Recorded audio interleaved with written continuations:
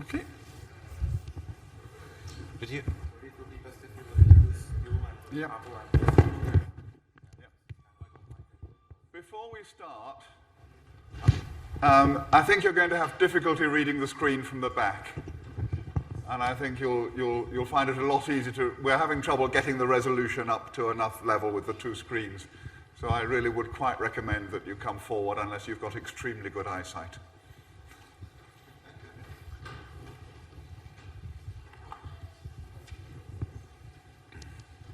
Don't be shy, we won't bite. Yet. Yes.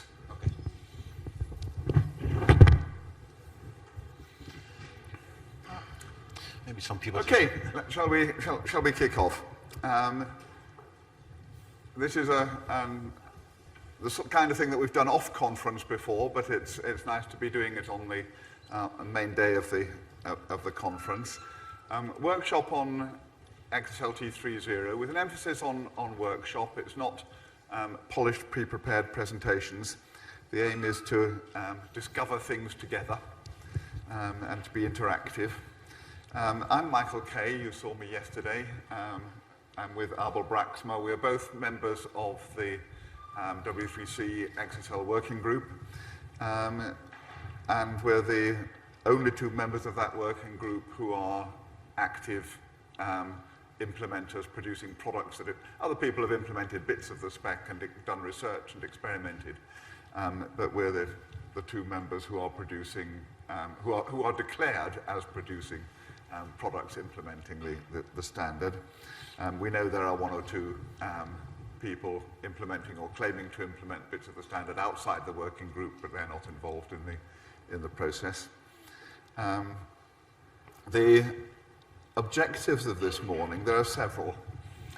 One is to satisfy a bit of W3C process, because W3C likes to know before ratifying a standard that work has been done to ensure that implementations are available and that they interoperate is the term they use. The word interoperability comes more from networking standards, where if you've got two email products, you want to make sure that they can send email to each other.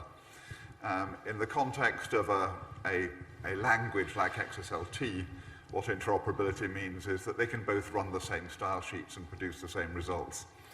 And so from the W3C perspective, the objective today is to demonstrate that we've got two implementations of this upcoming standard that not only conform to the letter of the standard, but that have a useful level of interoperability.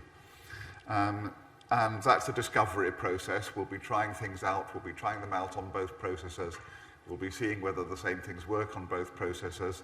The fact that the conformance rules might sometimes say that both products are conformant, but they don't actually do the same thing, is something that we'll make a note of. And I've asked Liam to take notes, and that will result in a W3C report. So we're not only assessing literal strict conformance to the letter of the spec, but also testing whether there's a useful level of interoperability between products so that you can expect to write style sheets that work on more than one implementation. There's also a tutorial objective, so we're assuming that people here want to know more about the standard, want to know how to use its features, want to know what benefits they can get from the features. And I think particularly from my perspective, there's a usability objective. We're doing some usability testing here.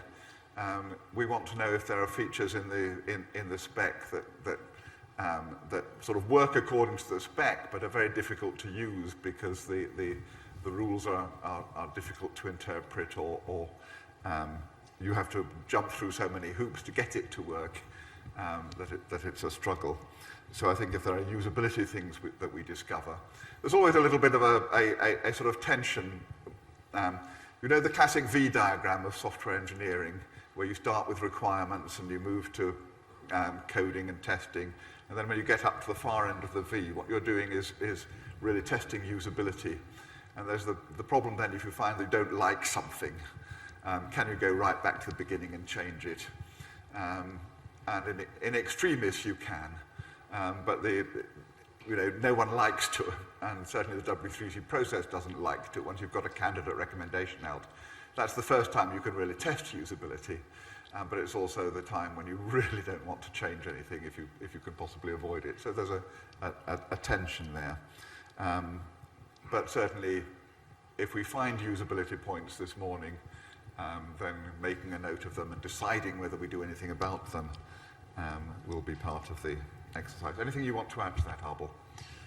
I was wondering, maybe it's a good idea for people, if they like to, when we show examples, you can type along and try it out yourself. I think there's a trial version that you can download from the Saxonica website. Yep. We'll move on to Modus operandi, the next slide.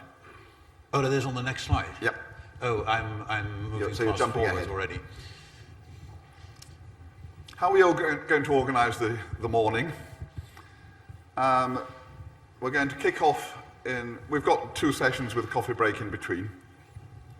We're going to kick off with some material that Arbel actually used at XML London last year, with a focus on the nice little things in XSLT3. I'm a great believer, actually, that in a new version of a product or a new version of a spec, what you tend to do is some big strategic things.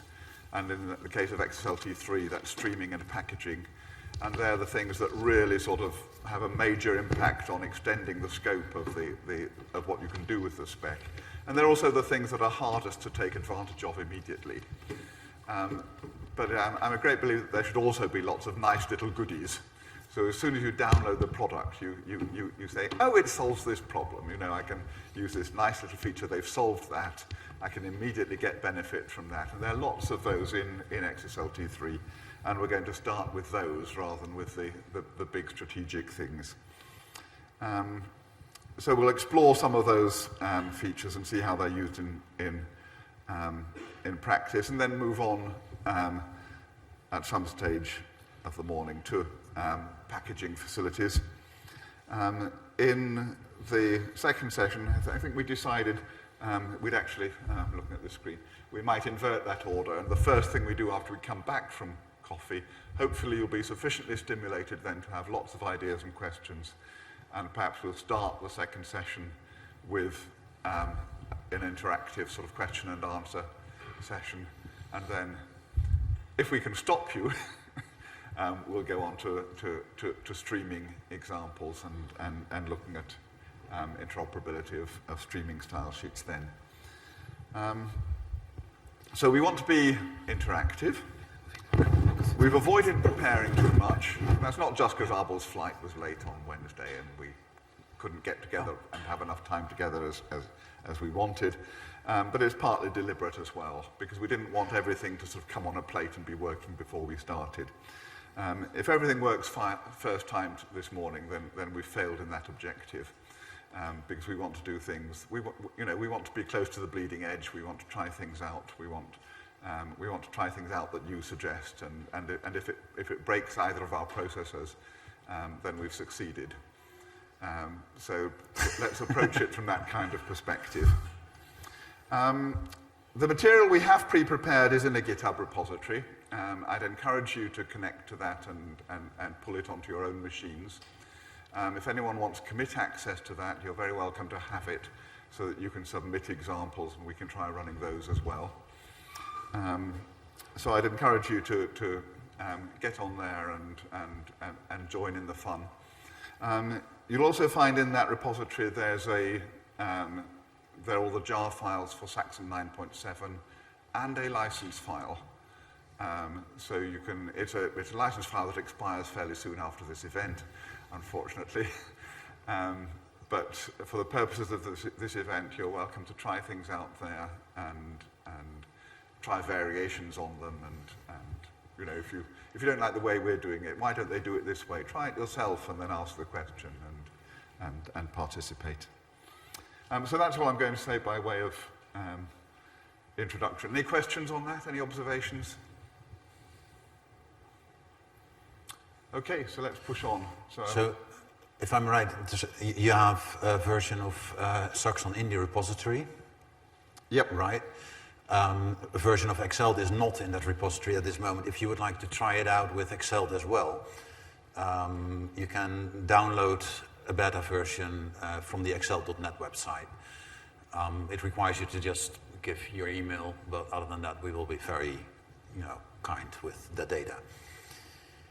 So there's the Maybe it is a good idea to quickly go over the list of new features. I just happened to find a page where I listed them together.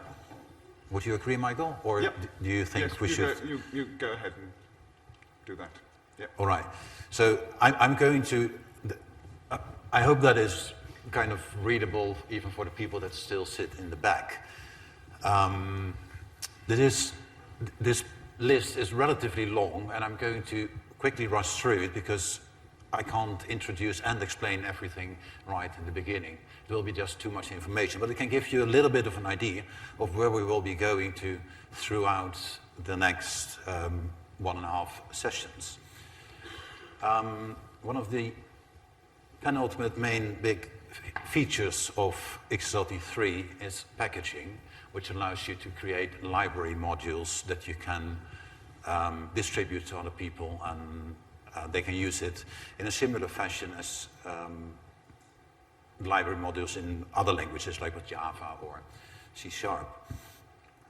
That comes with the instructions use package or override. With override, you can change the behavior of certain functions or modes or named templates. Use packages is used to say, like, okay, I want that package and I know the name of it and the version that I want to use. Iterate, some people have some trouble with for each when you have to carry along a variable that is supposed to change, like an accumulator. With XSLIterate, we make that a little bit easier. In my opinion, a big new feature is the try-catch. So far in XSLT2, there's no way you can catch on an error and change the behavior. It either blows up or it runs. In XSLT3, you can do something sensible with it. The new XSL mode declaration will help you declaring modes instead of that they just magically exist as soon as you have a mode attribute in a template. The XSL on empty and on non-empty help you with situations where you typically would write a lot of XSL if statements to make sure that if there is no data in a certain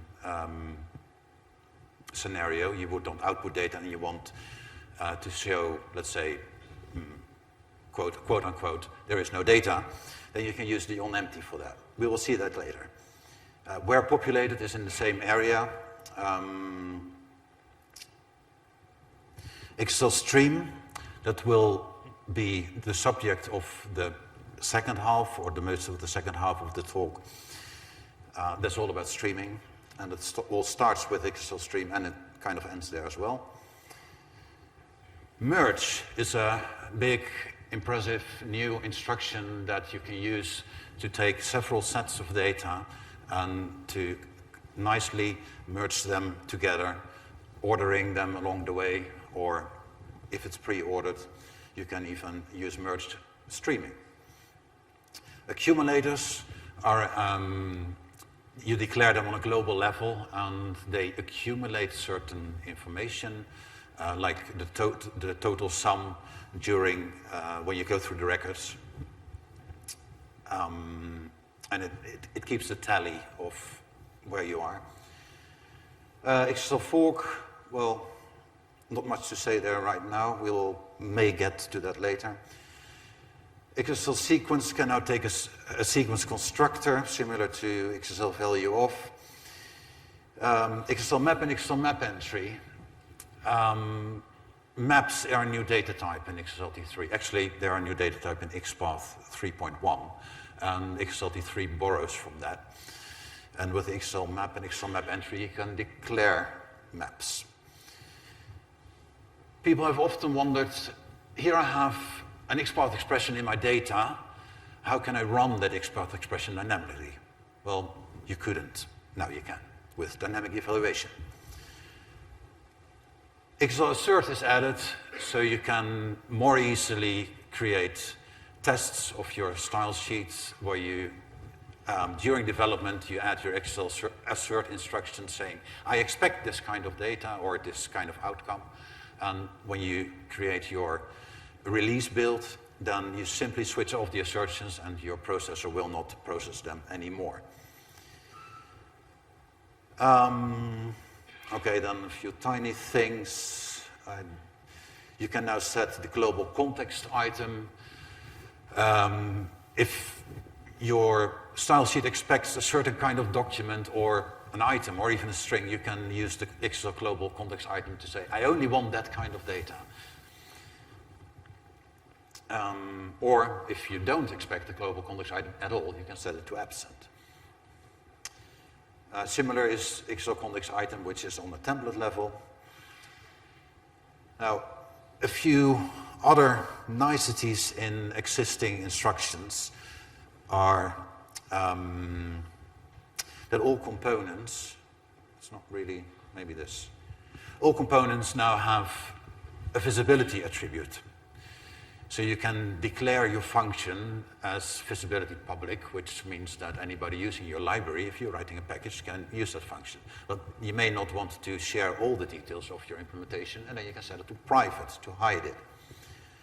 We will see that when we come up with the examples on packaging. Static equals yes or no, you can set on variables and parameters, which means that during compilation time, the variables will be pre-compiled and reused instead of evaluated time and time again when you run your style sheet. They are particularly powerful together with shadow attributes, which allow you to override any existing attribute like match equals something or select equals something. And the expression that goes in there can now be statically, dynamically programmed in your style sheet. We may see some examples of that as well. One example I've used quite a lot in testing has been with attributes like streamable or validation. If you've got an attribute validation to switch validation on or off, then you can set up as a compile time option underscore validation, and then at style sheet compilation time you can decide whether it's validating or non-validating for an attribute that can't actually be evaluated dynamically, and that's quite powerful. Yes, it is. Another thing that was never available in XSLT 2, well, you had functions and they're named, and if you call that function, it's supposed to exist. You have named templates and they're named, and if you call a named template, they're supposed to exist. Some kind of compile time safety. But with modes, it didn't work that way. If you do an apply templates to a mode that doesn't exist, and all of a sudden, magically, that mode exists, and you get an output that's all but the output that you expected. Now, to prevent that behavior, you can now set declared modes to yes, which kind of means I have to declare the mode previously for it to be used. So you cannot make too many typing mistakes anymore. Boolean attributes have been simplified, not just sometimes yes and no, and sometimes false or true. You can choose whichever version you like. We have a default mode, which, well, sets the default mode. New attributes, XL copy has select, so is there still something that I should go over with? Error codes, message, try catch, terminate. No, I think that's about it.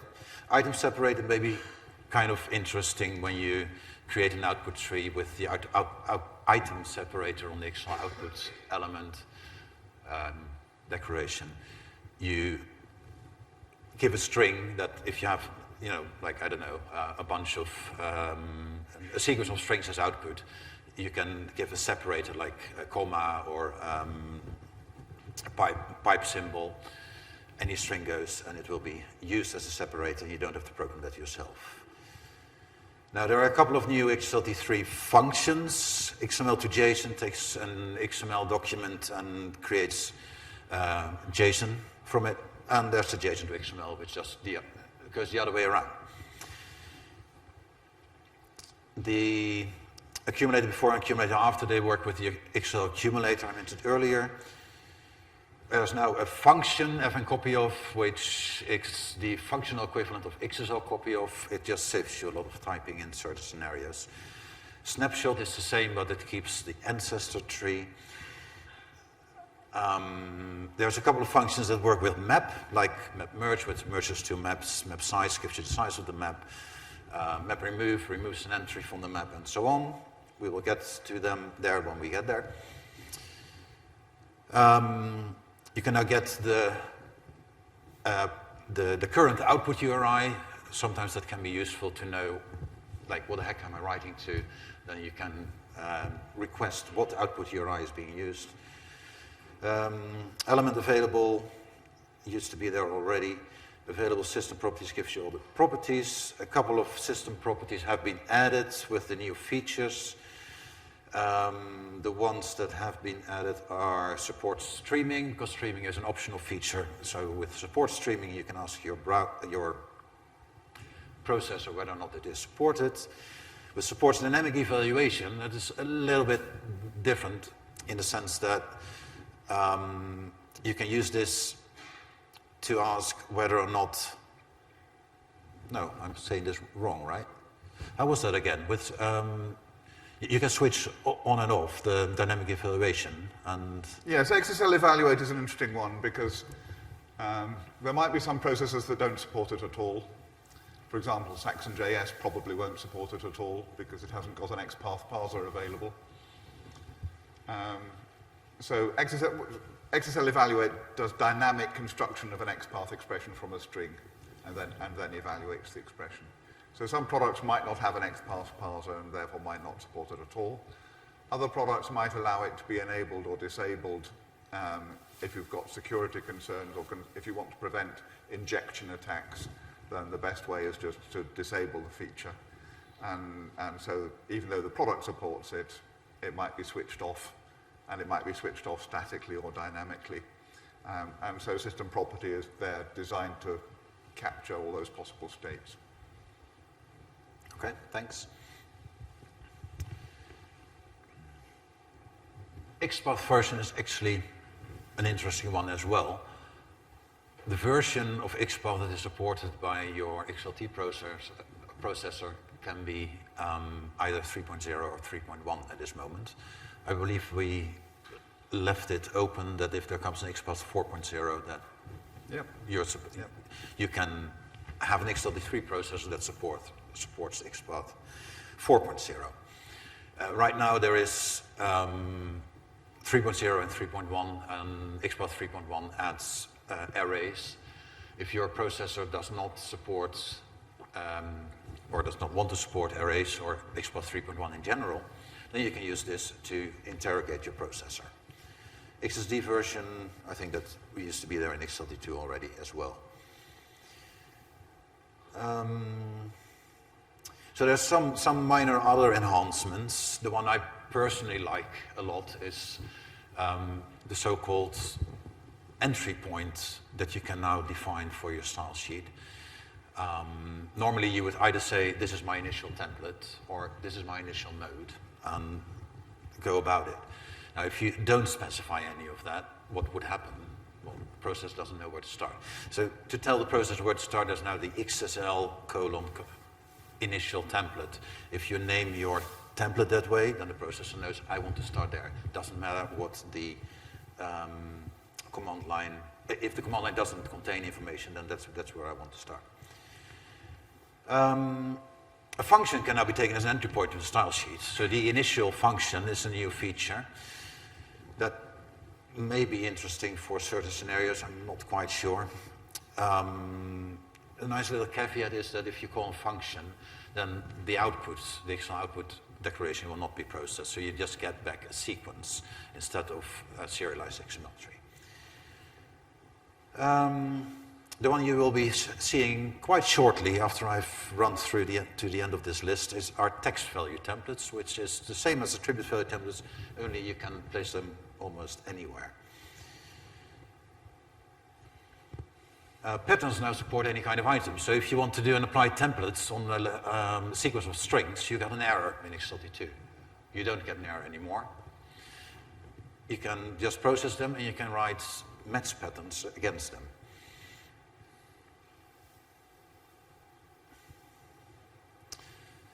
Composite keys, regular expression, except zero length string, well, and we have gotten rid of the differences between recoverable dynamic errors and certain implementation-defined recovery actions. They don't exist anymore. So now when an error is described in the XSLT3 specification, it is always that error or never that error. Okay, so that was the quick run through to, I think, most Yes, of incidentally, the... one thing we're not covering today that might be of interest to people is backwards and forwards compatibility. We didn't put that on the list simply because we don't think there are any problems. We are not aware of any backwards compatibility issues in the new spec. As far as we're aware, every XSLT 2.0 style sheet, at least if it's conformant, should run successfully under an XSLT 3.0 processor.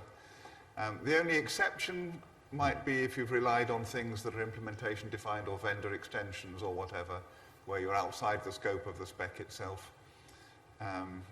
But you know, if you were within the scope of the 2.0 spec, then we're not aware of any backwards compatibility issues. There's no sort of 2.0 backwards compatibility mode that there was with the 1.0 to 2.0 transition. So it just occurred to me that some of you might be interested in the transition aspects, and we haven't included them because we don't think there's a problem.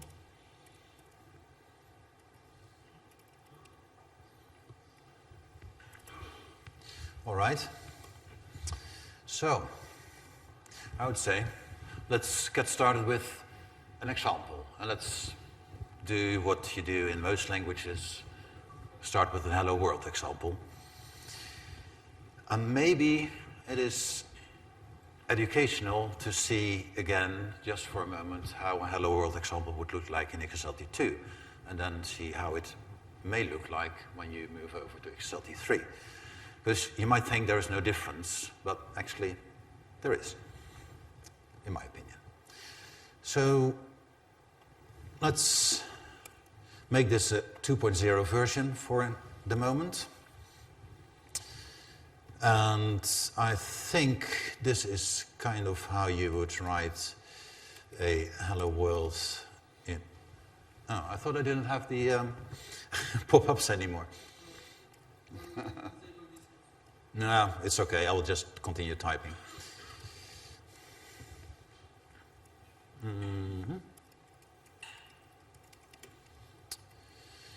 Now, I have an input document, hello world, which contains a written out book, and I have created my typical hello world starting point in XSLT2 style, which matches against the book. If I didn't make any glaring mistakes here, then I think this is supposed to work, and we are supposed to see hello world in the output. So let's run it. Okay, let's run it, I said. What's your source document? Hello world XML. But I think I just don't click hard enough. Yeah, that's what it... Well, there you have hello world. And in the typical hello world scenario where you really want to output hello world, there's a little caveat here that I would like to get rid of, which makes the hello world in a 2.0 style. Actually, that is in any style. Is this in the repository? No, I'm just writing this up while I'm speaking. Right. But I will, I mean, when done, I will, any changes I make, I will dump it to the repository if you would like to try that as well. So, okay, I think now I have my hello world. All right. Any questions so far? Because this is really the moment you should ask them if you feel like, I don't understand this. Don't be shy, just speak up, because I have no problem explaining this example, because if you don't understand the Hello World example, it may be a little bit tricky to get along in the next couple of hours. No questions? I don't see any expressions that nobody understands this, so good. So let's move on then. Let's change this into an XSLT3 style sheet.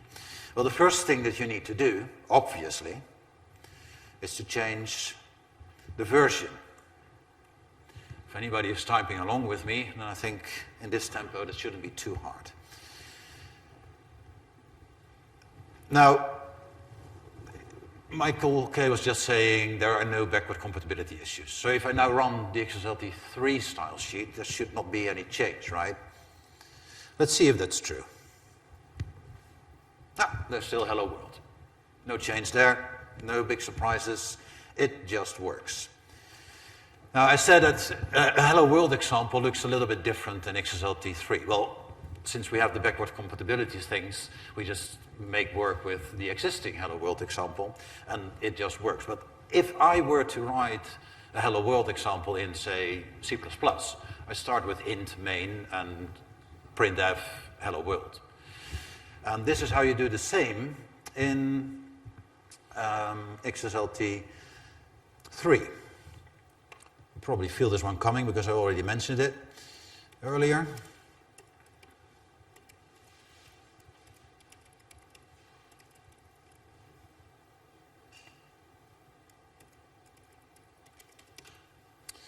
So,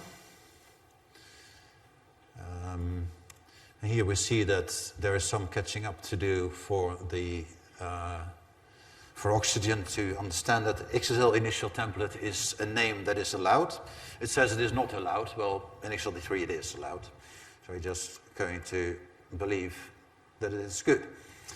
Now, XSL initial template is your main entry point, and I don't need my input document anymore. In fact, I don't even have a matching template against the input document. So I remove my parameters. I have prepared that a little bit by creating a transformation scenario that has no startup parameters where it says initial template is this or that. Let's run it again and see what happens. I don't know, George, why I see it now in the bottom, but anyway, there's my output, Hello World. So now you've learned your first thing about XSLT3, possibly the smallest new feature that we've introduced, a starting point for your style sheet. Any questions so far? Because from here on in, we will not be looking back too much at XSLT2, maybe a couple of times, and we will move on with XSLT3 features that actually matter. Question? It is that one. It's called XSLT. Oh, it does not read readable, right? So XSLT is the processor I'm using. It's my own processor, which I've been writing for, I can't remember how long. And you can download it from xl.net if you want to. Oh, yeah, right. Maybe that is a good question, because I don't think I've put up any instructions of how to do that. So if you've downloaded it, if you've installed it, that's your question, right? How to go about? Yes, so let's see that. So click on Options, go to Preferences. There should be, I just searched for Custom. You get Custom Engines. Maybe I will be nice and update the installer to do this automatically for you, but that's a to-do. Now, you click New, and you get this screen. You type in the path, -XML. Is it at all readable? I don't think so, right? So let's do it this way. So the command for running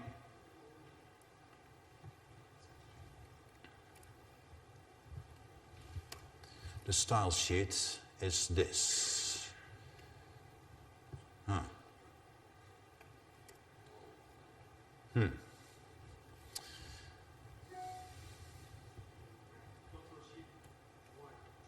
Control what? Control Shift Y? Oh, thank you. Lifesaver. Yeah. So that works. So dash XML for the input XML. Dash XSL for the input XSL. The $XSL and $XML is some magic that Oxygen performs. Dash O colon $out. I believe that's actually the same as Saxon. That is the magic parameter again. Empty colon true. You don't really need that. I believe the default is true. It's the multi-threading on or off. And log level to 0 if you don't want to get too much rubbish in the logging. I also have the other command, which can be handy with the XSL initial template if you are trying that out. So this, let's go again to preferences, to custom engines, and the initial template, the command I was just running, looks slightly different. And maybe, Michael, you can explain the same for your processor, because earlier on you told me how initial template works with Saxon.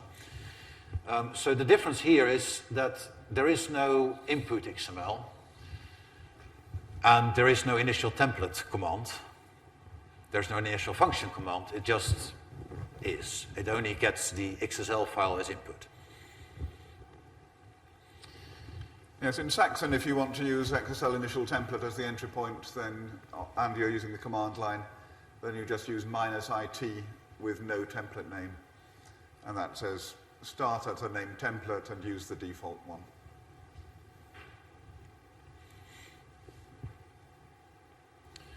You managed to get it configured? Well, you still need to add a transformation scenario. And if you have this screen on your right and you see the plus sign, you know how that works?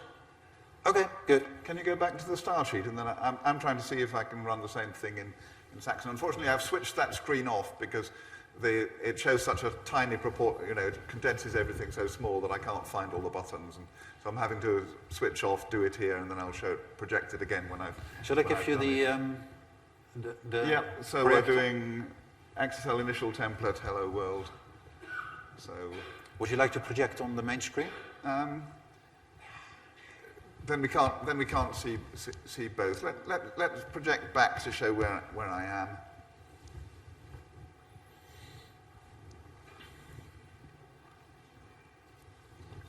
So we're doing name equals XSL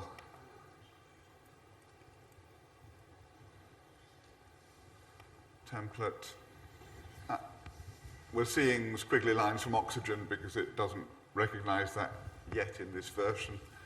Actually, Oxygen uses Saxon for validation, and we use the previous version of Yeah, that's right. And the previous version of Saxon didn't. Yeah. Yeah. How is this? So I've actually got this configured with Saxon 9.7 as an external processor, but it's using that for the transformation, but it's not using that to generate the squiggly lines. If you want to configure your transformation scenario to do the same way I am doing the examples, I use this as XML URL. The $CFN.xml takes the current file name without extension, and the current file name is then the XSL file. And as XSL URL, you select current file URL. And then you should be able to type along with the examples, and if... No? No? Not yet?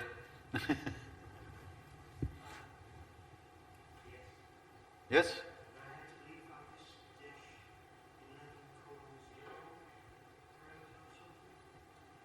It's not 11, it's LL, sorry. Log level. You got an error. Sorry. Right, I just found something interesting on my screen. I tried doing the XML declaration equals true, because Abel had just told us that all Boolean attributes can now be true or false, as well as yes and no. And I found an error message that says it must have the value yes or no. Oh. So perhaps it doesn't apply to serialization attributes. Liam, make a note, please. That's what you say. It works. It works with true for you. Yep. Okay, good. Right, we found something. It's worth the morning. And I'm sorry? Ah, that would be interesting. Yes, that might be relevant. Saxon has pretty complicated rules for deciding whether to allow 3-0 syntax or not. And I'm rather conscious that the rules are far too complicated. It depends on what you specify on the command line and what you specify in the style sheet and what the time of day is. I can never remember what the rules are. And that's a Saxon problem rather than a spec problem. But it would be nice to be clear on that. Let's see if this allows true.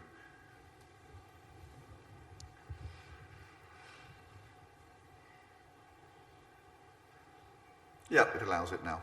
Okay. So if you enable 3-0, then it allows true and false. Okay. all right.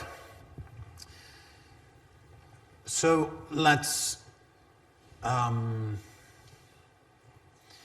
move on a little bit further and say you want to say hello world and the current time of day or something like that. Now, in the XSLT 2 version, you would probably write something like this. Select equals current, okay, current time. Good enough for me. And this will just work. Okay, I get the default formatting, but we'll just leave that for now. Because the XSL value of is something you see in abundance in any XSLT2 or actually XSLT1 style sheet for that matter.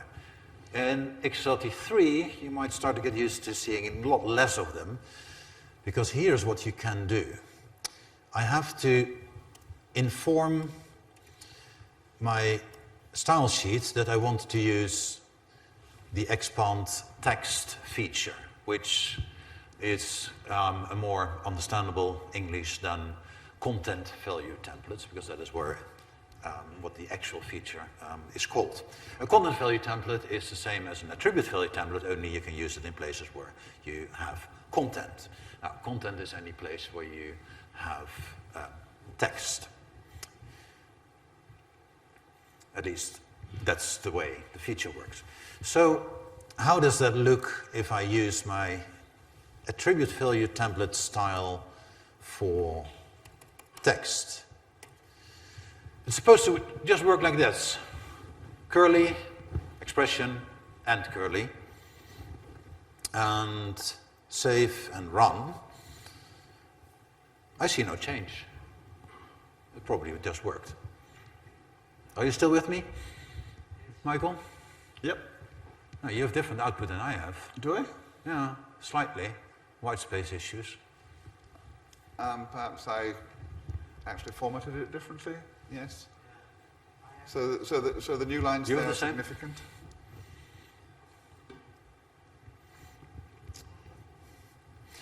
Yep. It is, by the way, a thing of slight annoyance with the content value templates, the white space issue, because as soon as you have text, white space matters. And The other difference is that I leave my machine on GMT when I travel abroad, so I'm in a different time zone. Okay, fair enough. Both true and yes are accepted as values. You use Yes. True, yes, and 1 for positive, and no, false, and 0 for negative. Yeah. So if I say yes there, it's still okay. And not just in a XML declaration, but any attribute. So I can do that here as well. The reason, I mean, you may not really want to write one because that is not very, human readable friendly. True and yes are just more understandable when you see it.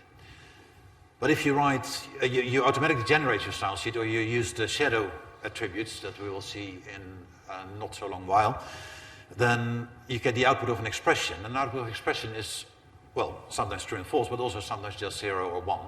And it's just a bit easier to use. In particular, if you have an attribute value template in there and the value is a Boolean, then the Boolean to string translation is going to give you true or false. And you don't want to have to manually convert true or false to yes and no. So we decided to accept true and false. And then obviously accepting 0 and 1 because those are part of the XML schema value space makes sense as well. Maybe because I've mentioned shadow attributes already a couple of times. So let's just see for a moment, we'll may dive deeper in it later. Let's just see for a moment how they work. So you have some faint idea. Question, Moos? I saw you.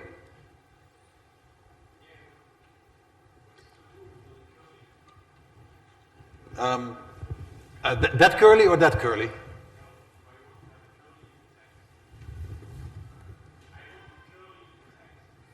Oh, you double it. Or you switch expand text off.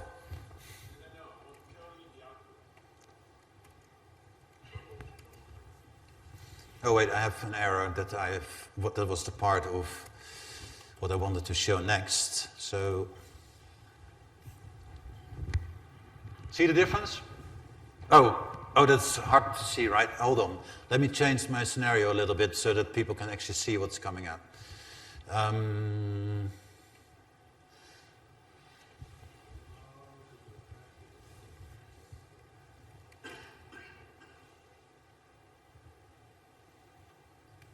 There's your curly. So you also see that when you double the curlies, then inside there, the expression is not evaluated at all anymore. Now I think, and I'm actually kind of curious, what happens if I'm going to triple them? So that should give me a time inside curlies, right?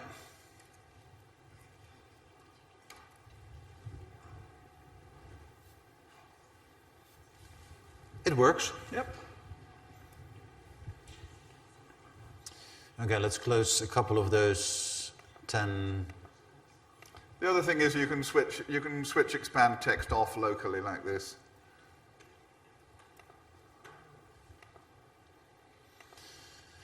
Yes, so if I were to use the expand text only here, and I have another template that uses curlies or whatever, and it does not have the expand text attribute, then it does not apply there. My personal preference, just put expand text on the top if you want to use it, because you're probably going to use it abundantly, and it really doesn't matter the occasional time that you really have to output the curly and use the double curly. But obviously, if it's a style sheet that's outputting a lot of JSON, then you might be better off switching it off globally and just not using the feature because your output is very rich in curly braces and you don't want to get muddled. Sorry, there was a question. So, just for clarity, the expand text means that these curly braces mean XSL value of, it's not a copy of, right? That's correct, yes. A big debate about that, and we decided on XSL value of, which is different from XQuery. Yeah, it is, and that's why. Yeah. Yeah, so if you would do a select statement here or a copy of a node, you get the textual value. Is there any way to have a copy of it? Yeah, to use XSL copy of. It's called a text value template for a reason, or a content value template. But would have expand nodes, expand sequences. Yeah, we may have discussed a couple of those options. He was asking just for the group to hear if it's possible to use the curlies to get a copy of a node. And the answer is, unfortunately, no. You get the text value of that node. And he was suggesting that we might expand the expand text with a couple of other options. And I think that's a good idea, but I also am afraid that it's too late in the game to add features like that. What's happened here? I've got a syntax error. You got a syntax error, where? OMG. What I've tried doing is I've tried putting a literal result element inside the text value templates, and I get a syntax error. Can you make it bigger? You can do it just in XML. I'm sorry? Trying to see. That shouldn't be a syntax. Yeah, that should be a syntax error. Shouldn't it? No, it is a syntax error because it is an illegal expression. What's illegal about it? Yeah, the expand text is yes. It's an XQuery expression. It's not an XSLT. It's Exactly. not an XPath expression. Yeah. So I heard that people couldn't really see what Michael was trying to project. It looked like this. It doesn't really matter what else I did. Which is indeed an XQuery expression. But the thing inside the curlies can only take an XPath3 expression. So in any place where you use a select equals something, this is the same thing. This is the same kind of expression. So if I run this, I'm expecting an error. And I do see an error and no output. Okay, I get an XTSE 0350. Are we in agreement? I'm not sure. We didn't see enough of the screen to see what the error code was, but... Yeah, let's not discuss the error codes because we have, I think, about 500 of them different. Those are the few things about standardization that are not that much fun. But what I've tried now is having an expression that evaluates to an element and showing that you get the content of the element rather than a copy of the element. So what I did, Abel, you can't see that screen, but I declared a variable.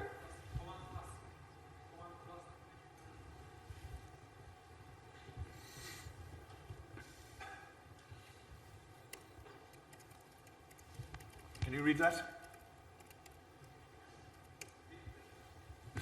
I did tell you to come forward.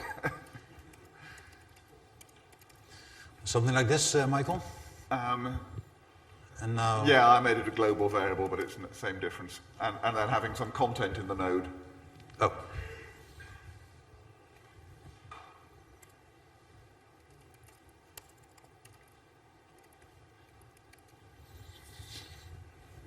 Oh. Oh, yeah, okay. Why isn't anybody telling me that I make a most glaring mistake of all? Name equals $n. Yes. We all do that all the time, don't we? So, yeah, I get the content in the output and not the node. Oh, that's too small. Sorry. Looks like this. Yeah. You may just remind me if you don't see it because I forget to resize it. George, can I just default everything to be big instead of that it gets small all the time? You go cautious to the fonts. You have the options you have, appearance.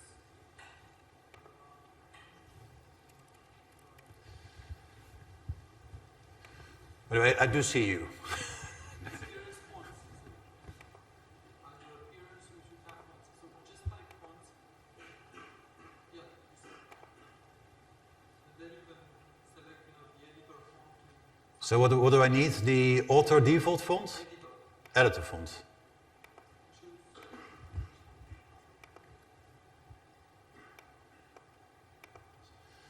So,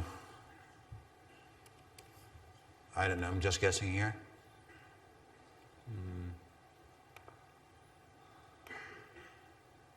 Okay, that seems to work, right? Maybe it's a bit too big now? It's good? Yeah? All right. I can show a little bit more space here. We don't want to see the errors all the time anyway. Okay. So if I run it now, then I don't get... Yeah, that's more like it. All right, question? With the XSL value of the separation actions, is there anything similar here? So as far as that sequence? Sorry, Jerke, is it possible that that somebody carries around these things, because I have a hard time hearing? I think the question was, is there an equivalent to the separator attribute of XSL value of? And the answer is no, it defaults to a single space, just as it does with attribute value templates. If you want a different separator, then you have to use an explicit XSL value of instruction. Well, it is an interesting question in the sense that you can do it, but you have to be a little bit, how do you call that, creative? You can use string join. No. If you want to, he wants to use the separator attribute, so let's use the separator attribute. Oh, right, yes, there's that way too.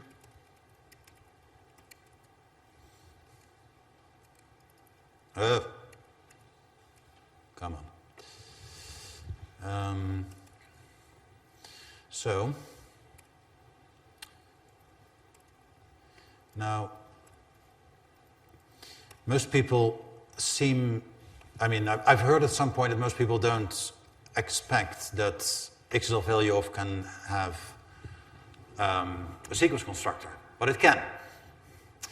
So I expect now that the separator you're talking about kicks in. Do you expect that too?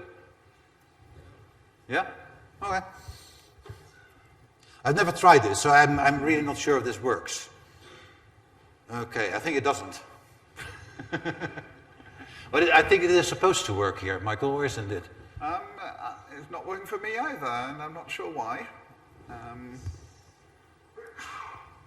Okay, here's my take on it.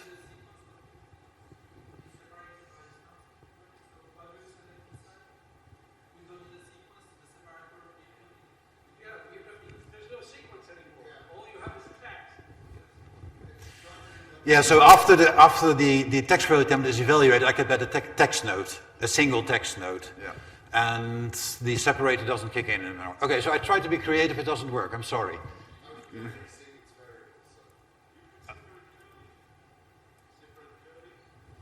Yeah. Yeah, but if I have a longer sequence, then that doesn't quite work. But what Moos is saying, I think, is this. Yeah, now my space is gone. Yeah, so what's happening is the curly braces are evaluated with a default separator to create a single text node, and then that's input to that's the input to the XSL value of, which applies a separator, but there's nothing to separate, as someone helpfully pointed out. and so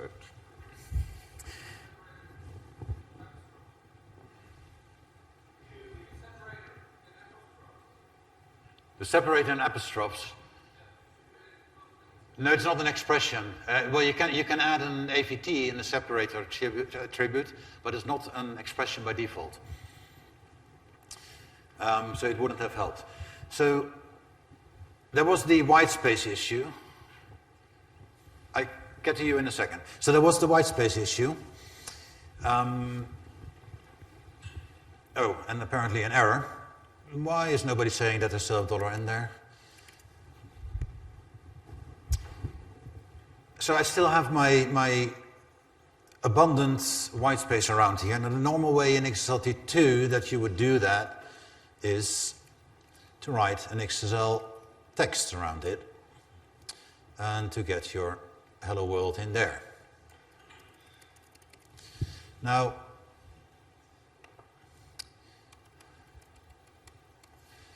this is all nice and everything, but it's still not really what I wanted, because I wanted to get rid of all the space. Yes, George is right. This used to be the case up until about half a year ago in the spec, and in the very late stage, we decided that it was not very handy that you were not allowed to use attribute value templates inside an XL text, because an XL text is supposed to be static. Well, not anymore. So what George is suggesting, that was, I'm not sure if anybody heard what he was saying, but it was, I think, to put it here, right? And I think he is right, because this is still working. I didn't catch what you showed up, sorry. Oh, this is what I showed up. So I was trying to get rid of the abundant space, because as soon as I use the curlies, Right. it becomes significant white space, and I get a whole lot of stuff that I don't want if I want to have nice layout.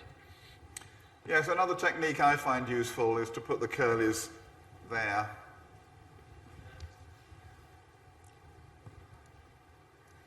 That also works. And then you can do things like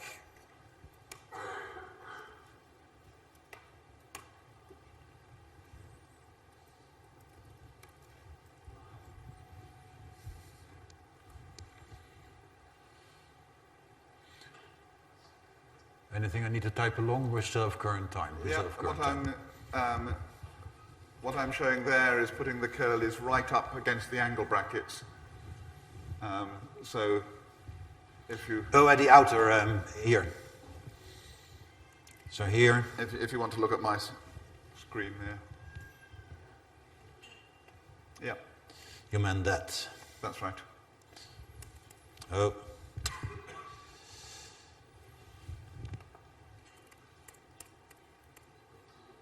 And then I put the hello world in quotes because it's part of the expression.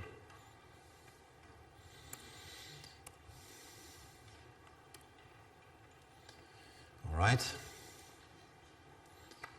Now I'm still not there. And I used a comma, but you could use a concat operator as well. Okay, let's concat. The concat operator, now that we are there anyway, is an XPath 3 feature. It wasn't added in XSLT, but I find it extremely useful, as you can concatenate with an expression multiple strings together. And if the things that you're concatenating aren't strings, they will be converted into strings. And since any type is convertible into a string, except for a function, that will just work the way you would like it to work. Okay, so enough of attribute value templates and text value templates for the moment. There was a question from Charles, I believe. I was just referring to the separators between items in a sequence, so like you've got coming out of spaces. And I think in the serialization spec, there's the item separator output optic. Yes. Yes, it's a very good question, because I actually asked the very same question to Michael Kay. Why is the item separator not working? Because what Charles was asking is, we have XSL outputs, and there is the item separator equals whatever. So what will we do? Let's say this. And now if we have a sequence, you were hoping that the item separator would be used to concatenate any sequence that is used inside a content value template, right? Well, I have to disappoint you. It doesn't work. The reason it doesn't work is because the XSL output declaration affects the whole of your transformation. So by the end, your whole transformation has been done. You have a nice bunch of text nodes that you've created inside those content value templates. And if the result of the whole transformation contains multiple items, then the item separator kicks in. Item separator was invented for XQuery. And in XQuery, the result of a query is typically a sequence. So the query 1 to 10 returns a sequence of 10 integers. XSLT traditionally always returns a document as the result. So if your main template, if the body of your main template is 1 to 10, then the result of your transformation isn't a sequence of 10 integers, it's a document containing a text node, which is the result of converting that sequence of 10 integers to a string. Now in XSLT 3, we also have a mode of execution, particularly appropriate if you invoke the template through a function, where you can return a sequence of 10 integers without having it wrapped in a document. And there's an option on result document and on XSL output to say, don't wrap it as a document.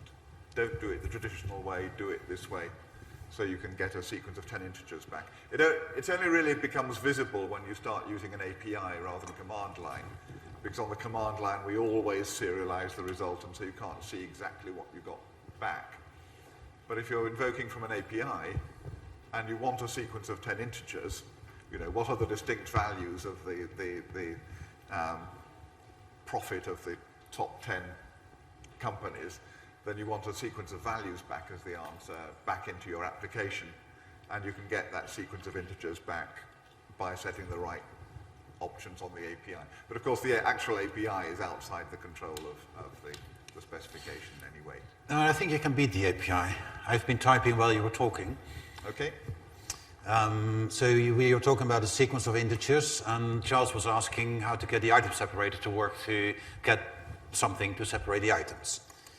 So let's have a sequence of 1 to 10. Now, to instruct the processor that you don't want the typical default document node as the output, in which case the item separator has no effect because you get only one document node, you use build tree equals no.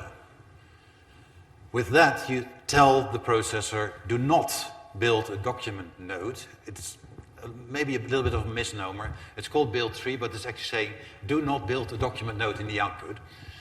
And leave the things as is. So build tree equals no. And item separator equals, how do you call that sign? Pipe symbol. And now I still have to be a little bit careful, because in many cases in the style sheet you will magically create your document nodes anyway, for instance in an Excel variable. But not in this case. I have my initial template, and I let the template return a sequence deliberately. And let's see if the item separator kicks in. Okay, so Saxon 9.7 is telling you that item separator and build tree aren't allowed on XSL output. Oh. So that's an unimplemented feature. Okay. And you do have it on result document, or? I'm not sure, actually. Let's try it on XSL result document. I thought it was, I wasn't aware it wasn't implemented. It's something we need to look into.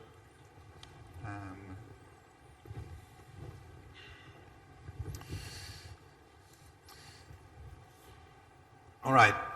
Meanwhile, you tried it out. I'd move on to something slightly different than CVTs and TVTs and item separators. I promised, before a few questions came, to quickly show shadow attributes and how they work in practice. So let's... Yes, it's not rejecting it on result document, but it's not doing anything with it either. Oh, okay. So, yeah, that's that appears to be a limitation in Saxon 9.7. Well, I think in result document is an instruction that always creates a document, or is it still supposed to work on that? No, it is. Despite the name, it is still supposed to. It is still supposed to do that. But of course, exactly what happens to a result document that's a sequence of integers then depends on your API, and you know the API might insist that it serializes it anyway, or whatever. Okay, Charles, yesterday at some point in the night we were talking about shadow attributes and static expressions and whatnot. Now, we were talking about the item separator right now, so I still stick to that because I think it's a good example to show what the shadow attribute can do. Now, first of all, to introduce a shadow attribute to the processor, you shadow the original attribute by adding an underscore. Now, it's not entirely visible that there is an underscore in front of that because Oxygen is underlining and undermining my authority here, saying that it is not a valid syntax. Well, it is. As soon as I add the underscore, the original item separator, if there's a conflict, is literally shadowed. So if I also have this, then the shadowing attribute, the one with the underscore, takes precedence. So I'm not expecting to see foo, I'm still expecting to see the pipe symbol in the output. Now, why would you want to use a shadow attribute if this is all it can? Well, that is because we all know what an AVT is, an attribute value template. That is the attribute with the nice curlies. So let's say we want the parameter $sep. Now I don't have the parameter $sep. I want to give that to the processor on the command line.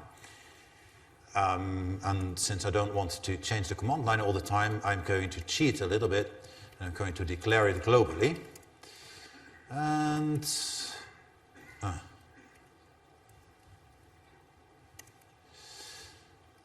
name is sep. So what kind of separator do we want to see? Anybody? Okay, let's give the devil's number, because I'm not quite sure this will work exactly the way I'm planning it. So for a variable to kick in a shadow attribute, it has to be available during compile time. During compile time is also known as the static compilation, or the static phase of a style sheet when it is processed. To inform your processor to do that, there is the static equals yes. It really can't be simpler to say that a variable has to be available in the static phase.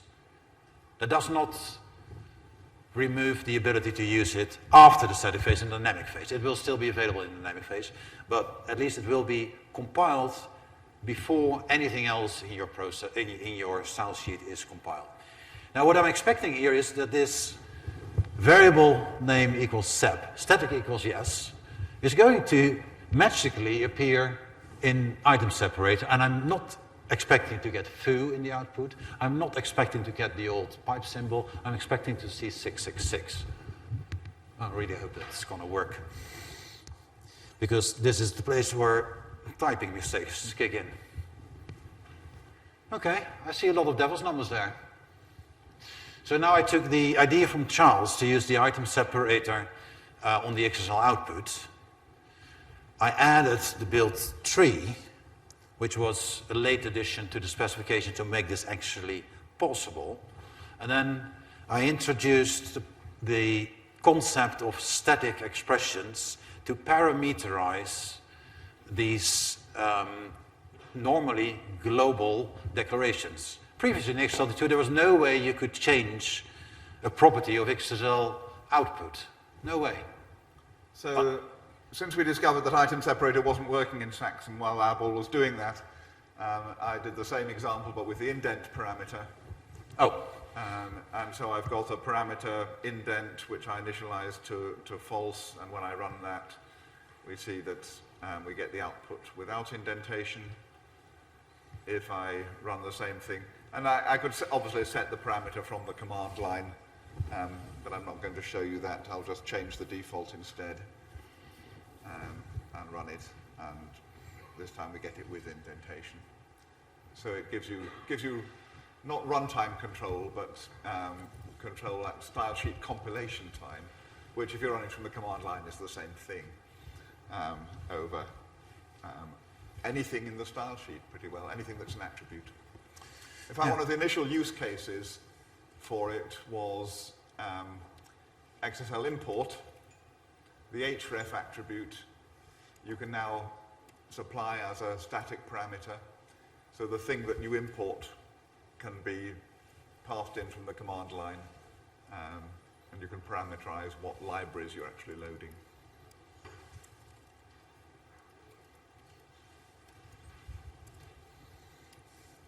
Just to show that you can use any expression, because I was using just a string earlier. there are some limitations on these static expressions that has to do with the fact that during compilation time not everything is available. But in the past, in XSLT2, in the use when expression, those limitations were quite severe. Now not. In the static expressions, you can use other static variables.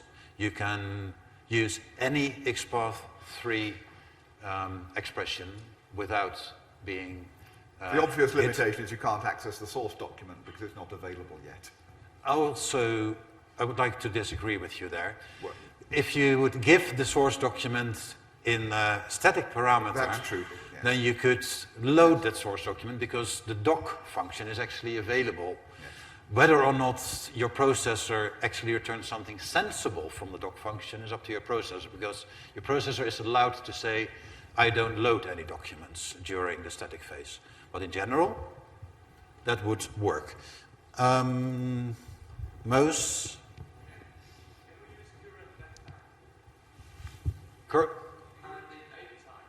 yeah, you can.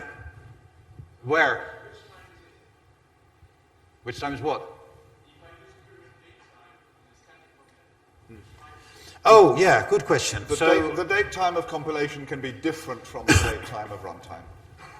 So a static variable that refers to date time gives you the date and time of compilation, which can be different. Yes, let's Oh. compiled at. So make this a little bit more readable than what we had.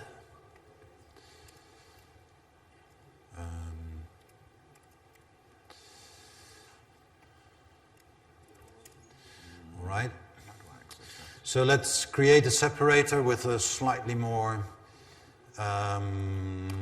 advanced expression.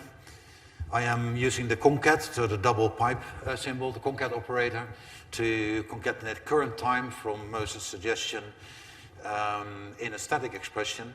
Now, it is possible that we now see a very tiny difference in the time between this current time in the static variable and, where are we? Oh, there is no current time here anymore. And this current time. I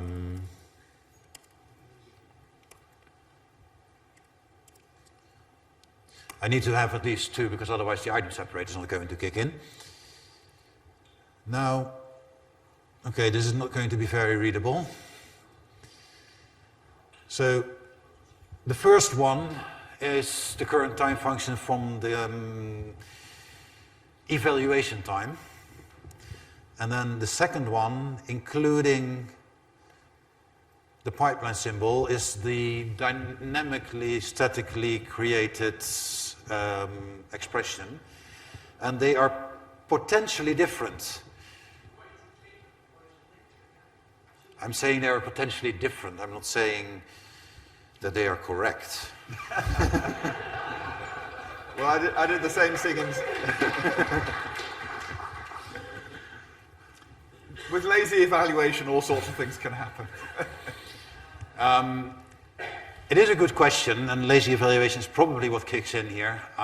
We try to, well, actually, I would have expected it the other way around. What we try to do is that anything that can be compiled statically, we compile as early on as possible.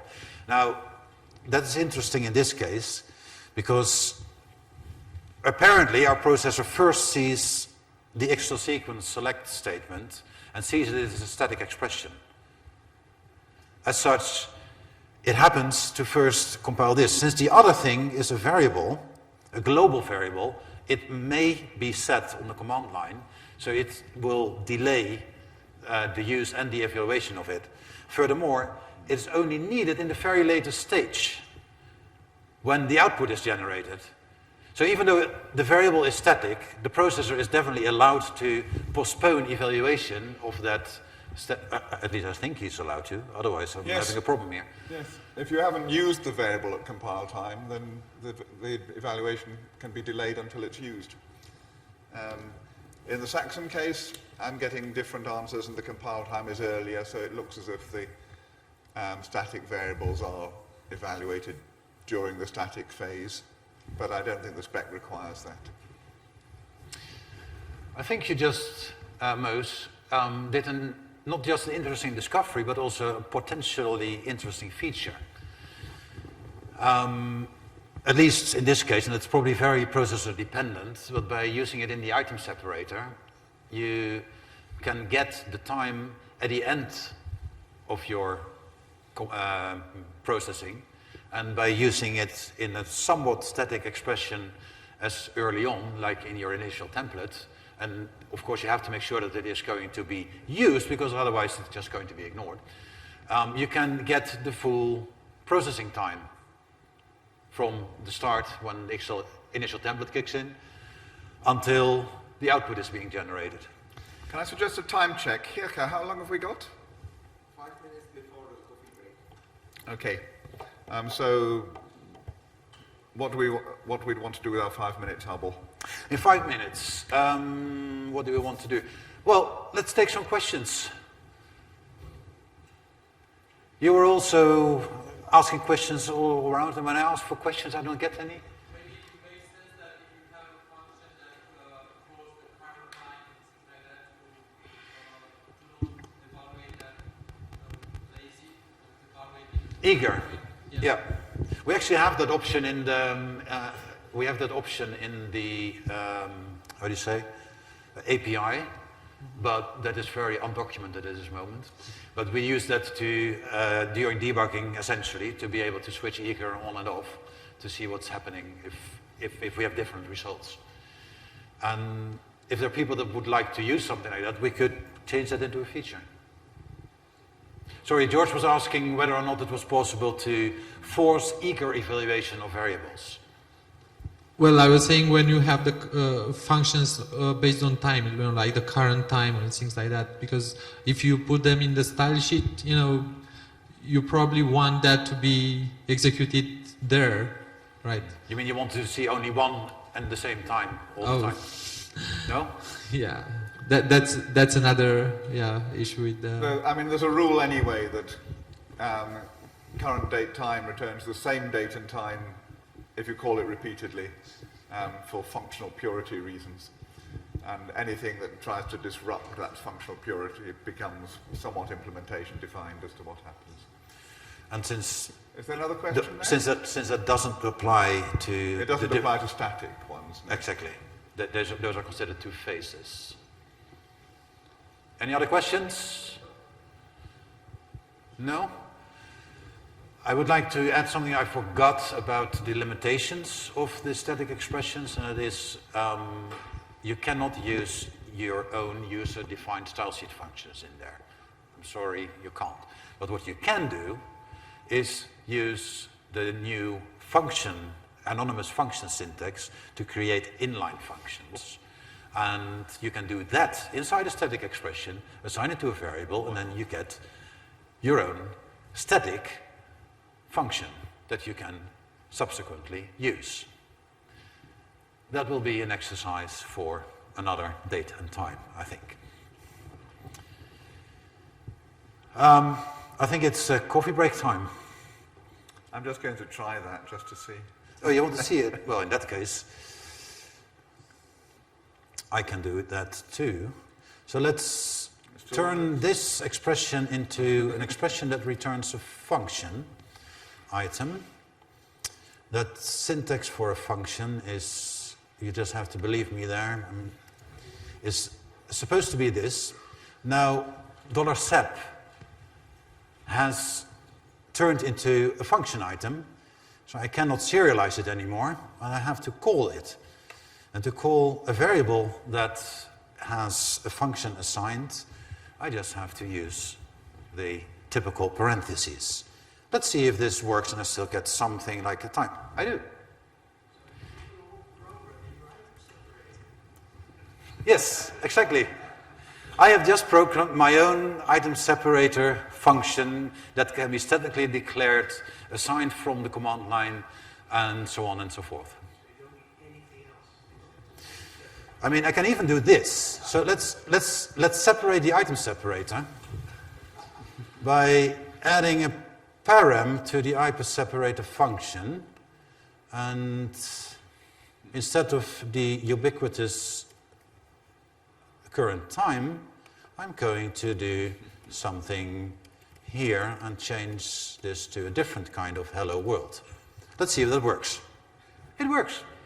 So I just created a static function, removing the limitation in some way to be able to use stylesheet functions, and called that static function from a shadow expression in the XSL output. If you're still with me, then you're well on your way to becoming an XSLT3 expert. Thank you for now, I think, unless, Michael, you want to add something? No, I've just got... Oh, Mos has a question, of course.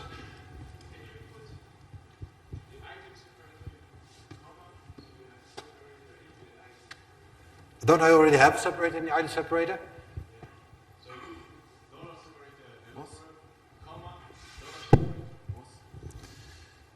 Are you saying that you want to do this? Where are you? No, in the underscore item separator.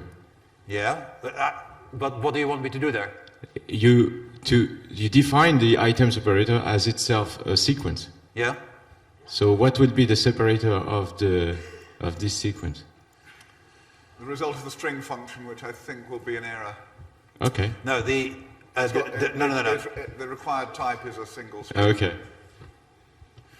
No, an AVT follows, even the static AVTs, follow the same rules as simple content construction. So you are allowed to use a sequence, but then you will get Space separated. a space-separated sequence. And that would happen, for instance, if I return a sequence here instead of a string. At least I think that would happen. I've never tried this at home, and I for sure shouldn't probably. But let's see what happens. What was the thing? Hello world space. Yeah, here's my extra space. Okay, let's not deprive them of coffee any longer. What's our resume time, Hirka? 12 o'clock. So, resume here at 12. Yeah. Okay? Get rid of these lines for you. Oh, thank you. Thank you. Hold on, I want to try one thing, because I think this should still work, right? Oh, okay, an error. Okay, we'll sort that out.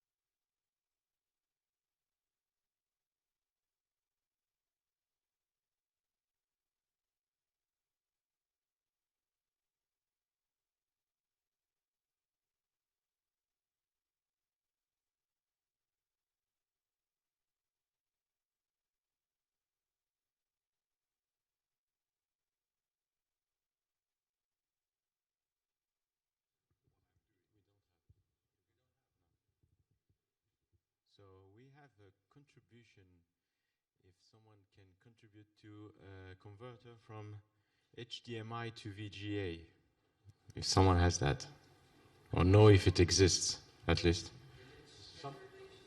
Somebody happen to have it in his back pocket or something? Magically? Oh.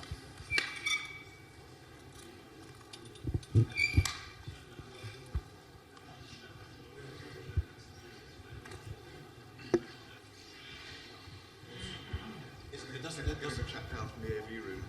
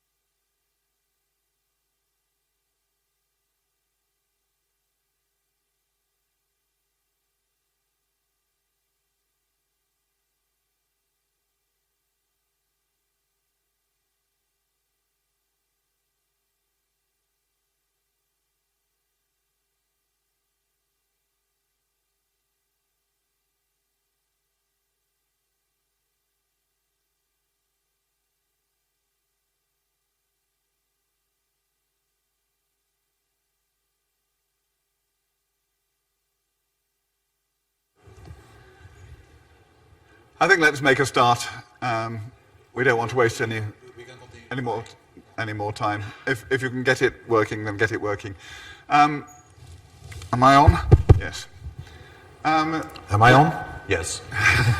We're going to start with streaming, and what better way than to look at streaming applications than looking at music. When I wrote my first version of the XSLT Programmers Edition, I very speculatively wrote a little piece in the front that said, one day perhaps XML could be used for music, and this, if it was, this is what you could do with it. And when I wrote the second edition, I found a PhD thesis of someone who'd actually tried out some of those ideas and was using XML for music. By the time I wrote the third edition, there were 12 different standards for encoding music in XML. By the time I wrote the fourth edition, there were only 2. So that's a sort of measure of progress in this area. Whether these standards are actually being widely used in the music publishing industry, I can't tell you. I think they are used for interchange between proprietary standards. So the state of the art is that different music publishing packages generate different formats, and if you want to export data from one package into another, then going via their XML imports and a transformation and an XML export-import route is actually a route that people use. There's a fair bit of open source music being published on the web. Most of it is just published as PDF sheet music. But you can find some of the downloads are in Music XML format, which is the dominant standard for sheet music publishing. There's another standard called MEI, which is related to TEI and is used much more by music scholars who want to sort of annotate variations between different scores and historically, different editions, and who are doing the musicological analysis. But Music XML is the sort of basic standard for sheet music publishing. If you're doing streaming, the reason you need streaming in this area is that if you want to take a Beethoven symphony, then the Music XML encoding is going to be pretty big. I don't know how big, but you're in the hundreds of gigabytes sort of territory. But when you're developing streaming applications, you really don't want to start with something that big. You want to start with something small. And this was the smallest thing I could find. 4 bars of polyphonic music in 4 parts. Just so we know what we're talking about, anyone who plays 16th century polyphonic music in a piece of software called GarageBand is a total idiot. But that's what I'm going to do.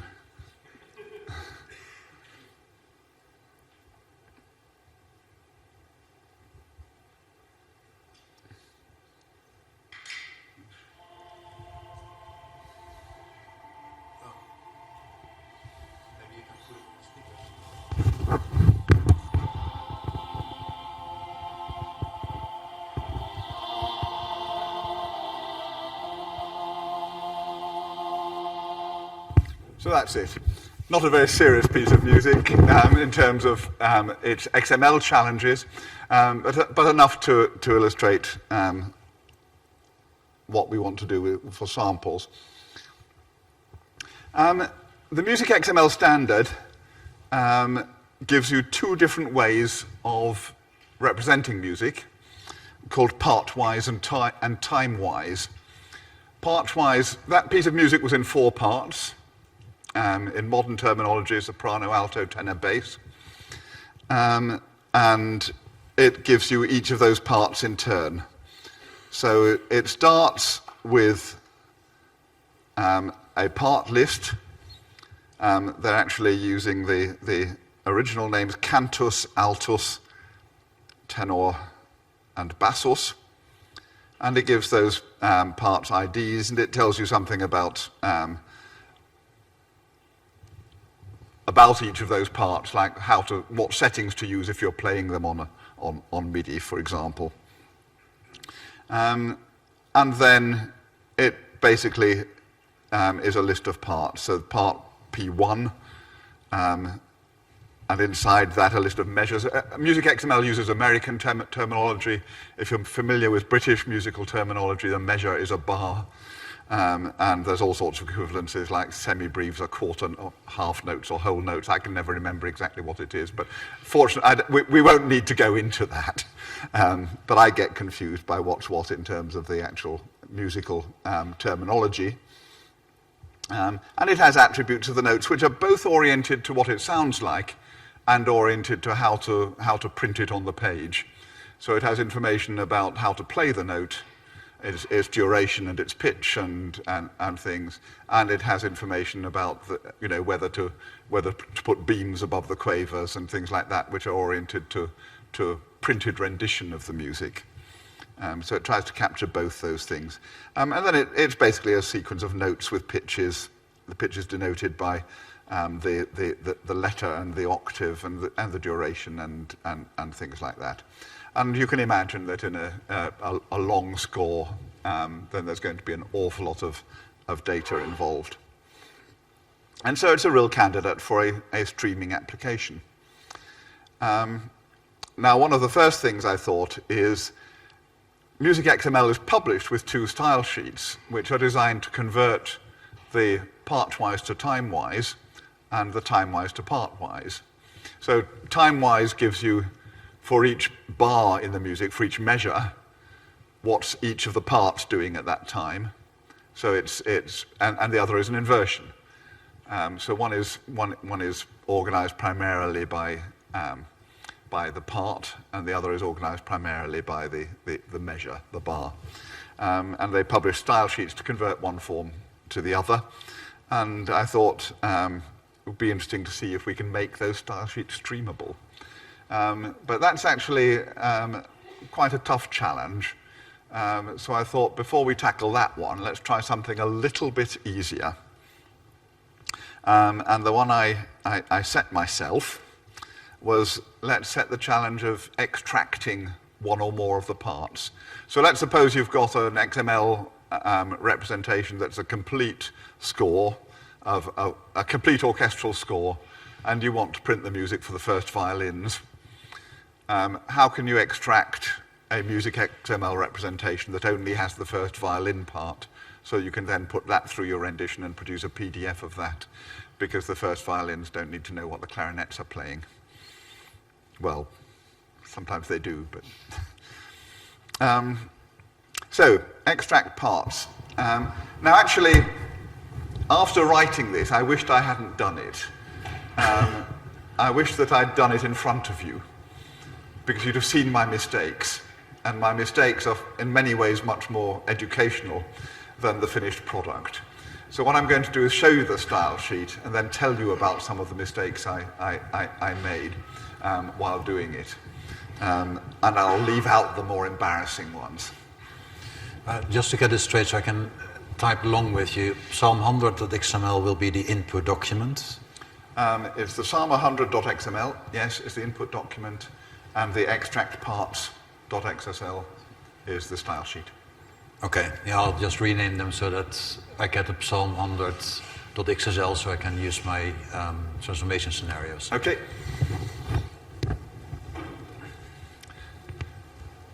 Extract parts, you said, right? Yeah. So if we look at this style sheet, can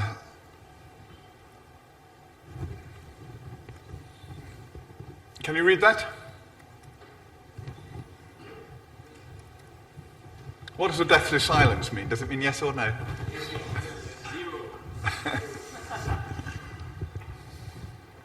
So, it says version 3, that's the only important thing at the top.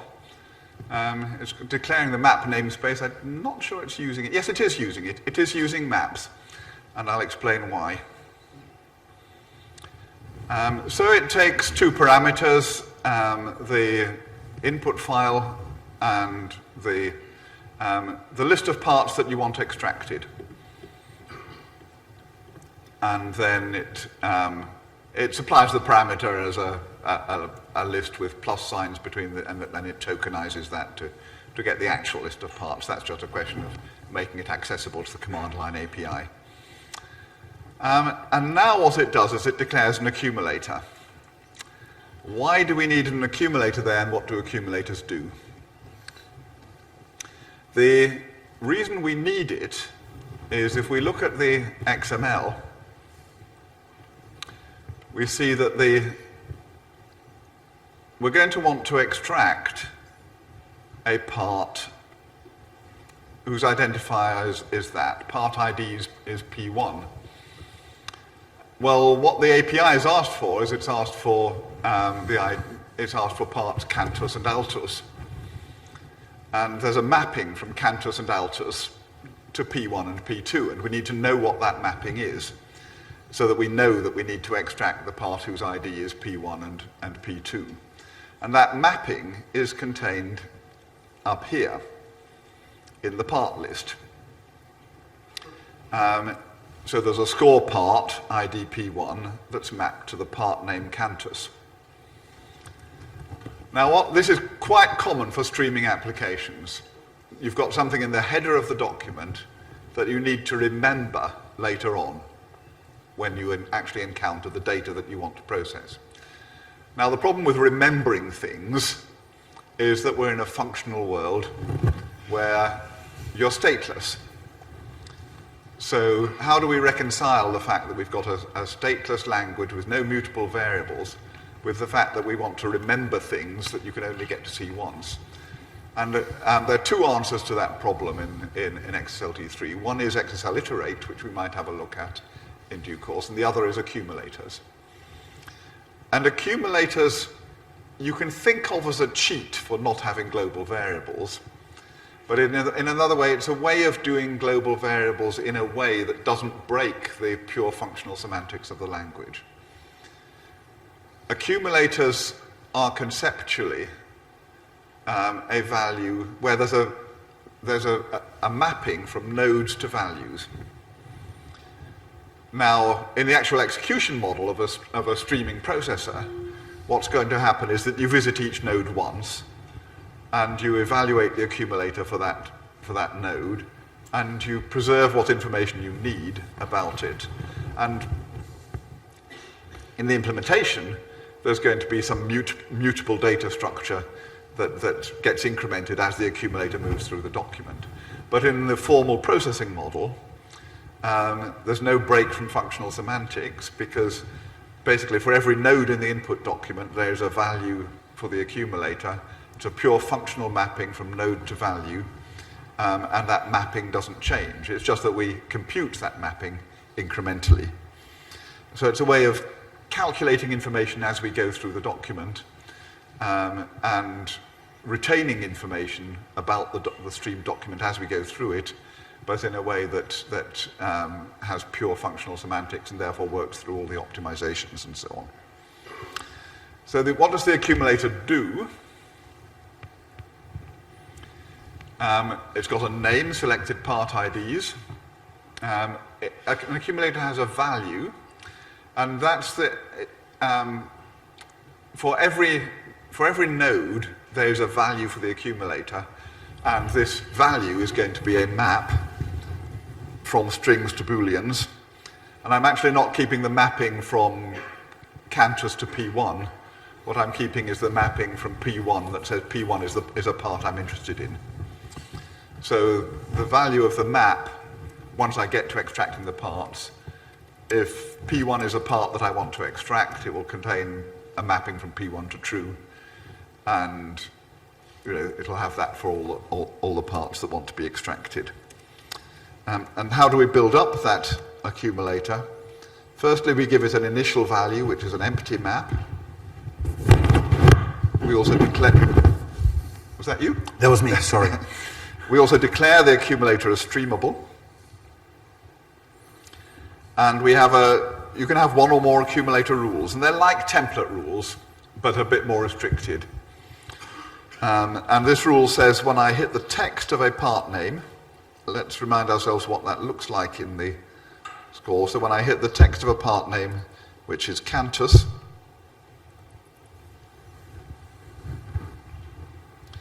then I'm going to, and if that matches one of my parameters, so selected parts equals current, then I'm going to put that value in the map, or rather I'm going to put the value of the associated ID in the map.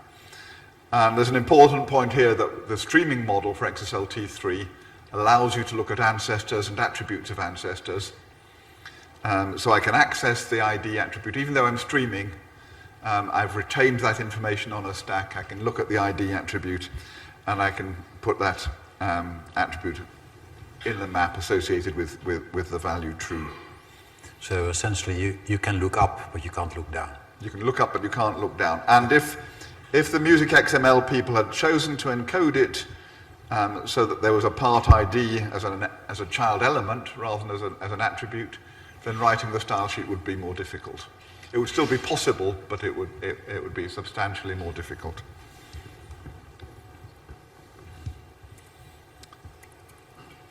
And sorry, we're here. So that's the accumulator. It builds a map. Next thing I do is I declare a mode, and it's a streamable mode. So that's a XSLT3 allows, I mean, modes were in the language before, but they weren't declared explicitly by name. You're now encouraged to declare your modes and to declare their attributes. And there are two interesting things I'm saying about mode M. One is that it's streamable. And that's a way of telling the processor to check that all the template rules in that mode obey the streamability rules. So if I assert that it's streamable and then I then write a template rule that isn't streamable, then it's going to detect that at compile time and say, you've written non-streamable code. And the other interesting thing, which is there whether you use streaming or not, is that you can declare what happens when there's no match for the template rule. And so rather than having to write the identity template rule, which you get so bored with writing, you can now write on no match equals shallow copy. And there's half a dozen things you can put there for the default processing when there's no match. Shallow copy isn't quite the current default because it behaves differently on text only is the default, yes. I think. The identity template that you're familiar with, you can get by saying on no match equals text only copy. Whereas, what's the difference with shallow? No, shallow copy. Shallow copy copies all the elements, doesn't it? Yes. Yeah, text only is if you give your XML to your style sheet and you don't have any matches at all, then you would get the default text from your XML, and that is the on no match equals text only. Or if you don't have an on no match at all, it is the default. And I think shallow copy is the one that people usually use when they write a copy template. Yes, thank you. Because then you have the copy, and inside that you have your next apply templates. Thanks for, yes, I got muddled. So, I enter the style sheet with an initial template. This is quite common for streaming applications. Don't use your streamed document as the initial context item. Access it using XSL stream within the style sheet. Supply the URI as a parameter to the style sheet, and then access it with XSL stream.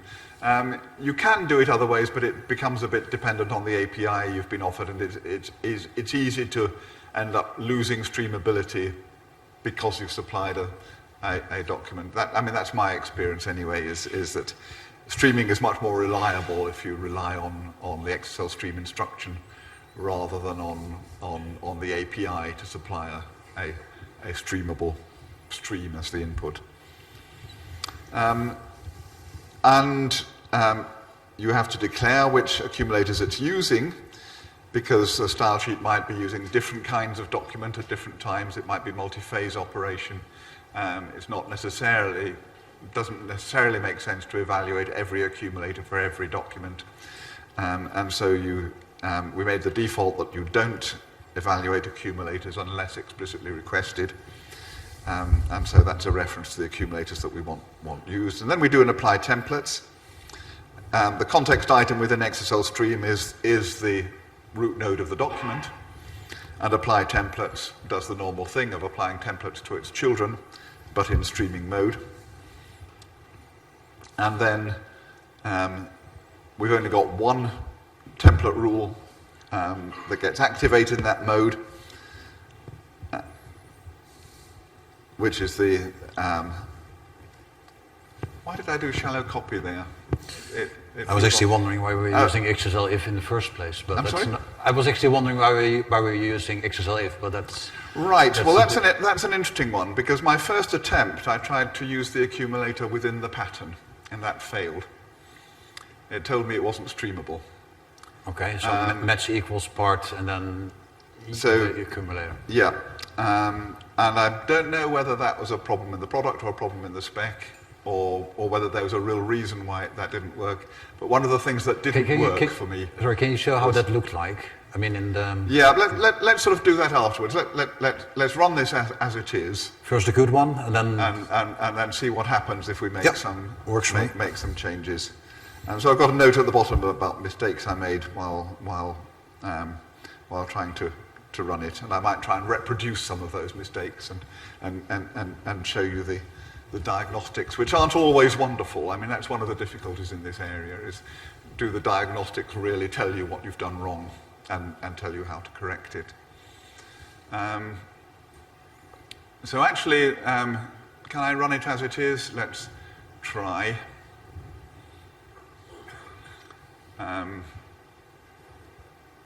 No is the answer. It's giving me an error there, which is, sorry if you can't see that.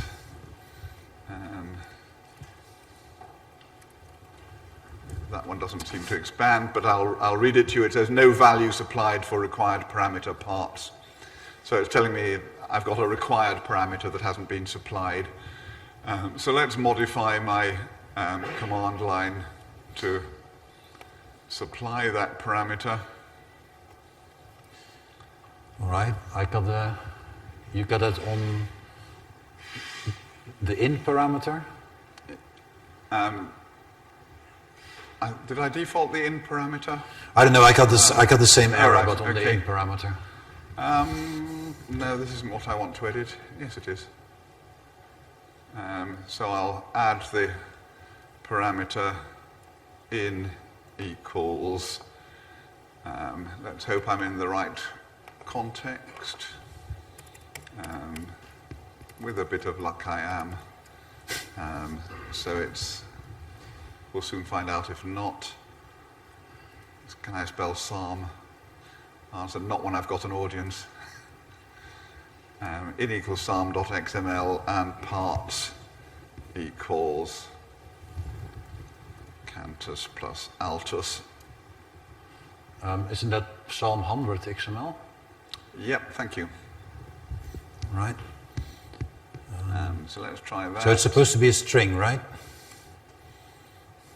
Oh no, this is a select part. The in parameter is Psalm 100? I think you should have pressed enter because it closed the dialog. I'm sorry? You should have pressed enter. The button Okay, was- right. If you just close the permits. Right.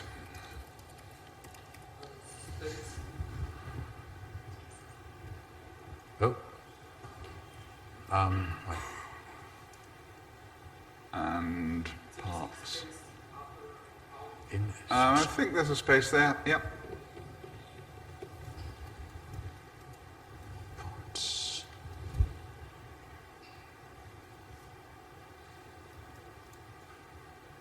Altus plus cantus.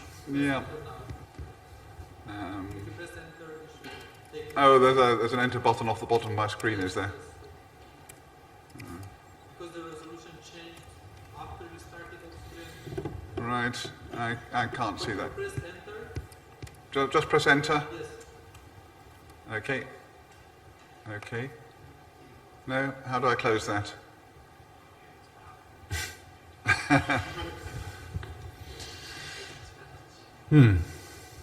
I'm one step further than you. I got my XSL if is not streaming. Any ideas? Michael, why don't you type the remove required equals yes and just do select equals Okay, in the string. right. Okay, That good may- idea. It may also just work. Yeah. So we'll cheat, because we haven't got the screen resolution right.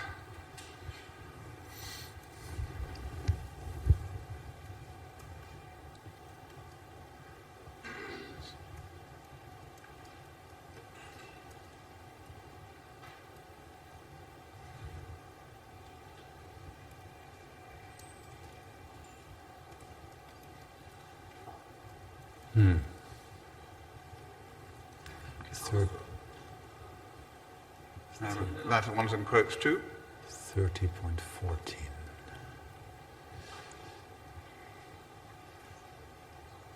Okay, so that's produced output at any rate. A single. I can never catch these.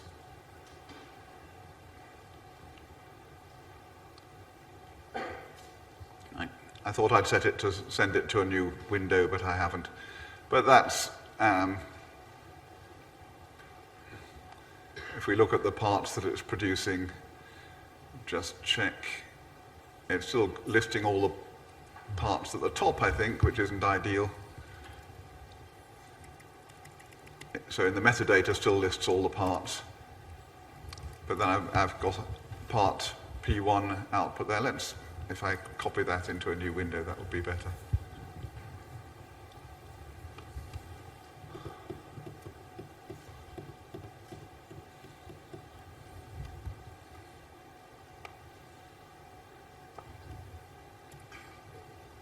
And if we go to the top and then collapse, will work best. So the part list still has all the parts in it, but then I've got part P1 and part P2, and I haven't got parts P3 and P4. So it's done the selection of the first two parts. So that's actually worked. How do I know that it streamed? That's actually been a bit of a problem sometimes, but if you use the -T option on the command line, that now confirms whether you're streaming or not streaming. So you can tell even when you've got a small document where it won't fail because of lack of memory, because otherwise it can fall back to non-streaming in some cases if your code isn't streamable. So do you have output in your case that gives some information about the style sheet components that what I push and stream are? Not if everything works successfully, no. You only get information when things aren't streamable. I'm not sure. I don't think that is readable, but apart from my processor failing because of actually a different reason that I'm going to fix here. It's just a library that is cannot be found. It says the declared streamable accumulator declaration selected part IDs. Can you put it up? So what I'm saying here is that the processor, and Saxon can do that as well, can output some information about each part of your style sheet, saying whether or not it is streamable, and if it's not streamable, why not. And for knowing whether or not it's streamable, you have certain properties we call poster and sweep. And in this case, my processor is saying that the selected part IDs has posture grounded and is guaranteed streamable. Okay, well, let's try an experiment there, which is one of the things I got wrong. Okay. One of the first things was, instead of matching the text nodes, I matched the element, part name. All right. And then you obviously don't have to go up so many levels to find the ID. So I matched on part name and selected the ID attribute. Let's see what happens if I do that. Sorry, you had part name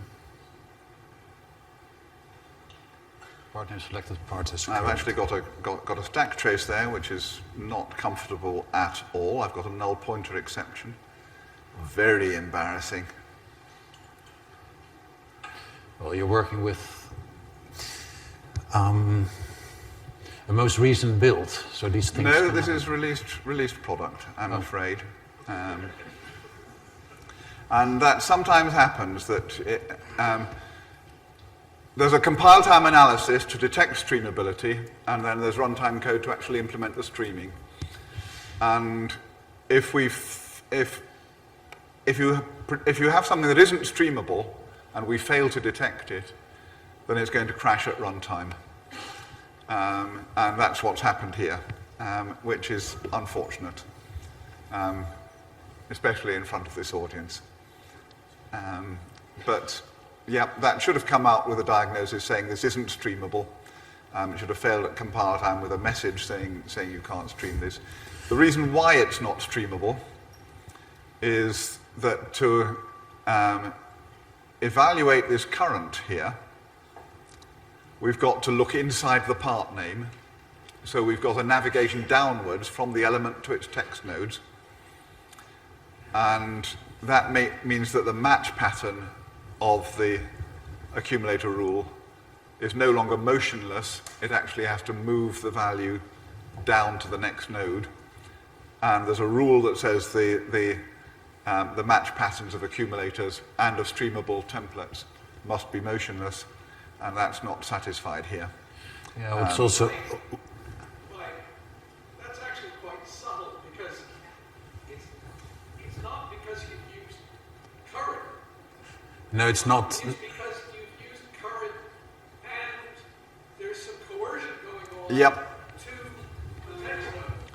Yeah, it's because you've done implicit atomization of current. If you'd asked for the element for current slash element name, for instance, Yep. it would work. That would be streamable. Yeah. Sorry, if it was the right answer, but it would have been broken. Yeah. Yeah. No, it's the fact that current is used in an atomizing context. So there's an implicit call on the data function, and the data function is a downward selection. So yeah, it is quite subtle, and getting the diagnostics right for why that isn't streamable are quite tricky. What does your processor do on that? Actually, it's still saying it's streamable. Right. So yours mentioned surprises, not surprising in my processor at this moment. The only reason I think that it is thinking it is still streamable is because it is doing a node comparison. Oh.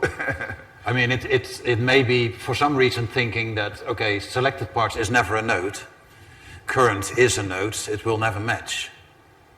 It's not the right comparison, it should...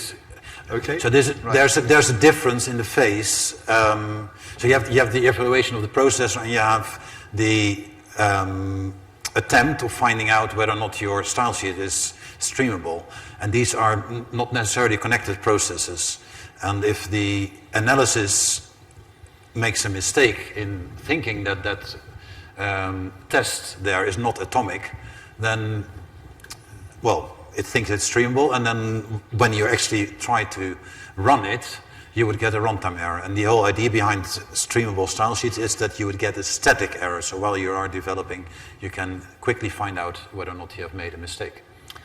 There's another mistake I made while writing this, which is that I didn't put in that XS string call. And that one had me rather baffled, and perhaps it's still a bit baffling.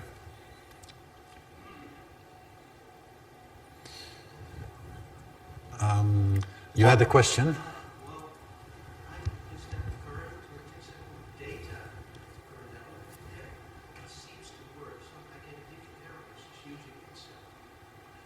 So it seems to work when you put data where? Or? Okay, let's try that one. So this becomes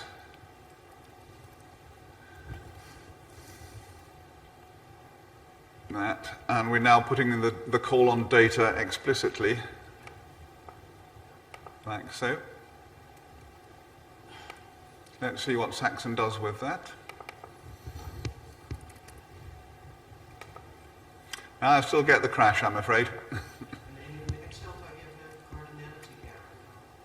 Oh yeah, I had that one too. That is in the map put. It says, I think, line. Well, I changed the lines a little bit, and I'm not really sure why it is complaining there, because I think it has an older version of the map put from an older first from the standard. I mean, map put is supposed to get 3 params, 3 arguments. And it thinks it gets a sequence. It can also be that it's what I thought, but I was still getting the error. Where's my map put in the... Where is the accumulator? So, there was a map put somewhere here, right? There. Debbie, you're noting these problems, I hope. Actually test, narrow down where the problem is by using the example that I gave to say, go back to the original and then just put current slash element name. Because that should fail all the time. Yep. But it should fail gracefully, and you should just get no parts. Yep.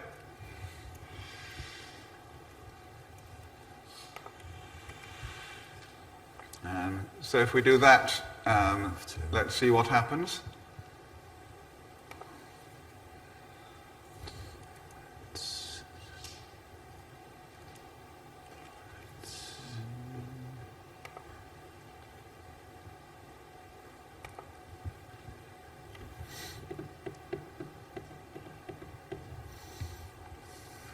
Yeah, that one has run to completion and produced empty output, I think.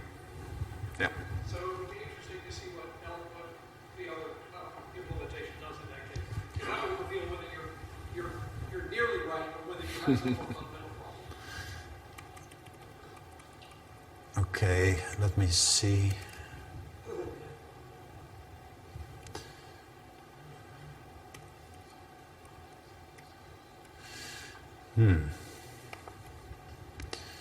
My error is actually from a different kind and is not related to the processing itself. On my Windows 10 machine at this moment, it's not finding a certain library, which is definitely something I wanted to find out before. I have some settings to manipulate that, but for some reason these settings don't seem to work yet or are not recognized from within Oxygen. So I have to tweak a little bit more, I'm afraid, to get the streaming parts. The other thing I discovered here, if we go back to the text version, and isn't really very directly related to streaming, but I tried writing it like this without the call on XS string as the cast, and what that did, oh, I've missed out a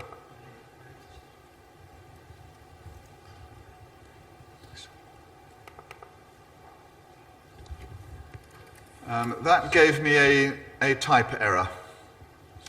It said that the declared type of this map is to take XS string, but what I'm giving it is an untyped atomic value. Now, we're very used to using untyped atomic values where strings are expected, and we normally get them converted to strings.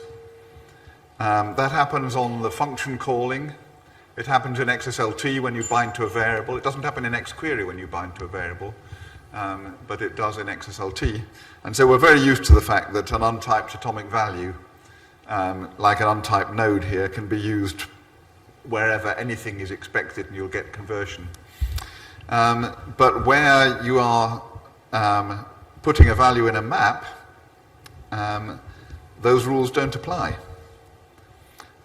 This is asking for an untyped value to be put in a map that expects strings, and there's no implicit conversion in that case, which sort of took me by surprise. So that sort of falls into the class of usability glitches discovered during this exercise. It's completely conformant with the spec, but it's an area where the spec isn't doing what you as a user might expect a sensible spec designer to have designed. Moz.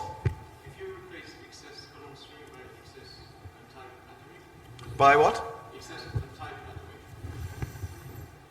atomic. In here, yeah, then it should work. But then the question then is, when we look things up in the map, would they match? So let's try that.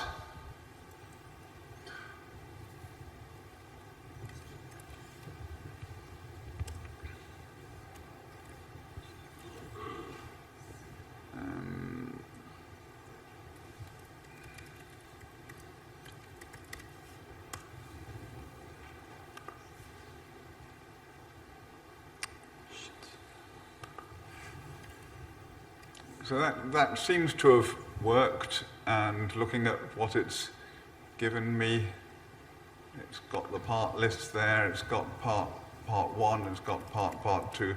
So yes, that seems to have worked. So in looking up the map, untyped atomic and string have matched, they've been deemed equal. But when you're putting things into the map, you're getting a type error saying it's the wrong type. I'm sorry. Thanks.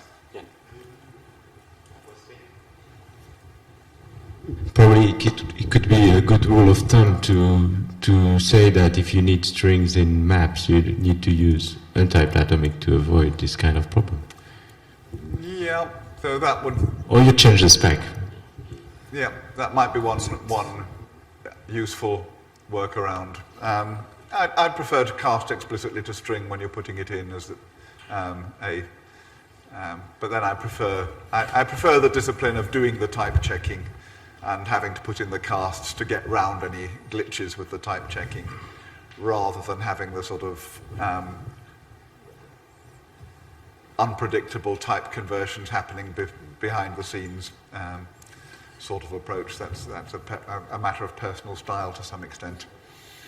What? I absolutely agree. Errors in this case are much better than silent failures to match. Yeah, yeah. What? They're easier to debug.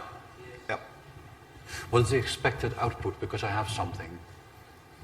And the expected output is a document where, if you look at what's on the screen, I've collapsed the output there below the part list, so you can see how many parts there are, and there are two parts, P1 and P2.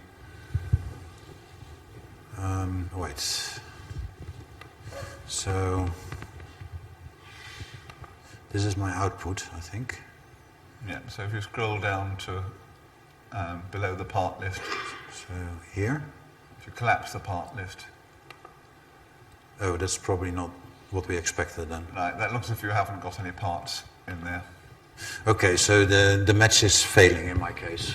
Okay, on the string to untyped atomic. I'm not yet sure why it's failing, but that is very well possible. Okay. Yeah, so interesting little, those are glitches that are nothing to do with streaming, they're to do with maps. Let's just look at my notes and see whether there's anything else I wanted to highlight. Oh yes, that was a purely Saxon problem. My first thing was I failed to declare the style sheet with version 3, and then I was getting errors saying it didn't recognize the accumulator before function. As I mentioned before, Saxon's a bit sort of fussy about you actually saying that you want XSLT3, and it's best to say it both in the header of the style sheet and on the command line to be absolutely sure. Yep, this is the one I was talking about failing to cast to string. Oh yes, I failed to declare the accumulator as streamable, but that led to very simple diagnostics. I mean, it told me exactly what was wrong there, and I knew I had to add it. Oh yes, and then this last one, I mentioned that before, but let's look at that a bit more closely. I tried to put the accumulator test in a predicate rather than putting it in an if within the template. So if I try and reproduce that behavior,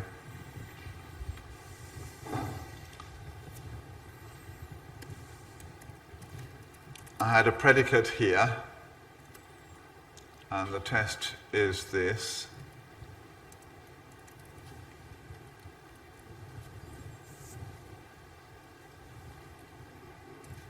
And so the idea is, of course, that I'm using next match to say the default action is the shallow copy. So next match says do the copy, and if it doesn't match this, then it does nothing.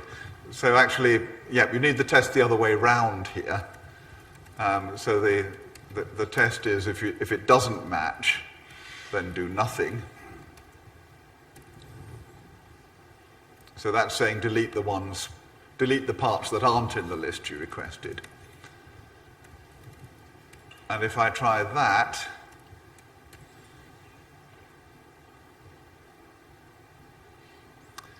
then I get the error, template rule is declared streamable but does not satisfy the streamability rules. The match pattern is not motionless.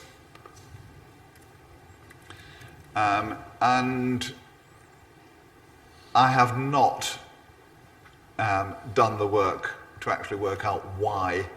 Firstly, whether is the product correct in saying that according to the spec you can't write that, and secondly,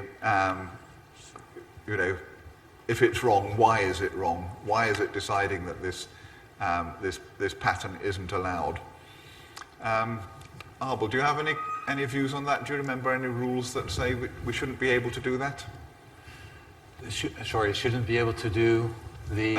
to do this match pattern in a streamable template. Oh, yeah.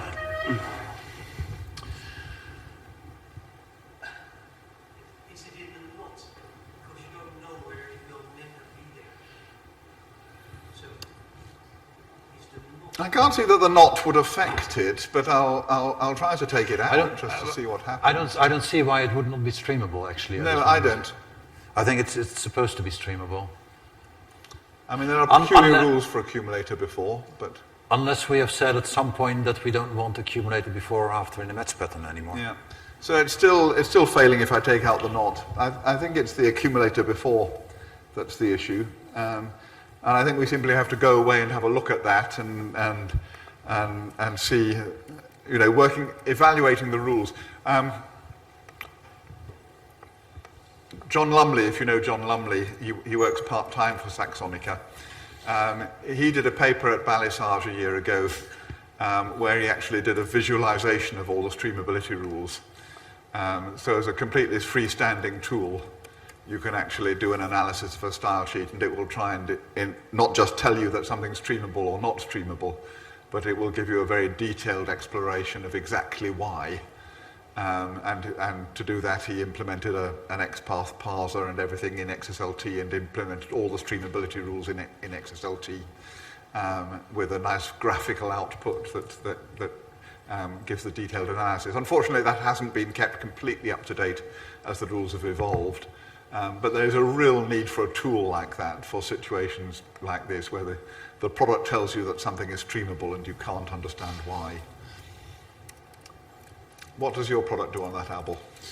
Well, so far, I think at least I tracked down the reason why I was outputting everything. Right. The accumulator map is not getting filled.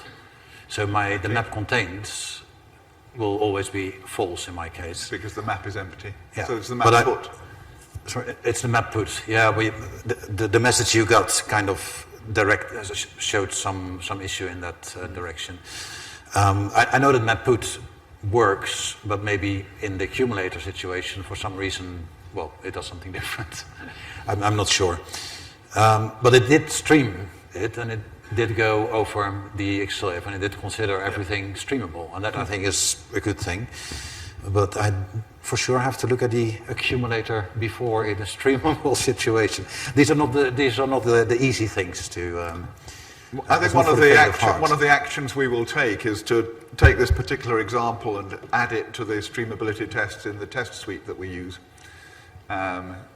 including the variations of it, and that action will ensure that by the time our products emerge, they've run those tests and are succeeding on those tests.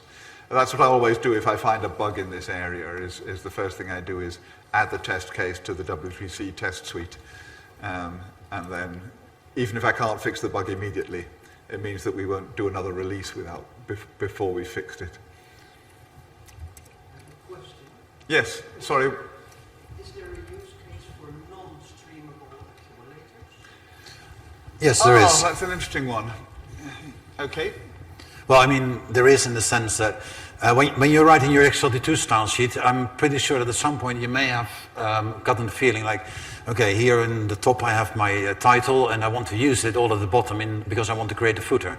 But by the time I get there, I have to look all the way back in the tree, and that is very expensive. So you do a following or a preceding. It becomes a performance issue. Okay, because that's what I would do. Yeah. Another thing is sometimes it can be not just a performance issue, but also easier to read. So if you have a summing total that you want, like articles that are costing like 12, 14, and 16, and you want the summing total 12, 26, and 42, then hey, 42 again. I'll also do everything. Anyway, that is very easy to write in an accumulator, because you get the previous value and you add the next one. That's exactly what you want to do there, instead of writing some complex query that looks back to everything you've visited so far.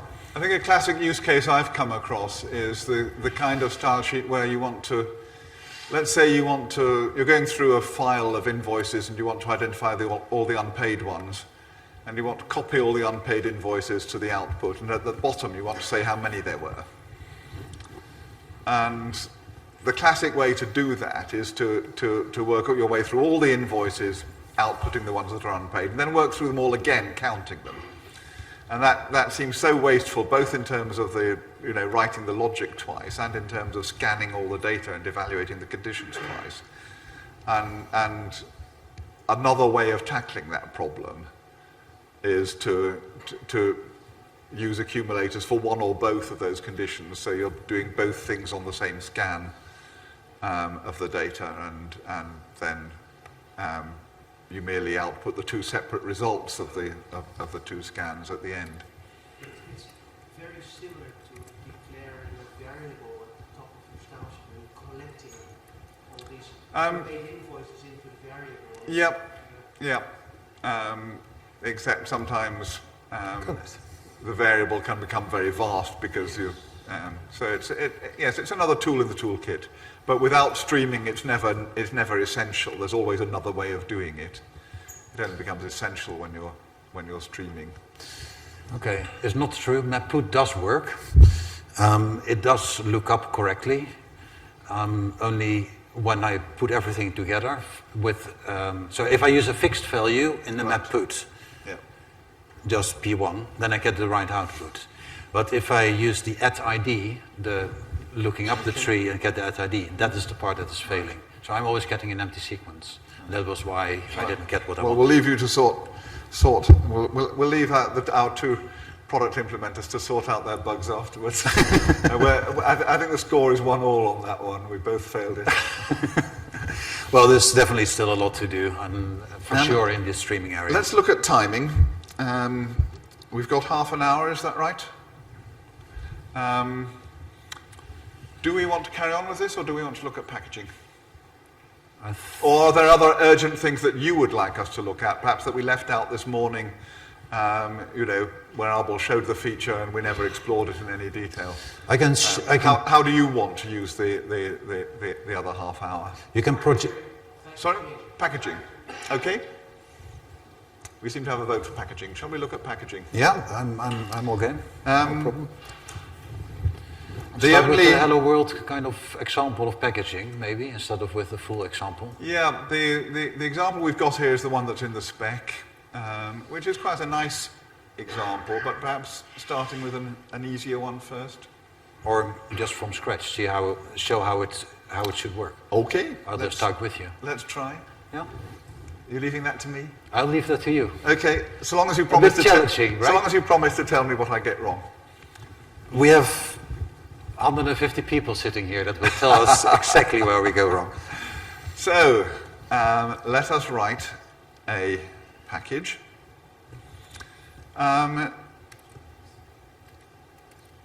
Let's do this in an environment where we're only using functions. Shall we do that? Yeah, let's. So we will have a function. Can we think of an interesting function? You wanted me to say when you were going wrong, right? So let's. You have now XSL style sheet. That will have to become XSL package. I'm going to declare a namespace for the functions. Yeah.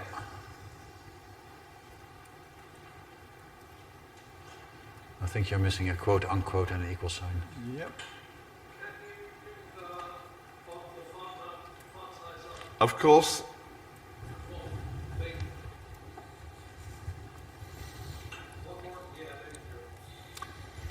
So name equals, let's have an interesting function. I don't know. Let's do a function that adds numbers and overrides it with one that subtracts them. Okay.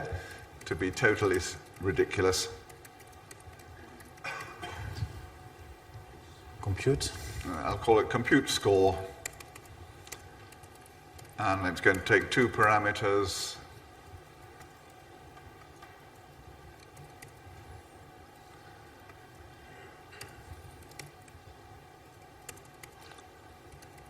And let's be a bit more disciplined and make sure that they're integers.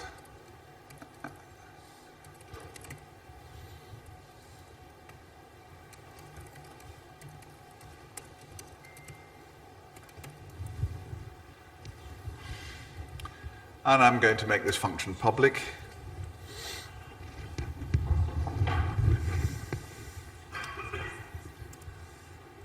Well, that you may want to explain a little bit, the visibility rules.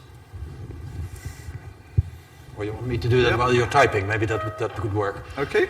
All right. So what Michael has been writing down so far is that if you want to create a package, the first thing you need to do is the XSL package element at the place where you used to place the XSL style sheet.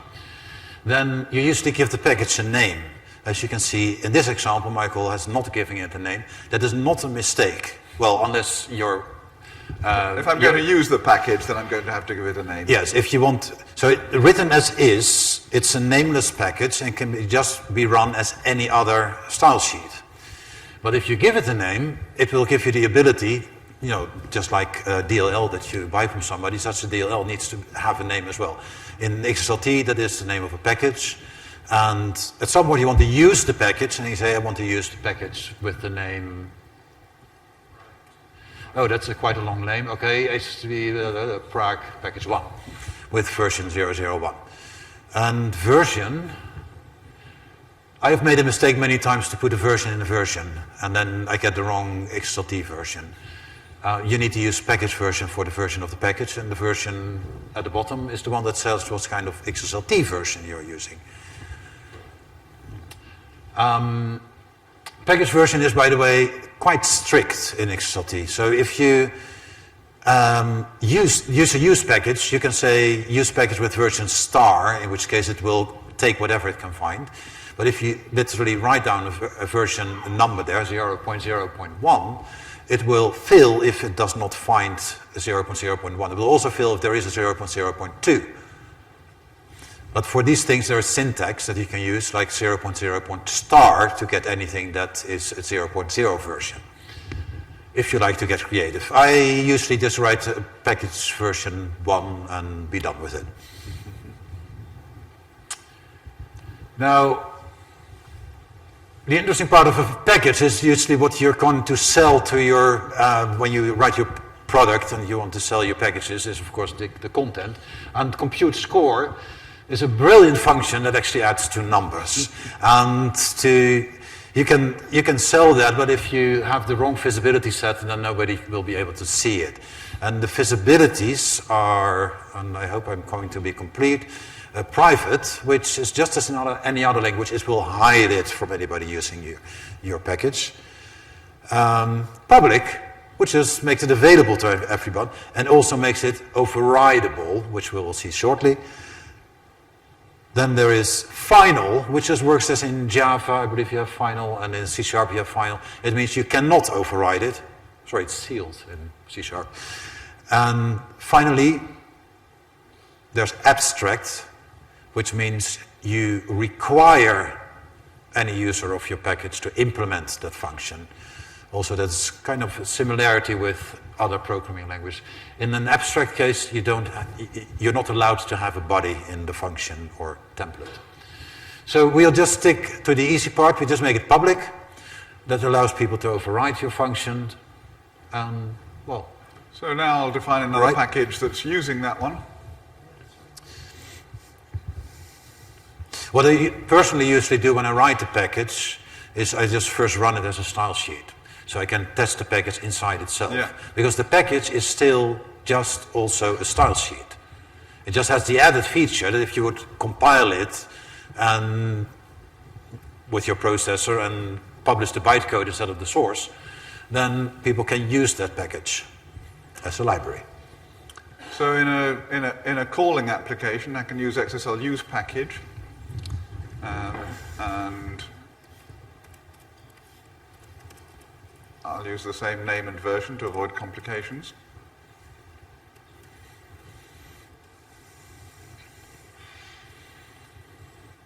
And yes, if I don't want to change anything, if I don't want to override anything, then that's just an empty element.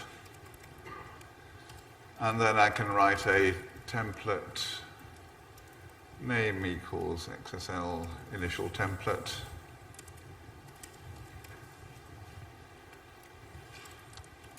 And it's going to produce some output and I'm going to say expand text equals yes.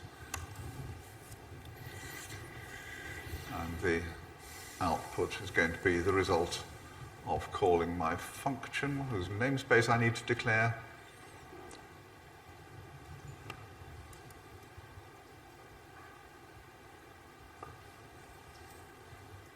And I'll remember to put in exclude result prefixes while I'm... Oh, I've got an exclude result prefixes already. Add F to that list.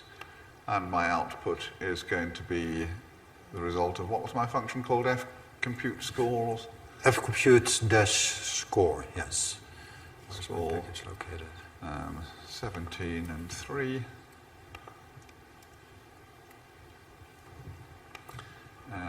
And now I think that's complete, and the only thing left to do is to work out how to run it. Yeah, I'm a little bit behind, but I will probably explain your next step, because that's the same in, I think it's going to be the same in our both processors. Did you already show the part where you tell the processor where to find the packages? No, but the way we do that in Saxon, there's several ways of doing it. One is in a configuration file, which is like a class path. Another is in the API. A third way is you can do it by giving a list of packages on the command line. So I'm going to try and set up the command line to tell it where to find the packages. All right. Which I will probably get wrong once or twice before I succeed. Meanwhile, you can see that the way we do it in Excel is with a package catalog. The default is usually set to PXSL and as href the current location, which I'm not quite sure if that's on the same on this computer. PXSL is something I kind of invented as a package XSL extension. Then it will query anything in that directory that has that extension and consider it a package. But if you end up having conflicts, as too many packages or packages with the same name and same version, you can also use the packages element and say specifically where a certain package is located. And that is, you tell it the name, the version, and where to find that package. Then the processor will check if that is correct, if it can actually find a package with that name and version at that location. So the href can be any URI, so it could be somewhere on the main repository? Yeah, it can. It could be anything. Of course, the URI has to be supported. HTTP will probably work, but you'll get quite a bit of drag when you will run the processor. I'm actually going to try this from the command line, because when I last tried this in Oxygen, it wouldn't allow me to have a list of style sheets in the -XSL parameter, which is reasonable enough.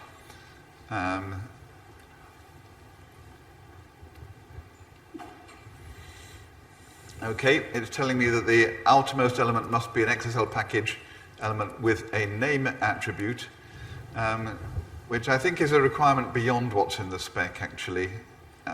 It is allowed to be nameless. It is allowed to be nameless, and at the moment it's saying it must have a name attribute, which isn't. So I'm going to try and add a name to the using package to circumvent that.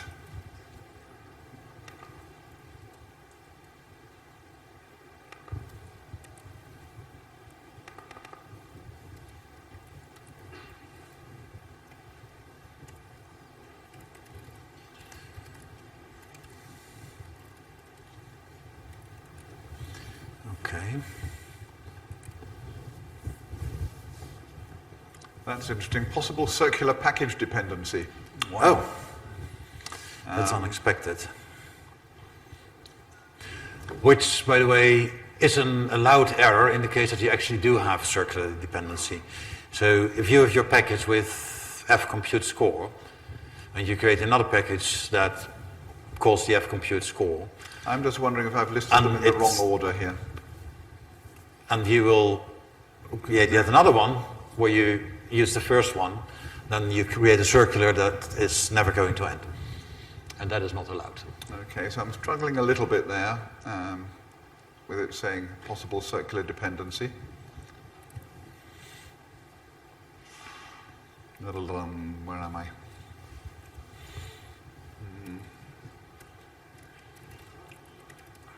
Which is clearly not the case.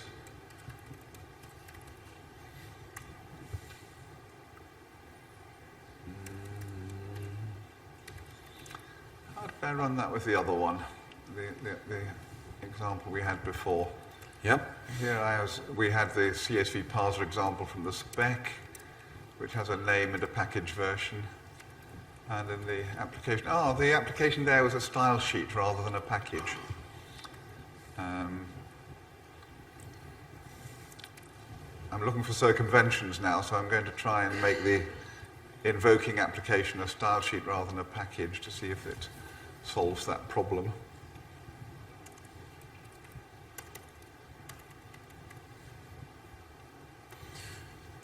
By the way, there used to be a requirement in XSLT 2 that you had to put your XSL imports all the way at the top. Apart from being a general annoyance with XSL use package, we had similar kinds of requirements. We dropped that in favor of you can put them anywhere, and the same is true for XSL import. So whatever structure you want to have in your root of your style sheet is up to you. Okay, I'm struggling a bit here. Had this working with the CSV parser example. Let's just see if I can make it work with that one.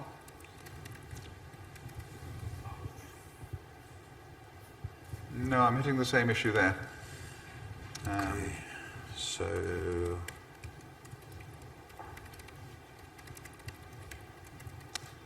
I think the issue might be that the version of Saxon I'm running is the initial version of 9.7, which is 9.701, and not the first maintenance release, which is 9.702. Oh.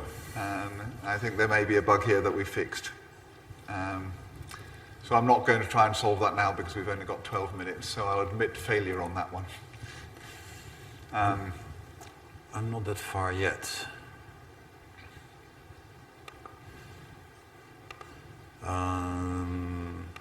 I think I am obviously need to use the same, how do you call that, namespaces.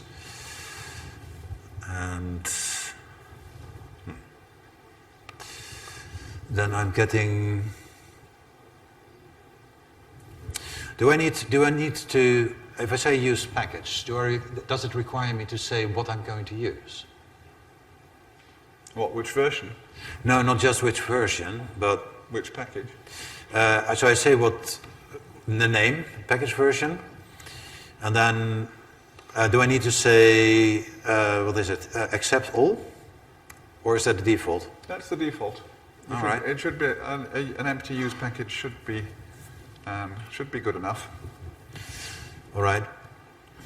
Well, what you can do if you have you have a couple of packages from anywhere, and you're just not interested in using everything, you can selectively say what parts of the package you want to use, and the syntax for that is on that screen at the moment.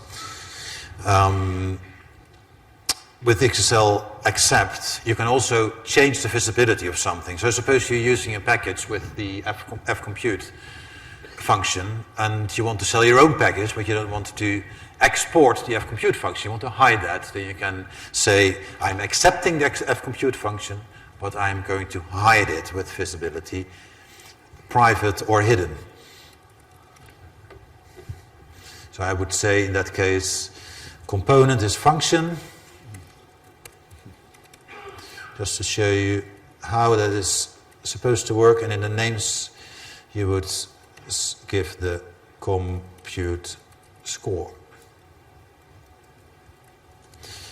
So the error that I get at this moment is that fcompute score is not being found. And that is actually correct, because in the original package I created an XSL function, as you can hopefully see on that screen, but I did not add a visibility attribute, and by default everything is private.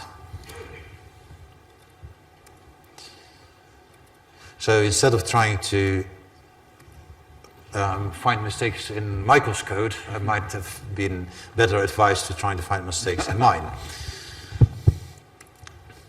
Just a sideline on this. Nearly all our testing is done using an automated test driver. And the automated test driver uses the API to the product, which means that the amount of testing we do with the command line is very much less than it should be. And it's not at all unknown to find that things work with the API and then fail with the command line, because we don't test that nearly as exhaustively. And I think that's what's happening here. Our package tests have all been run using the API to the product. Yes? I have the microphone, so I use it. So the errors that were on the command line, there was no code. Is it on purpose, or this is something that is coming in the next version? No error code. Yeah. That tends to mean it's come from the sort of outer shell of the product, from the command line code itself, and perhaps Bingo. at the time we wrote that code, Sorry, just there had to say wasn't an that. applicable code in the spec. So. I have my calculate function. Apparently, so what happened is I was showing you that the XSL accept that you can also hide what you are gathering. This is not supposed to work that way, so let's put that up front. So if I'm saying here on the small screen, just to get it on the screen, I am saying here that I want to make private fcompute score, which is nice because I don't want other people that are using this product to see the fcompute score function. I just want to use it internally. But apparently at this moment my product makes it very private and also hides it for himself. Yes. That is not what is supposed to happen. So if I remove these lines, so if I run it right now, I get an error that is in too small print for you to see, but it says that the queue name fcompute score, which is somewhere there, cannot be found and is not a function. Can it be compute score #2? It says the expanded queue name fcompute score and number of arguments a function call do not match the name and arity of a function signature in the static context. So that's what you meant? Isn't the name supposed to be #2 to say which compute score? No. Yeah, does it? That's my recollection. Well, it still doesn't find it. Okay. Or, no, I think that without the #2, you get all the fcompute scores. It applies to all of them then, right? So if I remove the make it private, I get 25, not 42 this time. Sorry, guys. Now, if we still have a few minutes, I can try to show you how it overrides. So if I now want to override this function, help me out here, Michael. Close that, and then it's content of XSL override. All right. Now declare XSL function. XSL function. Just copy the previous one and change it. Oh. This one. Yeah. I believe there is a shortcut to do these things in Oxygen. And I think I hear somebody telling me what it is supposed to do. So you wanted to make it Change minus. It to a subtraction. Oh. Now let's see. -1. I'm not really sure what I was subtracting actually. Because the interesting thing is, I am overriding here in the use package. Yeah, 12 and 13, that's correct. Yeah, 12 and 13. All right. So what I've just done is inside I did a bit of quick copy and pasting. So inside a used package you say what kind of package you're going to use. If you don't like how these packages are behaving, you can override it, which is similar to imperative languages where you say, where you have what's it in Java? Override? Thank you. Well, so it's override in Java, virtual functions, kind of stuff.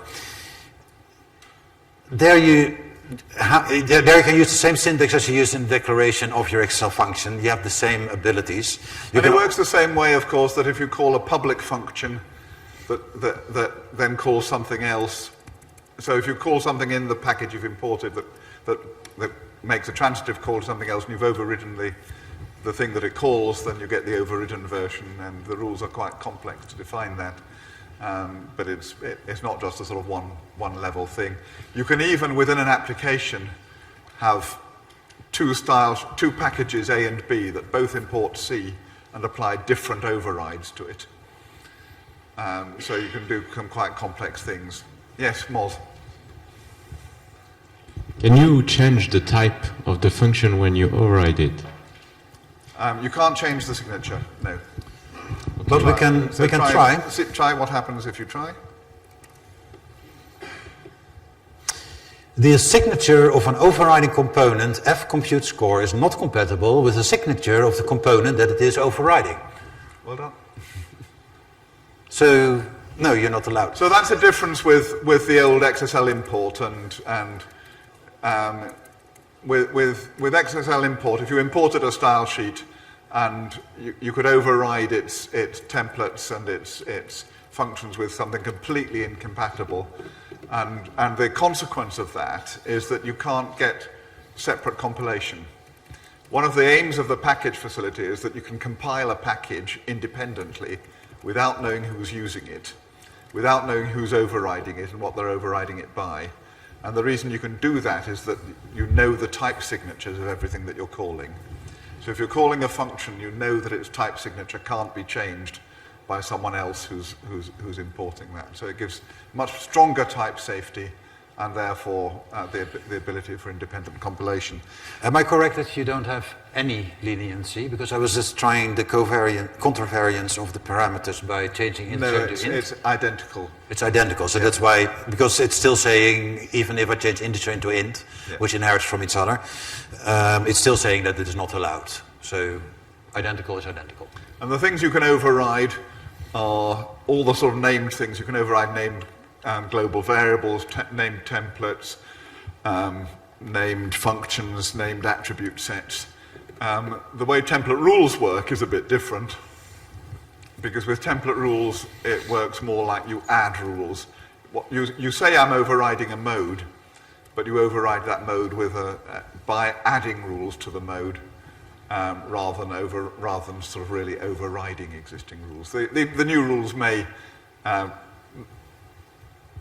may correspond one-to-one with the old rules and therefore sort of mask them, but you might also add to a mode something with a more specific pattern that overrides it in some cases but doesn't override it in other cases.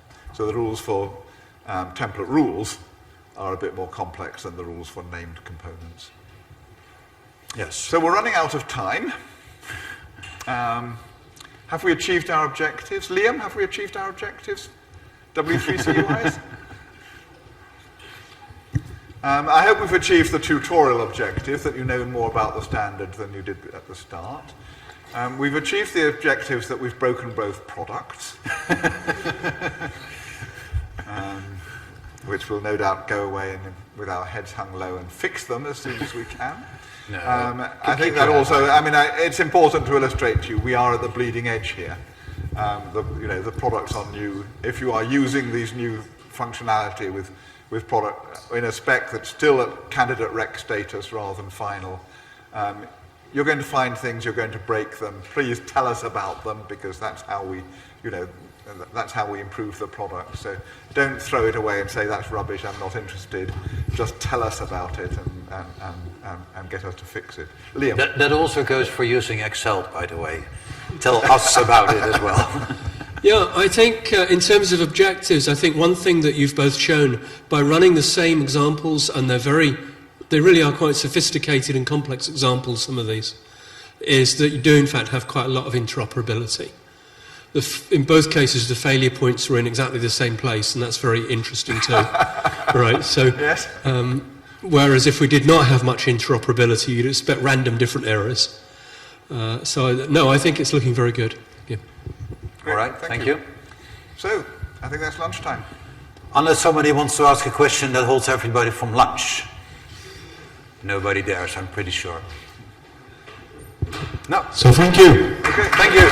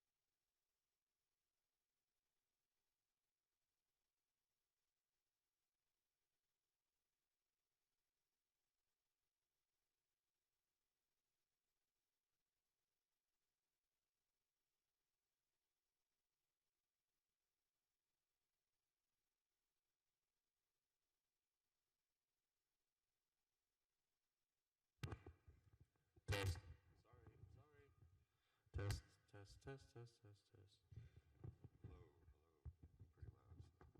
They'll adjust the volume once you start talking.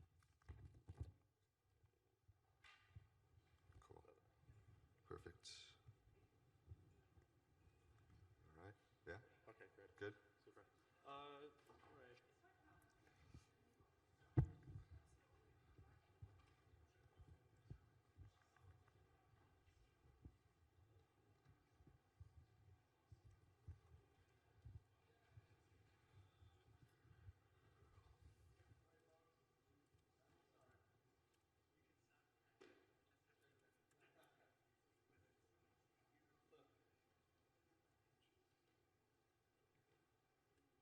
Round up some people.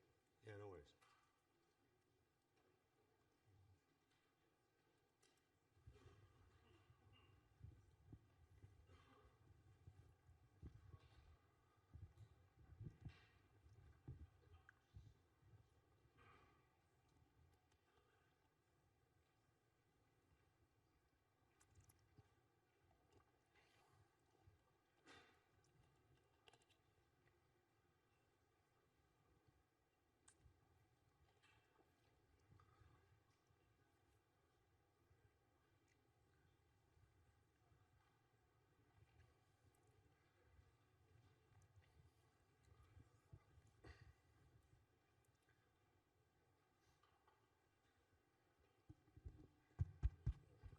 Test.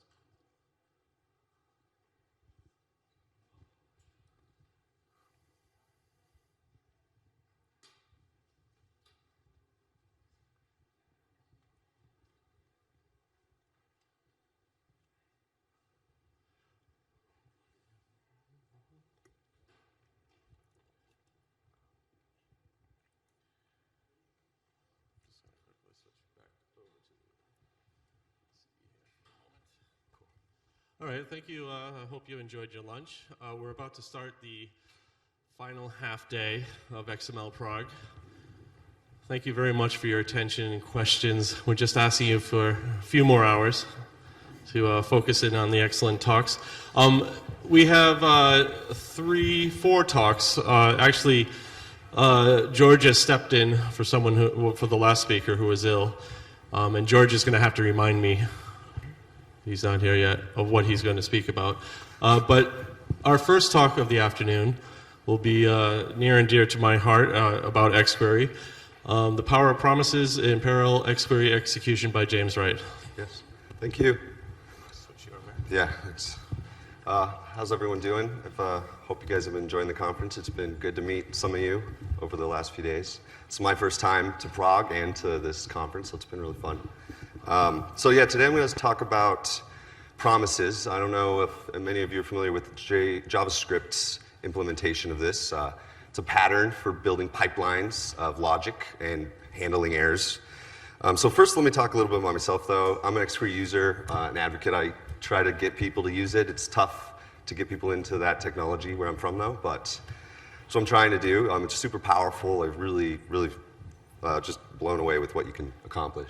If you're interested in reaching out, I'm on GitHub. You can email me. So let's just first talk about parallelism a little bit.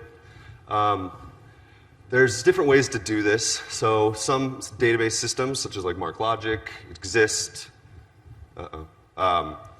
have specific functionality. So they might have a function which will spawn, generally, this is the idea, a separate context, a separate thread, basically its own query in another thread.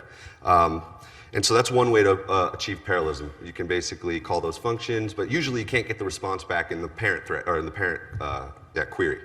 Or you can do a batch processing. So prior to being able to parallelize these pipelines, I could process large data sets by batching small operations, and you can get those to all run at different on different cores and kind of get the same outcome.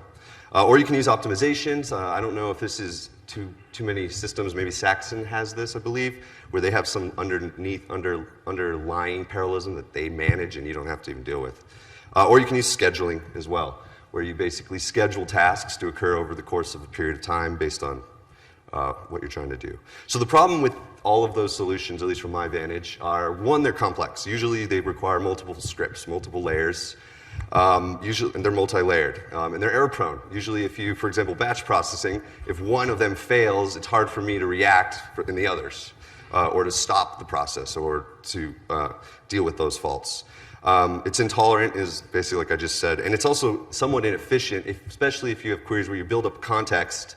So if you spawn two, well, now they both have to build up a similar dependency, and they have to put that in memory, whereas if you have a single query context that you can leverage that immutable objects you've built, you're basically reducing the load.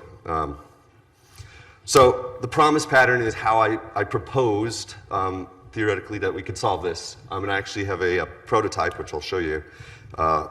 It basically is a mechanism for deferring work. And if you've used jQuery or Q.js, you've probably been exposed.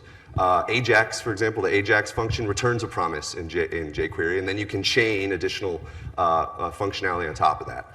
And so that can be really powerful. I used it extensively when I was a big JavaScript developer, and that's kind of where I was introduced. And so this pipeline architecture allows you to build durable pipes is also possible because of this pattern. It gives you ability to handle failure, mitigate it, respond to it, whatever you want, whatever you need to do. And it also helps with resource contention because basically, first off, XQuery's, the idea being is once you build up an object, it's hopefully immutable, so you can share those resources, and then anything that's not is going to be within its own functional context since we're traveling down a pipeline. At least that's how it seems to be in the BaseX implementation that I'm leveraging. It was really easy to implement in BaseX. It actually was a joke how easy it was to get it working. I was pretty blown away. And I believe it's adaptable to potentially helping solve other problems, not just parallelizing. So I have a prototype module for BaseX right now. If you hopefully you're familiar. Basically, it's a small jar file, and it just adds this pattern and the ability to parallelize the work. And so I'll show you that. It implements the jQuery promise pattern, like I said. It enables parallel processing. So you can find it on GitHub if you want to try to follow along. I was told, I think I messed up the X package, so you might have to manually, I'll hopefully fix that tonight. But that's how you would install it, at least in BaseX. So let's talk about the first method and the most important part of this all. It's defer. So the idea is we want to defer some work, a function of work. We want to build up this idea of what we want to do, and that deferred work will have arguments. And what it's going to return is a promise that it will do the work when you call it. And that promise is a function. So let's get a real simple example here. So here's pretty much a hello world. So basically we have to import the namespace. I just use the git repo. And so we have a greet. We're going to greet the world. That's what we want to defer in this case. So we just have the simple hello world. And then we're basically going to defer the greeting and pass in world, and we'll get back the answer. Now, if you run this, first off, what you'll see is the response is going to be function promise 0. It's not at all what we wanted. We wanted hello world. So you have to call it. It's a function. And as you see, it's a zero-arity function. We can't manipulate it anymore, but we can call it. So let me do a really quick demo of that just to show you what it looks like. So here's that same query. So you execute it. It took 4 seconds. We got that promise. But if we add the call to it, then you'll see we get the answer. So it's that simple. That's the idea, right? So we deferred some work. In this case, a really simple piece of work. And then we got the answer later when we needed it. So that's the example I just showed you, and then hello world. So it's great that we can defer a little piece of work, but that's not really where the power comes. The power comes from the ability now that we've deferred the work, but we haven't executed it yet, and that's the key important fact. We can attach other work to it, and we can attach failure handlers and other methods. So there's 4 events. These match those that you'd see in jQuery. There's then, done, fail, and always. And so let me kind of go through how these work. So then's the pipelining function. This lets you actually manipulate the results of your pipeline. So in this case, it usually alters the results. It doesn't have to. So with that example we just had, I'm just adding a little bit more to it. So we got back hello world, but it wasn't very enthusiastic. So we want to add enthusiasm to this. So as you see, I added one more function called add enthusiasm, which takes a phrase and just adds an exclamation point. And so below that, I deferred the work. of greeting the world. And then, as you see, I used the new 3.1 pipe operator to basically pipe in the promise and then attach an additional callback. In this case, it's a then callback. So now if I execute the promise on that final line there, we'll actually get back hello world with a little excitement. So then there's done. Done's just like then, except for it can't change the results. It just can react. So this is great for logging if you want to know when something happened successfully, or if you have artifacts that need to be taken account for, but you don't necessarily want to alter the result of what you're doing. It's often useful for just logging as well. So an example of done is basically just added one more line here. I said, okay, greet the world, add some enthusiasm, and then when we're done, let's trace it and say we finished greeting the world. And so when you run that, not only will you get the answer we expected, hello world, but if you look in the console, you'll see greet finished, hello world, right? So it's exactly what we would expect. Now fail. So this is a really powerful and a little bit more complicated than the others. So fail is how you can build a durable pipeline. And you can attach multiple fail callbacks at different stages in the pipeline. And then you can react, potentially mitigate the failure, potentially propagate it, right? That's up to you.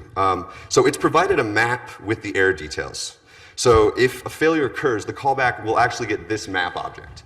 And it'll contain the code, the description of the error, the value, the module, the line number, all the things that happened. It'll also include this additional arguments, which is the deferred, which is actually that function that you wanted to defer, and then the arguments that it was passed. So if you wanted to try again for like transient failure. A good example of that would be like HTTP requests. You hit some websites have horribly bad responsive APIs. And so you hit it twice, it works, and the third time it fails, you hit it again, it works again. So just it can be helpful for that. And with the, So fail continued. So it acts like a catch, like I stated. If there's a failure in the pipe and there's no fail callback on there, then it's just you're gonna get an exception and the whole query is gonna cease. Everything's done. You basically have no way to deal with the failure. And so you have to add a fail callback within the chain in order to do this. And so within that callback, you have the option. One, you can try, like I said, you can call the deferred and try to get an answer, and you can return that in response to the error, or in other words, you can deal with it. Alternatively, you can return the empty sequence, in which case you're basically saying, I want to ignore the error, I want to keep going, but there's no value that came from this pipe, so it's basically just gone. We're like getting rid of it. Or I can throw an error within that function to say, hey, this is bad, we need to stop the whole thing, right? And so that's the concept there. So let's just see a real quick example, and I'm going to do a demo here too. So we basically are just going to extend what we had, and we're just going to add a fail callback. Now if you note this line 2, the greet, I just throw an error right now. Instead of greeting, I'm just going to throw an error to just kind of show you what this is like. And so if you execute this, one, because of the trace call, which is all I'm doing in the fail is tracing, I'll get this failed to greet, and then I'm going to see the map. And so this is more or less what you'd see. So there's the error code, line number 2, which was right, halted on error. You can see the deferred function anonymous 1, which is that greet function up there. And then you can see the array of arguments that I could potentially reuse. So it's really powerful. So let me do a real quick demo of that. So this one's a little more complicated looking, but essentially all that matters is this last piece right here. So here I'm going to run this.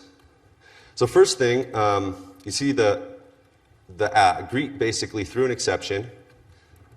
And then if you scroll back up here, in the catch, I basically say, okay, well, if the error line is 3, which is not a really useful way to track errors, but just for example, then change the output to hi instead of hello, right? And so you can see the response was hi world because the fact that it failed. Now say we still wanted to, well, if that happens, but now I didn't get any enthusiasm, right? Now it's just kind of sitting there. I'd need to catch it at a different point. So I'm catching it at the end. Well, no, I need to catch it intermittently. So you can have multiple catches. So I can put it here and say, well, I want to catch it there, right? And then boom, now we caught it, we reacted, and now we got the enthusiasm too. So we were able to react and then continue the pipe like nothing happened. It was beautiful. And then the same would go for if you remove the pipe. So if you just remove fail altogether, and you run this, now the query just failed completely. We actually got an exception, it was propagated, and the query stopped. Now this is really great when you're fork joining and stuff, which we'll talk about in a second, because it will stop all of the threads instantaneously. It'll kill the executor service, and so you're not going to be sitting there waiting for the other pipes to finish. This is a way to say, no, everybody stop. Something bad happened. So let's go back. So, and then the last one's always. Always is quite useful. It's basically just a method to react to either success or failure. If it's successful, you'll get the response of the pipe. If it's a failure, you'll get that map just like fail did. The only difference is it can't do anything about it. It can just react. It can just do some external reaction. Potentially, it's really more useful for logging. You just want to know what happened regardless. So now let's talk about how you can build larger pipelines. So here we have the same example. We added enthusiasm, and then we want to quote it. So we have the promise, as you see, I greet the world, and then I pass in 2 using a sequence. You can do it at multiple levels or as a sequence. You can just pass in that pipe and say, well, add enthusiasm, and then quote it. Right? And so then we return the promise. Oops, wrong direction. Well, it was supposed to show you, but then we return the promise and it's quoted. And then win. So the idea with that last one, and it kind of went a little fast, was basically just that you can attach as many callbacks as you want. Hundreds if you needed to. And they can be at the same time, or I could have 2. I could say P then add enthusiasm, P then add quote, right? It's the same thing.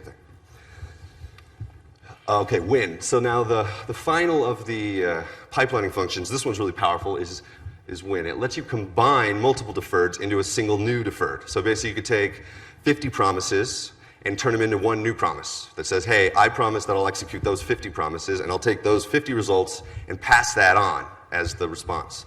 So this enables really complex pipeline logic. And it's really used great for like a map reduce type thing.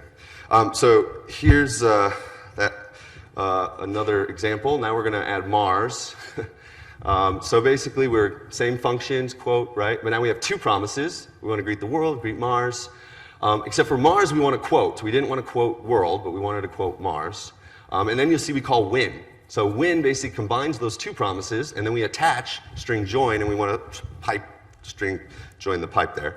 And so then if you run that, you would get this answer. It would be hello world joined with hello Mars, right? So we essentially accomplished a pretty nice little pipeline there. So this is great. We can create pipelines which already exist in other facets. And we know how to defer the work. We know how to add callbacks. We now know how to combine work later after it's been deferred. So now we're getting to where this is the fun part, at least why I wrote this whole thing, was I wanted to be able to run queries faster. I'm slightly impatient, and so watching stuff take a minute was not fun. So fork join, this is the first method. All it does is you pass it a sequence of either zero-arity functions or promises. And so the difference between a zero-arity function would be it doesn't have any arguments, whereas the promise is provided the arguments, so you can augment the functionality in a sense. So it takes those deferred pipes and it basically forks them into multiple threads and then rejoins at the end to give you a final result on the main thread. And so let's see, here's the first example. So here I have an example where I'm using GML. I have all the counties in the United States, and I basically want to calculate the area. Super simple. Now these are high resolution polygons with thousands of points on them. So this takes a minute. It's not that fast. And so if you run this, which I'm going to do right now, you will see how it takes. So here's that one I just showed you, and let me get rid of this real quick. All right. So here I'm going to defer. Basically, I'm going to get a list of defers. For every county, I'm going to defer the calculation of the area. And then down here, I'm doing the new map operator to then call every one of those promises and then summarize the area. And I should have started this because this will take a sec. So if you let this run, let's see how long it takes. Then we're going to introduce fork join. I'm not plugged in, so there we go. Cool, you got it. Actually, it was pretty fast. Usually it takes a lot longer than that. So 13 seconds, that's pretty good. It wasn't bad for 3,500 high detail polygons. But now let's change this. So that was all executed in one thread like it normally is. Well, the main thread, nothing happened in parallel. Now let's pipe all of those promises into this method fork join. So P join, and we run that again, and it'll hopefully be faster. But yeah. So it took 4.8 seconds right there. So we got much better utilization. If you go look at the threads too, you can see we had a little spike on every single core because we actually were multi-threading. It was real. And that actually, yeah. So let's see, where's my slide? So that's fork join. Super powerful. You can do multiple fork joins. You can even fork join in a fork join, and it works. It uses Java's fork join pool, which has what's called thread stealing, I believe. So if a thread is waiting on like an HTTP response, it will actually can spawn other work, potentially. So it leverages the full power of your machine. So here, demo. So similar to fork join is fork. So fork is basically more like defer, where you say, I want to defer a function and it returns a promise. Well, fork does that, but it executes the promise right then. It just does it. And it instantly sets it in another thread. So the difference here is it returns what's called a locked promise. And you'll get an error if you try to attach callbacks to it, because now the contention, we can't add work to an already executing process, basically. So it returns a locked promise, but it lets you do the same thing. So I'm going to just do this example. We'll just change it. So instead of saying fork join, let's go back to this, and let's just say fork. So now we're just saying, okay, we'll just immediately fork the work, and then come back with the answer. Let's see. Yeah, so it took about the exact same amount of time, and I probably didn't see that, but it's right here, 4.8 seconds. So same idea, it did the same thing, it's just a slightly different technique. It can be useful, in particular, I use this for like REST-XQ, if you guys are familiar with that, where maybe you have an API endpoint that you need to gather a few things, so you can fork off a few requests, get them back, rejoin them, and then you have a much more responsive API, which everybody likes. So here's kind of like a MapReduce idea, like demo. Here's like, for example, where you can use a window, and then we're doing the reduction is the sum. It's the exact same thing we just did. So we created a window of 1,000 objects. We're then forking them, and then when they're done, we're then going to get the sum for each, and then we're going to resum at the very end, right? It's kind of like the idea.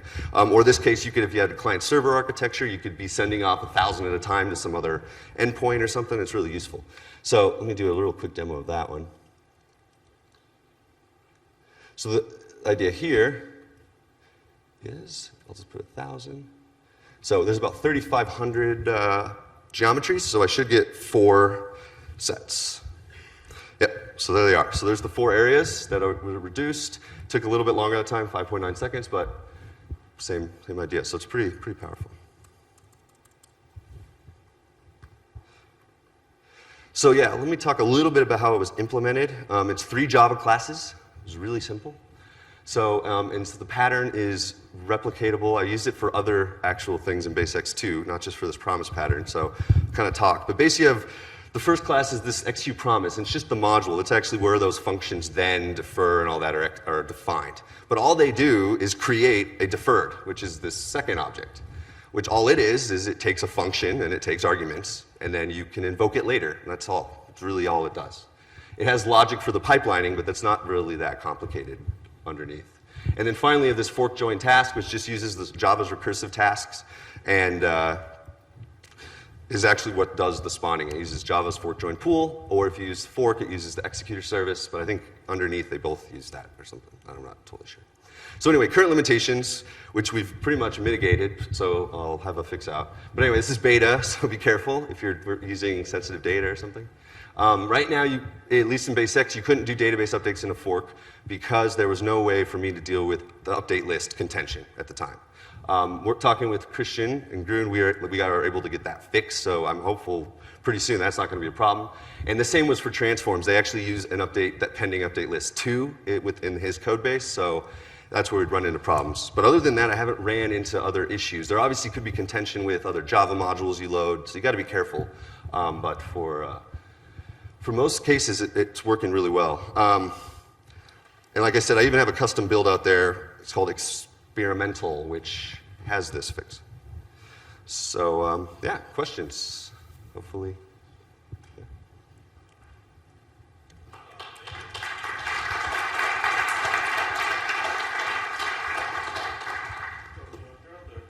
Yeah, sorry, I caught myself off guard. Right. It's very interesting, James. I really like it. Any questions from the audience? Anyone? Ian?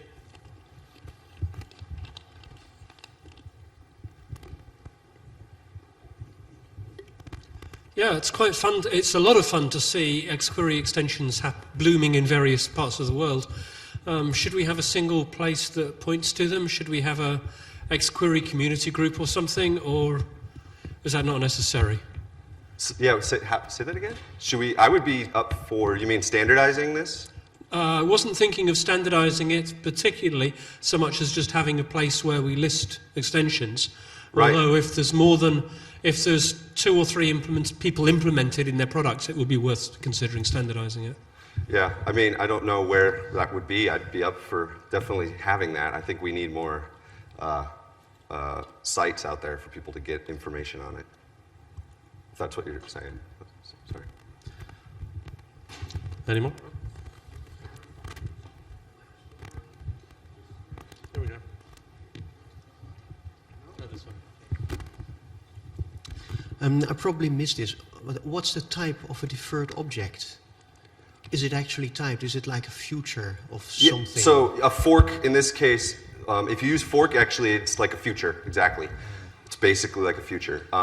Is it a typed future then? No, it's just a function. So really, in this case, it implements BaseX XQuery function interface. And so we basically just get that and then we execute on it. So we invoke it using just invoke method. So also the function is not typed then? Yeah. Okay. Good. Thanks. Any more questions? Right. Thank you very much, James. Yeah, thank you.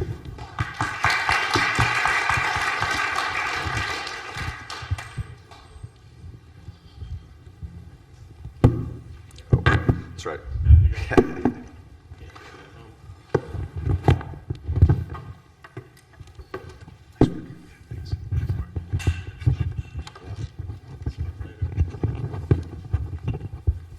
I know this works.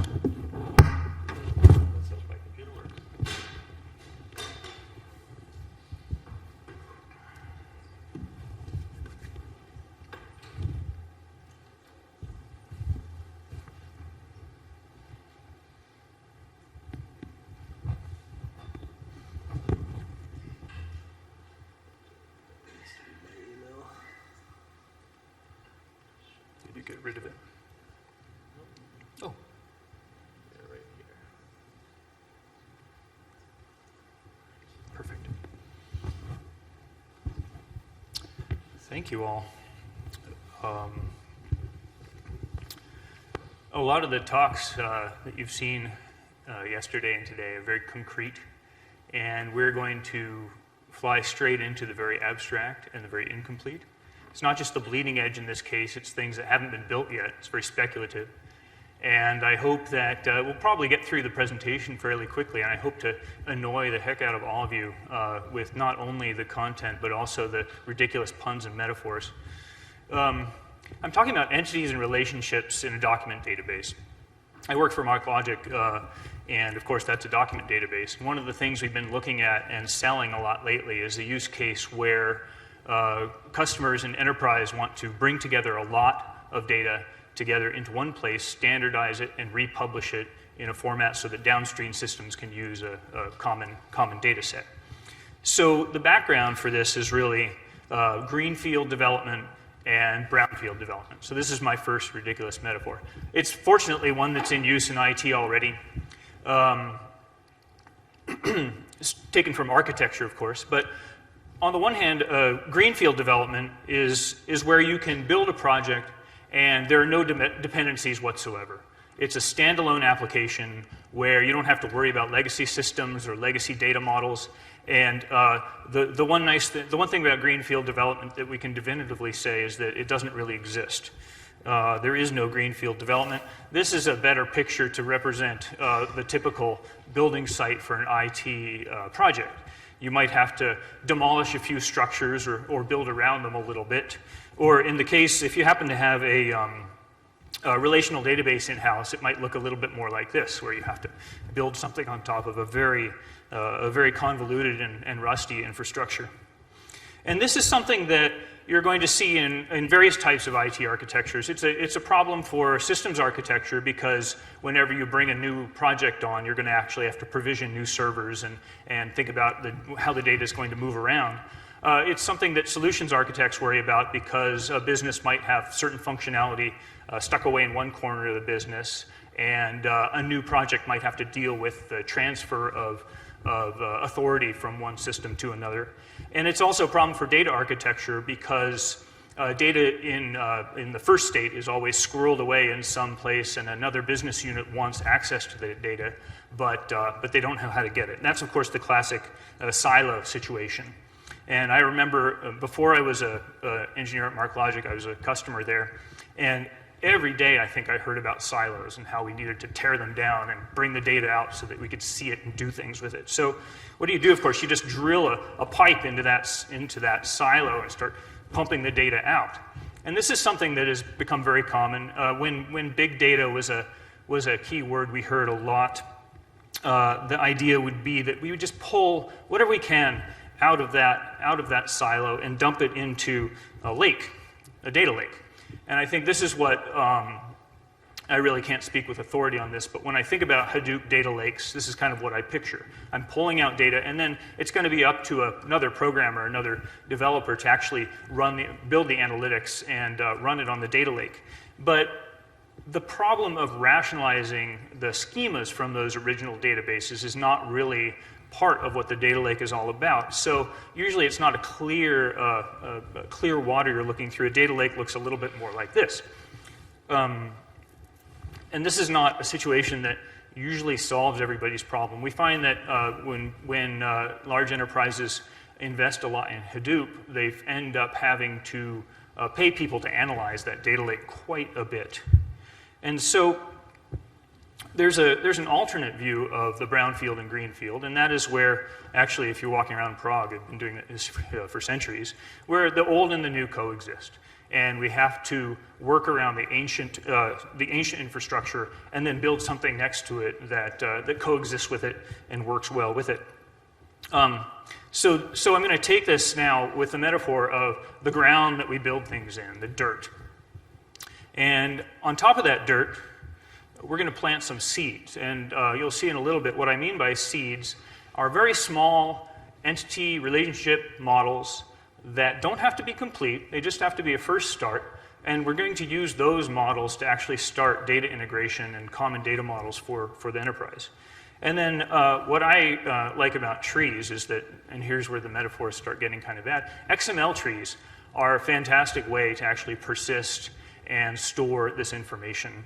And then once you have your pipelines and your iteration over your seeds, then it all bears fruit, and you can actually get a lot of value out of this approach. So let's turn to the first thing. What is the story of enterprise integration that I'm starting from? In the beginning, there was just one database and one ERP system. And there weren't a lot of other computers in the enterprise.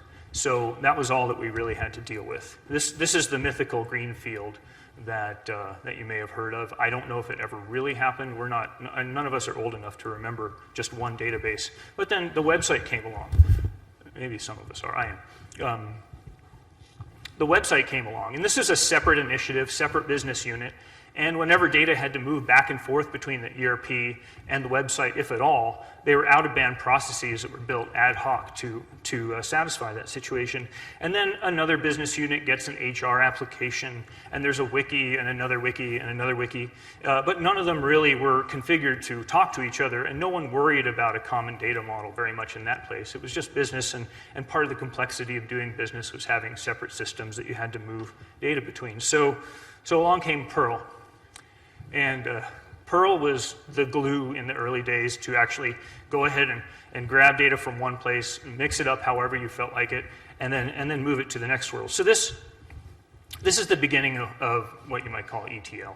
So ETL, of course, is extract things from one system, transform the model into a target model, and then load it into a second system. I think the early canonical version of this would be where the target model is a star schema. So it would be a facts and dimensions, but nonetheless you are creating a target model in your ETL process. But when you're talking about a large enterprise, a more accurate version of an ETL diagram for a large enterprise is like this. This is an actual ETL diagram from, no, it's not, but I'll let you enjoy it. So the alternate to ETL, where you have to create the target model within your scripts that are gluing the systems together, is where you just extract things from the database and then load it all into a data warehouse, a schema-agnostic data warehouse, a content store, or a data lake, without worrying about the schema. And this is a very useful pattern for a lot of people. In the early data consolidation projects, no one was particularly concerned about consolidated data models, or at least that was a different part of the industry. So this is where it was very useful to take a tremendous amount of heterogeneous, usually XML content, and shove it all together into one place, and you can get a lot of value out of it, but it really looks a lot like that data lake we had before, where it's not all that clear how to get common value from all of your assets. So I'm going to bring the next part of the metaphor is the seeds, and this is where I focus on probably the easiest, simplest entity relationship diagram I could think of, which is just a person. That's what I'd call an entity type, and then just a couple of attributes, an ID for a primary key and just the last name.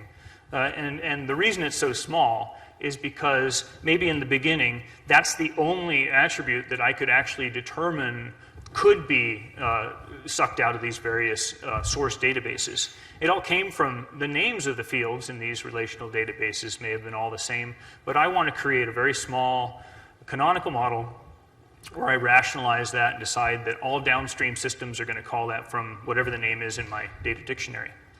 And then the promise then would be that I could iterate on that model. As more fields were important for downstream systems, I could go ahead and add a last name, a first name, the address, and then I could add relationships in as well. So I could have graphs of things in my common data model. If you want to express a common data model like this, here's one possible way of doing it. This is actually somewhat similar to the Swagger API and JSON schema. And the only difference being I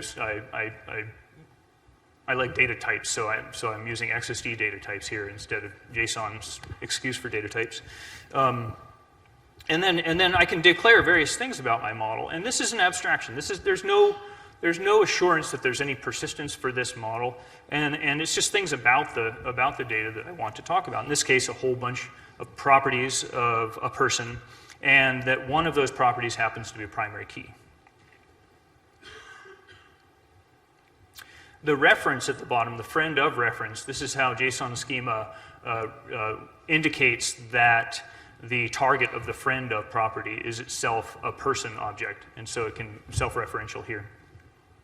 We can also use URIs to do references to other data types.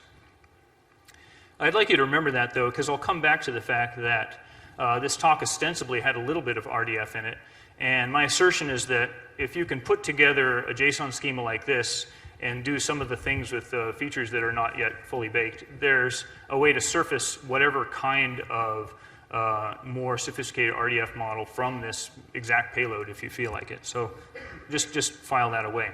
But what I can do, even from that JSON schema, is I can do code generation.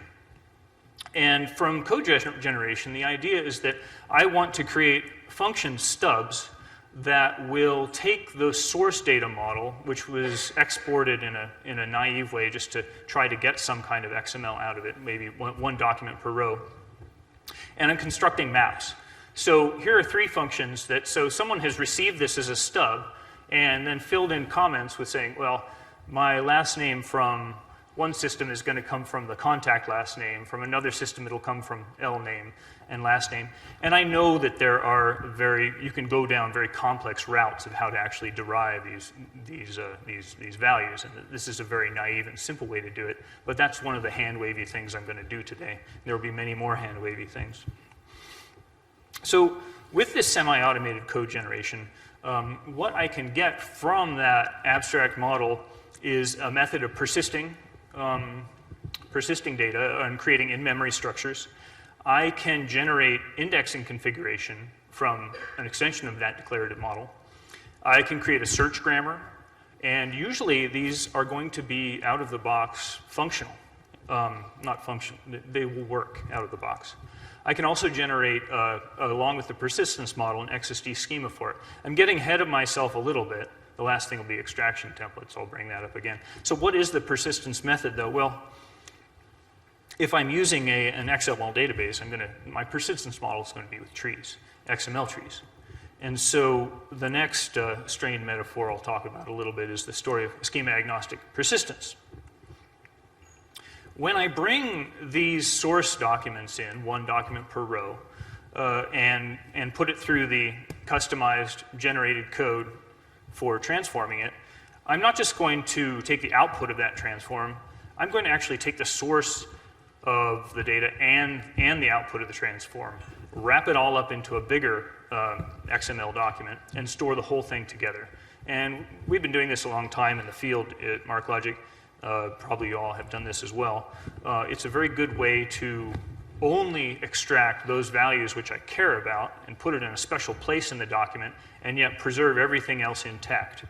So what it looks like from an XML perspective is like this. I've got the wrapper element of envelope, the canonical representation of my entity, which is the person element in this case, and then I've got a place in the tree to store all the source documents as well.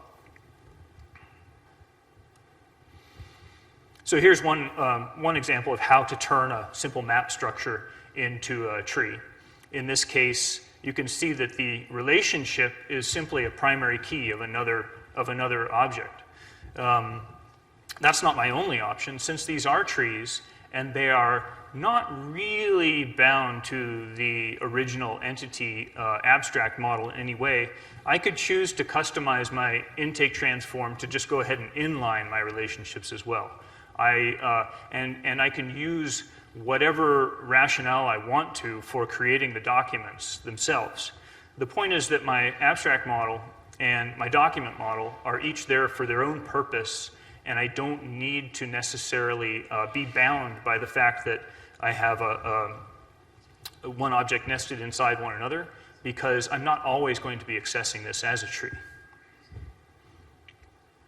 Now, when you see this, you might think, well, what about deduping things? And it's true. If I choose this representation for my tree, I might have other objects floating around the database that are identical. I think there are ways around that. The point is that we know denormalization is a very good thing for performance in certain circumstances, and so that's a choice you have when you decide to turn your abstract model into a persistence model.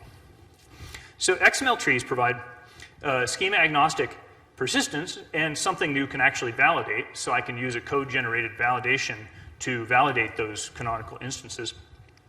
I also have an existing ecosystem for searching these documents. It's just something that already works within my database. And it also provides a way to take arbitrary mixed content and go ahead and keep it alongside my common model that I've created. And finally, it's a good foundation for very easy and generated extraction templates. And once again, I say, what's an extraction template? That's kind of the new bit of this all that we're going to propose, the fruits of our labor.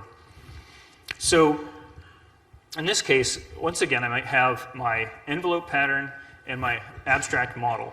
What's missing from here is the fact that I really am only still dealing with tree structures. I don't have further capabilities from that. However, that does give me something. I can do search across the original document without having worried about investing anything in the common model. So I can do word searches on the entire thing. I also have model-driven indexing because each of the properties of the persisted canonical instance are predictable, and I can tell where each of those elements are just by nature of the method I use to persist them. And then I can use a model-driven search grammar too. I can generate a search grammar, say first name Bart in this case, without having to worry about where that value came from in each of the original documents. So this is the gold at the end of the rainbow that we have here. But there's a little bit more, and that's the extraction templates that I brought up before. The approach that we're taking right now with indexing documents is to provide a template where you have a whole bunch of XPath expressions in that template. I'm not going into the syntax of the templates right now, but the idea is that these XPath expressions are going to populate columns in a row. And so if I have a template which encodes this information, whenever I ingest one of my canonical instances, I'm going to have this virtual row which has a whole bunch of columns. The table name is person, and I'll have an ID column, which is the primary key. I'll have a first name, last name, full name column, and then a friend of column as well, which has a primary key in it. And this actually is enabling for us a new SQL implementation.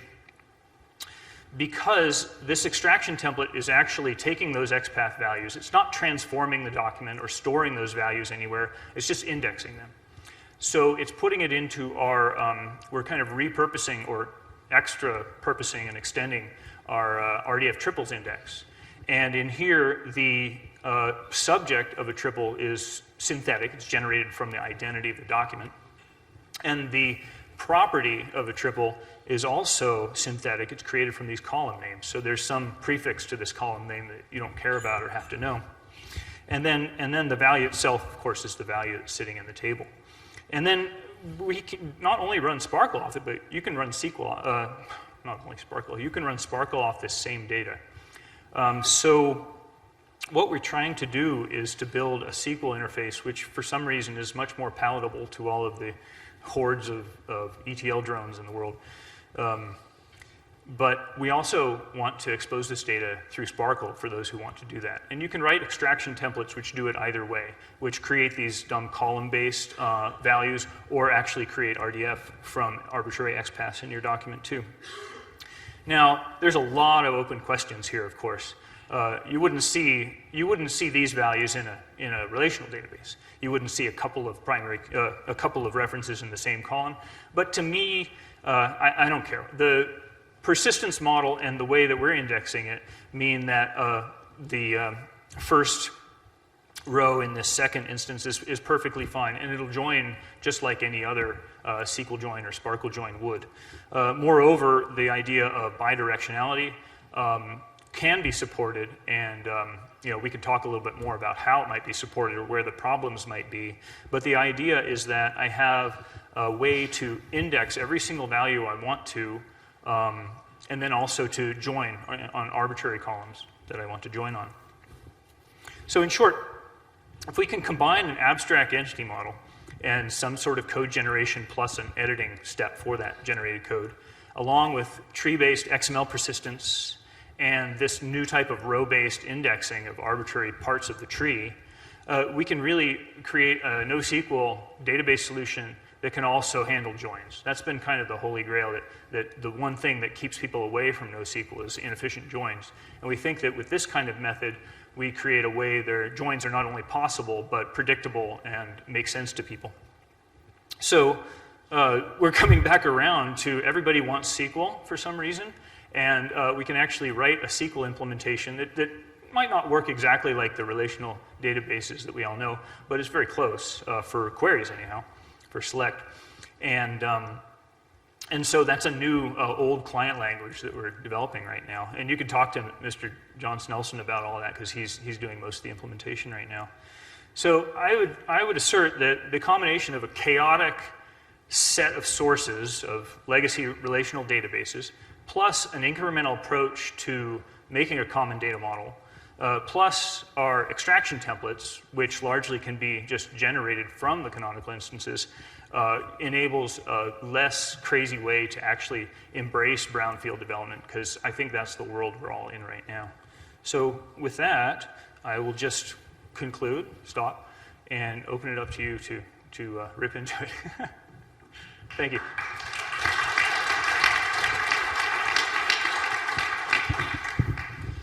Very interesting.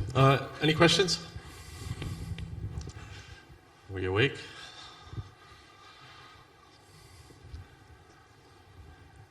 John, are you here, John? Do you want to add anything to this? No? Okay.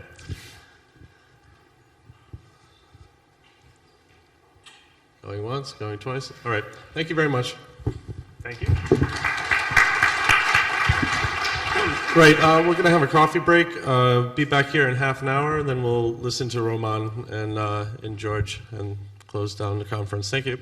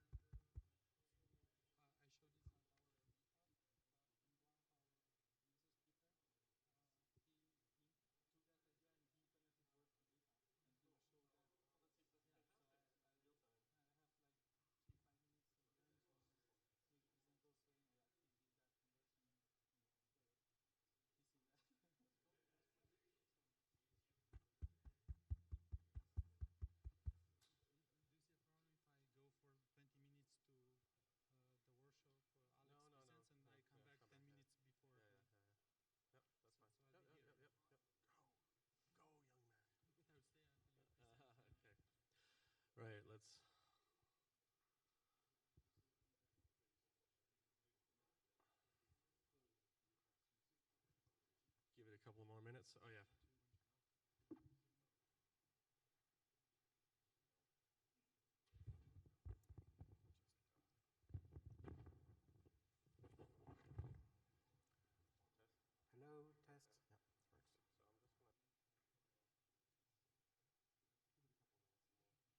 got screensaver? No. I tend to run the push.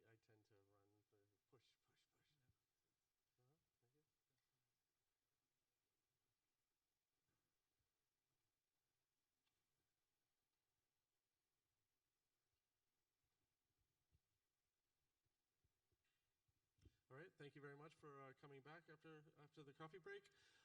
We restart with Roman Deltor again from DAISY, giving us an update on EPUB 3.1. Thank you. Thank you, Jim. So, yes, I'm going to talk about, give a brief overview of EPUB 3.1, which is the next major revision of the EPUB standard. So I'm not going to talk about superhero today. Who's familiar with EPUB in this room? Okay, some of you. So what is EPUB? It's basically a distribution and interchange format standard for digital publications and documents, and it's developed by the IDPF, International Digital Publishers Forum.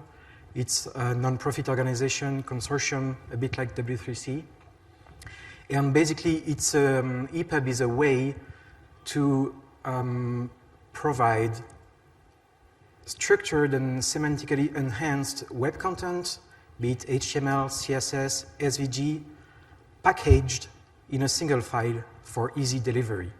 A way to see it is a static website in a zip. A bit of history about EPUB. It started back in 1999 by the OEBPS specification as the OEBPS specification for Open eBook publication structure. Then there were 2 more revisions to this specification. And then in 2005, the Open eBook Publishers Forum became the IDPF, changed its name. And the OEBPS was targeted as interchange of documents. And they started to work on a format that could also be used for delivery, and they changed its name. It became EPUB. And EPUB version 2.0, because it was the second version of this set of standards, became a specification, a recommendation in 2007. In 2010, there was another minor revision to EPUB, which also included fixed layout documents. It's basically EPUBs that cannot reflow, that cannot fit, that cannot adapt to the device's size. In 2011, EPUB 3 became a recommendation, and with this version, it introduced various things like the ability to use HTML5 in the EPUB. So you have much more semantics. You can use rich media in it. It also focused a lot more on accessibility, on support for internationalization, global languages. It introduced the media overlay specification, which I demoed quickly the other day, which provides a mean to provide synchronized text and audio in the same publication. So it was a major change, and again, a bit more aligned with the web, because EPUB 3 was more and more using web technologies under the hood. In 2014, EPUB 3.01, a minor revision to the EPUB 3 spec, basically spec cleaning.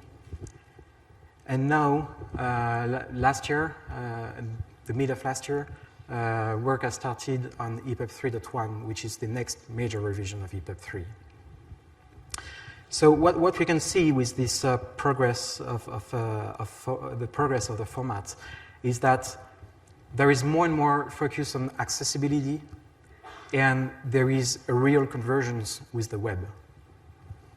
So in the future, what we could see possibly is W3C portable web publications becoming a replacement for EPUB. Portable web publication is a concept. It basically started as a white paper created by the Digital Publishing Interest Group at W3C. It's an interest group that where both the IDPF and W3C collaborates together to work on the future of digital publications based on the web technologies. So the real proof, really, that EPUB becomes more aligned with the web is that we now have an IDPF memes Twitter account. I strongly advise to follow it. So what's the scope of the EPUB 3.1 revision? The scope is to consolidate the existing specifications, the existing technologies, to simplify it in the meantime, to strengthen the alignment with the web, and again, to add more and more accessibility features.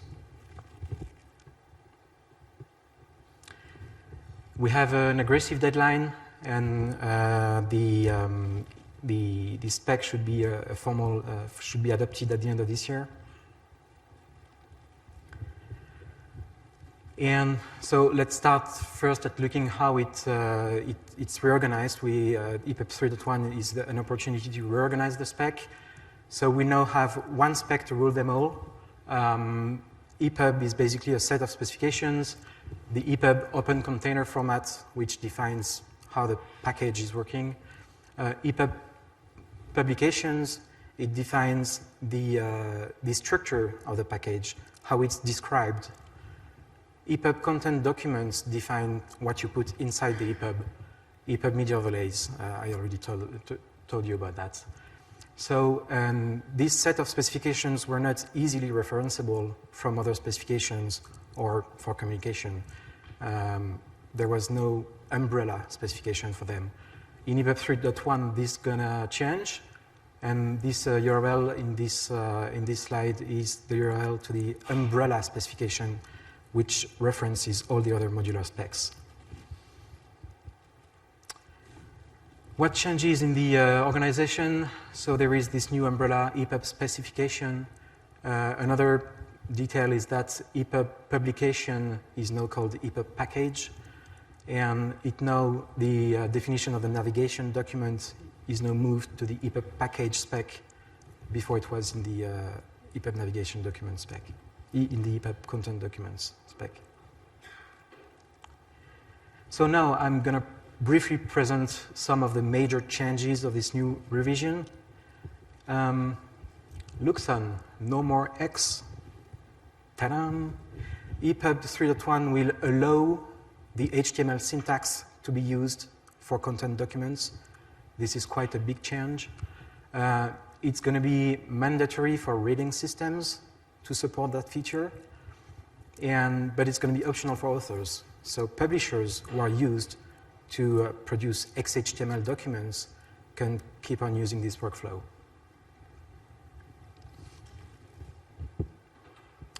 One of the outcome of the Digital Publishing Interest Group is that they provide they extended the area specification. Area is accessible, rich internet applications, and they extended the EPUB, the area role attribute. It's an attribute to semantically enrich HTML contents, HTML structures. So they came up with a new vocabulary of roles dedicated to digital publishing, and EPUB 3.1 adopts this new area role attribute with this new vocabulary. Because because EPUB 3.1 in the HTML syntax cannot use namespace attributes, it's a constraint of the HTML syntax, ARIA role becomes the recommended way to provide semantical annotations in EPUB. It's the only option in HTML, and of course, for XHTML documents, you can still use EPUB type attributes combined with the ARIA role attributes. What's new as well is that EPUB is having a new BFF. What's a BFF? It's a browser-friendly format. So EPUB basically is not directly readable by a web browser. It's a zip, right? So, but on the other hand, it contains web documents in this zip, HTML files, CSS, SVGs. So we want to provide a way to unzip, to explode an EPUB and put it on a server somewhere. And because EPUB is also described by proprietary, although standard, XML formats, the EPUB package, what binds the content files together is described in a proprietary XML language. We are also working on an alternative serialization of this package description to be used in this web-friendly format. It's not been published yet in the draft, in the first editor's draft, this browser-friendly format. It's still being worked on. Metadata, changes about the metadata. In EPUB 3, metadata, you could add a lot of metadata in the package document, the file that describes what's in the package. And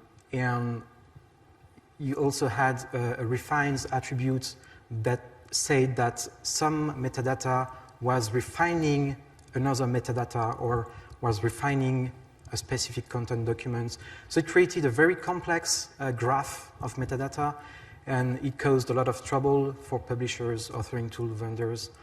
In EPUB 3.1, we're trying to vastly simplify this metadata system. So all the metadata that is required, well, that is recommended to use in this package document is just a DC identifier, DC title, language information, type information that says whether an EPUB is a dictionary, is an index, is educational material, DC creator, DC publisher, and for, if you want more metadata, you can link to external records using a link element. And so you can provide an entire set of additional metadata in a standalone file that you can provide either in the package of the EPUB or online on your servers.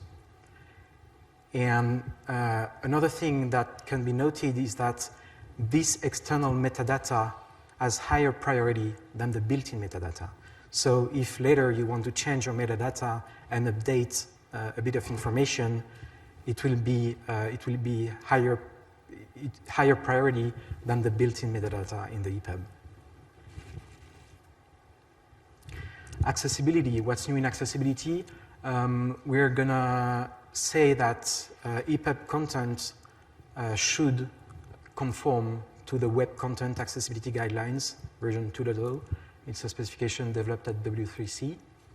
And we are also talking about creating an accessibility profile that will better describe what's needed to create accessible EPUBs, and it will be more strict than what's recommended in the basic course of specifications.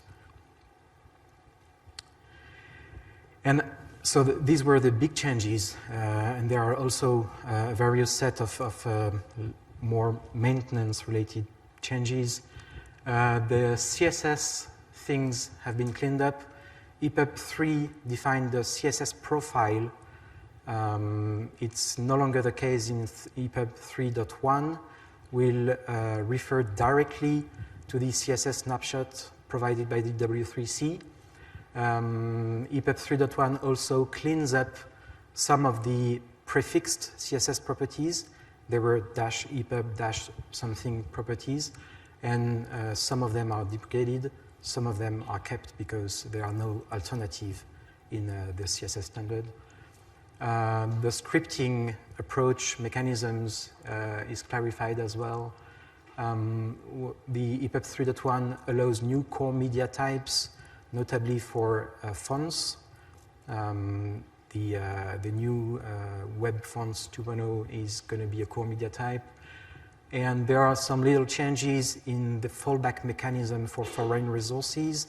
So in EPUB, when you have a resource that is not a core media type, that the EPUB reading system is not expected to understand, you have to provide a fallback for this resource. But what changes in EPUB 3.1 is that if this resource is not directly intended to be rendered, if it's, for instance, a CSV file that is further processed by a script, it no longer requires a fallback. Some features are removed from the specification. The NCX, it's standard for navigation control XML documents. It was first specified by the DAISY consortium for the digital talking books of DAISY. Then it was adopted by EPUB 2.0 as the navigation document language. In EPUB 3, we kept this NCX for backwards compatibility so that an EPUB 3 could be read in EPUB 2 compliant readers. But tentatively, we'll remove the NCX from EPUB 3.1. The guide in the package document, the guide element, it basically specified a list of landmarks in your EPUB is going to be removed as well. The bindings element, and all the EPUB namespaced elements in HTML content.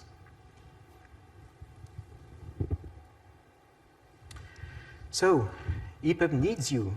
Now that we have a first draft, what can you do? Well, please review it. I'm just putting it there. I know no one reads the drafts, but, well, we can dream. So there is this first editor's draft here, idpf.org/epub/31/spec/epub-spec.html. And there is also an overview document linked from this specification and EPUB 3.1 changes document that better summarizes a bit more exhaustively all the changes from EPUB 3. How to provide feedback once you read this draft. You can file issues in our GitHub repository. You can send emails to the EPUB working group mailing list.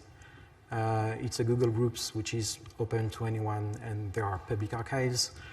And you can ask the chairs, Markus Jöling and Zvia Zigman. I also want to note that there will be an EPUB summit in Bordeaux, in France, in April 7 and 8 this year. It's an event organized both by the IDPF, the Redium Foundation, who develops the redium.org base for EPUB reading system, and the EDR Lab, which is a European digital reading lab. It's basically a branch of Redium in Europe, and it's based in Paris. So if you want to learn more about EPUB 3.1, what's the future of digital publishing at IDPF W3C, you can join this summit, and here is the link to register. So thank you. I guess we have time for questions, if you have any.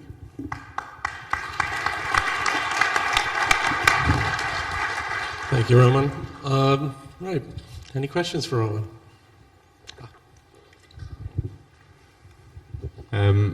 You didn't mention the hybrid format nor the relationship of the 3.1 with the fixed layout. Is there any update related to? Well, yeah, fixed layout is included in EPUB 3, and it's still included in EPUB 3.1. So there are no major changes in the fixed layout documents. So all the changes I mentioned here also apply implicitly to fixed layouts. You will be able to specify fixed layouts in HTML and these kind of things. As for the hybrid layout documents, it's a separate spec and it's not part of the core spec and it's not used. It's more of a note than a specification.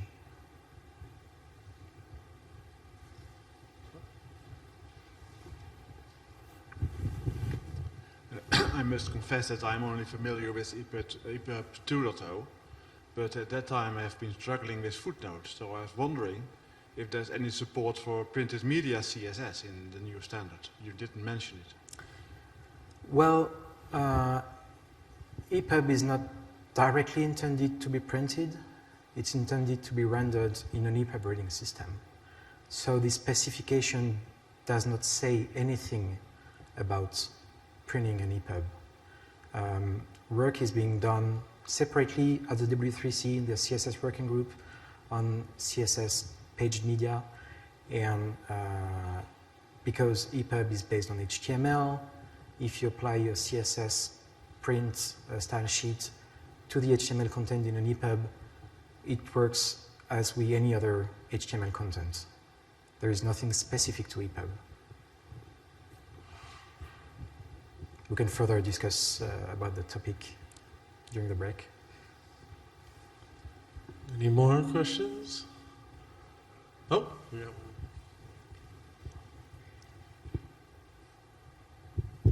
one. I'm Michael Müller-Hillebrand from Docufy. I will be challenged with creating the first EPUB output from our content management system. And my question is, how do you, can you say something regarding the adoption of EPUB 3.0 on the reader side? Like, are you kind of satisfied with how far this went or not? Well, personally, I don't mind a lot. But no, I mean, I don't know if there is an official answer for the satisfaction of IDPF. That's what I wanted to say. But in terms of adoption, it started slowly because there was this chicken and egg situation when reading system developers didn't want to provide compliance with the EPUB 3 spec until there were actual content using these formats. And on the other hand, publishers didn't want to produce EPUB 3 until there were reading systems available. So it started quite slowly, but in the past few years, it increased a lot. And many major publishers now produce EPUB 3. For instance, Hachette Book Group produces EPUB 3, and there are a lot of EPUB 3 compliant reading systems. So it's totally feasible to read EPUB 3 in any platform. For simple literature, it's also possible to create EPUB 3 that is backwards compatible with EPUB 2 reading system. So yeah, I would say that generally people involved in the EPUB 3 world are satisfied with the adoption. Yeah. Adoption of EPUB 3.1 will be another challenge though. All right. Oh.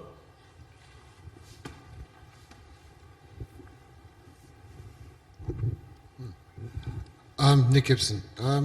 A lot of the things that you were talking about as simplifications feel like taking away a lot of the complexity and richness that was in EPUB 3. Is that because they were felt unnecessary or because people weren't using them and weren't adopting them? Okay, maybe I wasn't clear. It's not taken away.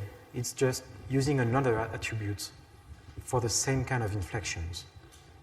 So it happens, so basically ARIA role, the role attribute in HTML, replaces the EPUB type attributes in EPUB. What about things like EPUB switch? EPUB switch, it's removed, simply, yeah.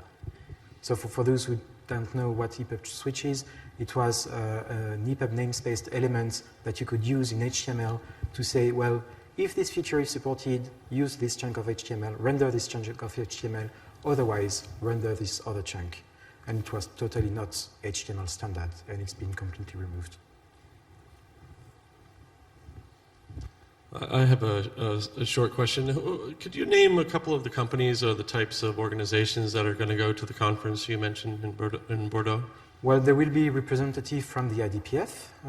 I think Marcus Yuling is going to make a presentation. Representatives from the W3C. Ivan Herman is going to talk as well. There will be people from publishers, from this Hachette book group. There will be people from the reading system developers, people from the Readium Foundation, notably, people from DAISY. Sorry? And winemakers, yes. And winemakers, a lot, yeah. All right, thank you, Roman. Sure, thank you. Next up is George Bina. He's been very kind to replace Andrew Sale, who was ill and could not make this talk. And this is a presentation that I got to see in XML London about magic URLs. And I'll let George explain it. Oh, we need your, oh, you've already done that.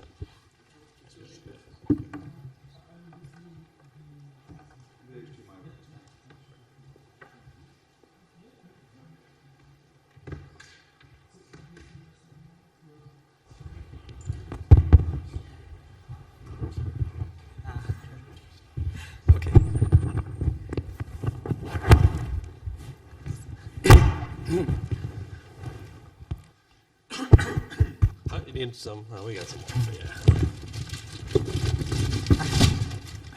There you go. So, good afternoon. Thank you. So it's the last session before the closing keynote, and I hope to wake you up if you're kind of sleepy. I hope you will find these ideas that I will present interesting, and maybe you will use the idea, not necessarily what we implemented to prove it. So you've noticed two presentations before, like Stephen presented that the abstract structure is what really is important, not how you represent that, right, with the numbers and so on, right, with the text structures and converting them to XML. And the fact that it's the same information, right? So that's a very good point. Another interesting presentation was Alex, who presented the challenges with XProc and the fact that XProc does not handle non-XML formats, right? So, and then if you have, a non-XML format, how can you bring that into an XProc pipeline, right? So this idea that I'm presenting tries to solve some of these problems and to basically to bring non-XML structures within XML workflows. Wait, I just got you to sit up here. Oh, yeah, sorry. Yeah. And that's not the right screen if you turn around. Take a look. Just turn around. No, we need to, I handle this. Okay. So on the other hand, I was always wondering why I didn't just sit, and relax before the course. I always get myself into trouble. So, okay. Oh. You're not plugged in? Yeah, we're plugged in. Okay, there you go. Okay. Well, I presented this also to people that do not necessarily understand XML and how everything works very well. So I tried to make an analogy with cooking, right? So if you have if you want to prepare something, you have some ready-to-use ingredients. You do not expect when you want to make cookies to start, from get I don't know. Grains instead of having flour, right? And it's the same with XML publishing. We have some ready-to-use ingredients like topic files or XML files, and from this we cook PDF or EPUB or HTML and so on. So in our case, ready-to-use ingredients will be like XML files or images or videos and so on. And in this case, so what happens if we have wheat instead of flour, and what happens if we have a non-XML format instead of something in XML that we expect, right? And we have a number of options. We can, like the manual part will be, like copy-pasting that information into an XML document. We can have like a separate conversion process, and there are companies that do only that, so they convert huge amount of data to XML structures. Or we can have, on-demand, an on-demand conversion, so get exactly what we need, basically, at that moment. And this is what we are focusing on. So this on-demand part. How we can make cookies when we have wheat instead of flour, and in case of an XML publishing workflow, let's say how we can publish PDF, EPUB, and so on, all the output formats when we do not have data topics or dogbook articles and so on. We have Excel files or Markdown files, or we have a properties file in Java instead of a data topic, for instance. Or we have a Java class and we want to generate API documentation, and we do not have an XML topic that represents that Java class. So this is the focus of dynamic conversion. And we have, because the structure is what really is important, we have structured content in different other formats, not necessarily XML-based formats, right?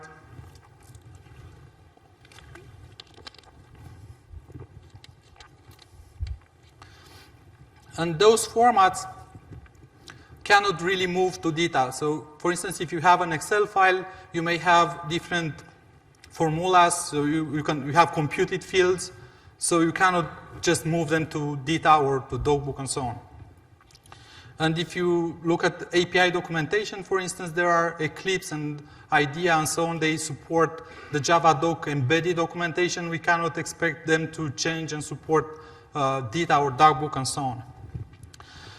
So the idea was to use URLs to provide a dynamic conversion of the content from different formats to XML. And for example, if we have an Excel file, we can have a URL that will point to that Excel file. We used also catalog. We can use a catalog to have, like a reference to that Excel file that will not be necessarily, will be portable. So if we move the catalog and the Excel file, the same identifier will point to that Excel file. I guess you are all familiar with XML catalogs, right? And now if we want to see this as a data topic, imagine that we have a web service that says, convert Excel to data, and then we pass that identifier to that web service, and that does the conversion, right? So then we have a URL that performs the conversion. But this does the conversion server-side. And if the file is not accessible to a server, then that will not work. So the idea that we proposed was to have a client-side conversion, which can be encoded in a different protocol for the URL that we use to access that resource. So let's say, URL file samples.xl is the Excel, the URL that points to the Excel file. If we say Excel to data column / and then the URI that points to the Excel file, then we can get a data topic. Because that protocol, Excel to data, can embed the conversion from Excel to data. Are you with me? Anyone has any questions so far? Michael? No? So I call these magic URLs because they perform the conversion to different formats. And as a user, you don't need to be concerned with how that's done. Basically, you just say Excel to data and point to an Excel file, and you get a data topic. And then you can use that. For instance, if you in data you can have a topic ref, href, and use that URL and point to the Excel file. But you'll read a data topic when you read that URL. Like if you used HTTP something, and convert data, Excel to data, and pass the URL, right? That web service will return a data topic. In the same way, this local URL will return a data topic.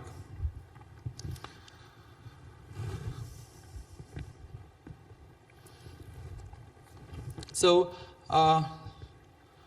is there anyone that can help me with oxygen? No.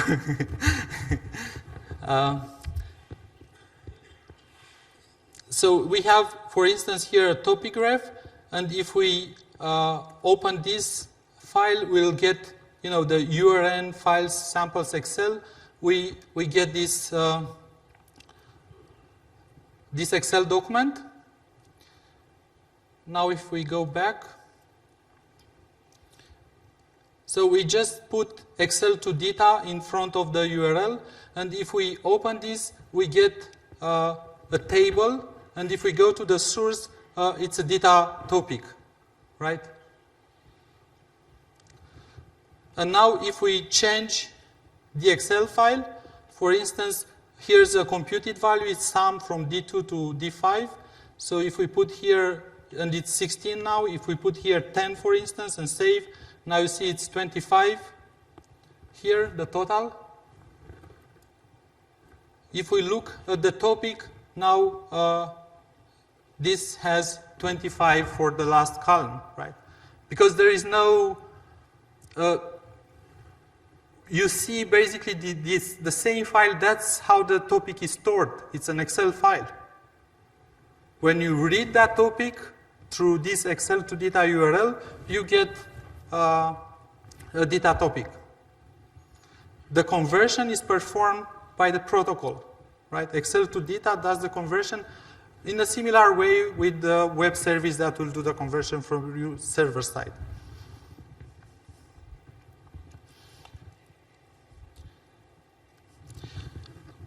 So the user perspective is quite simple, right? So from the point of view of a user, you just need to write Excel to data in front of a URL that points to an Excel file, and you get a data topic. So now if we come back to XProc, right, if I want to process in my XProc pipeline Excel files, I can just access them by putting Excel to data in front of the URL that actually points to the Excel file, and then I have data topics, right? Or I can say Excel to dogbook or Excel to my XML format and so on. We can do this also from XSLT. With the document function, we can access the Excel to data column / and then point to an Excel file, and we can apply templates and so on. So we can use all the power of the XML tools on different formats. And of course, these conversions are not limited to data or from Excel to data. You can convert from different formats to dogbook, TI, XHTML, to SVG, for instance, to get dynamic images or graphs out of a set of values in an Excel file and so on.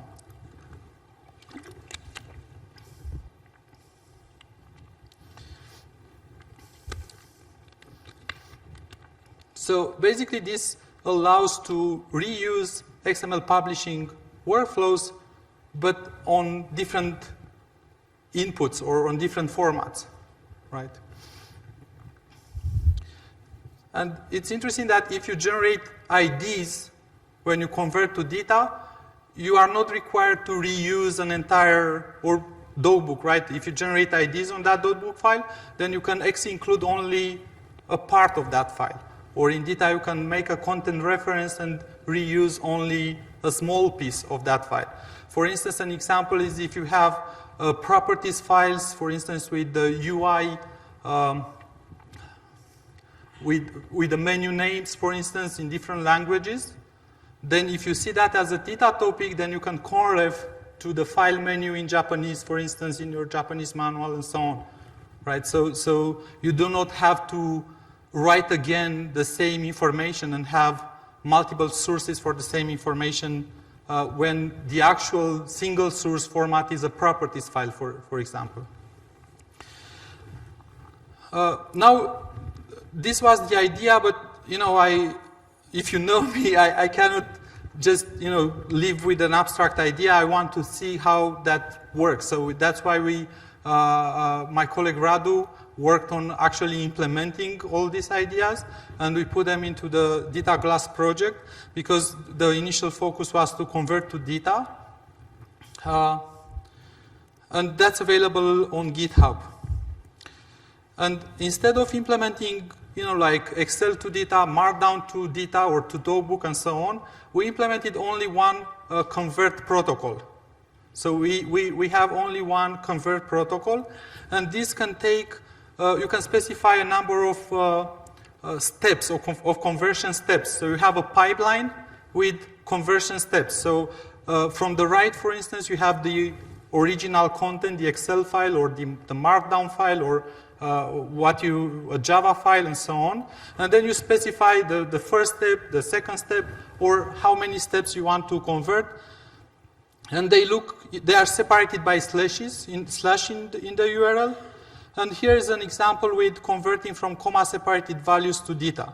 So for instance, the first step is to wrap the text into an XML element, and then we can use an XSLT style sheet using analyze string and so on to get a data topic containing a table with comma-separated values. You can read from a URL, but you can also write to a URL. So if you write to a URL, we expect to read the file, read the comma-separated values, for instance, as a data topic. Then you can make changes, and then when you write, you can save that back as comma-separated values. Right, so in the URL, in the convert URL specification, we can also specify the reverse pipeline. In this case, we specify this ARC processor, reverse processor, that specifies a style sheet that will say data to comma-separated value XSL, right? So when we save the file, this style sheet will be applied on the data document, and the result should be a comma-separated values, which is saved on the target comma-separated values file. And in this way, basically using this URL, you can have a round-tripping from comma-separated values to data. And in general, you can set up these conversions. If the formats allow you to have a round trip, then you can set up a URL that allows you to edit or interact with the format as if it would be a different format.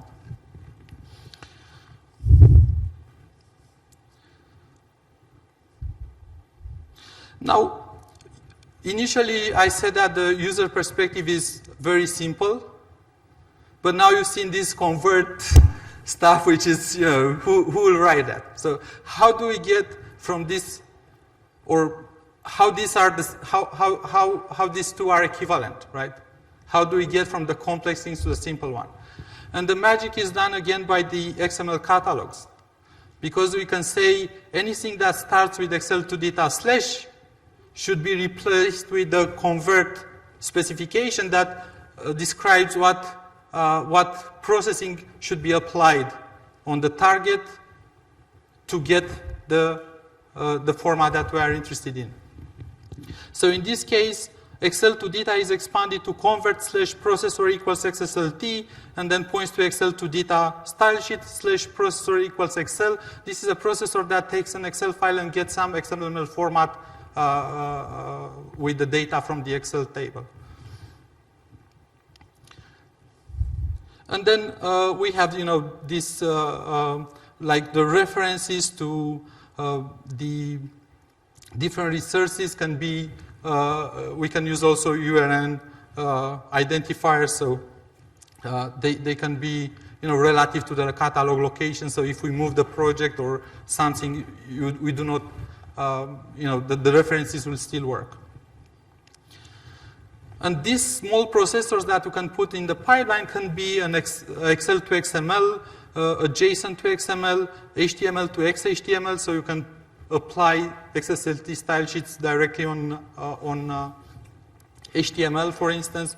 You can have XSLT and XQuery processors that are configured with parameters and the script, a pointer to the XSLT script, JavaScript, Java, and the wrap processor. And you can, think of adding other processors.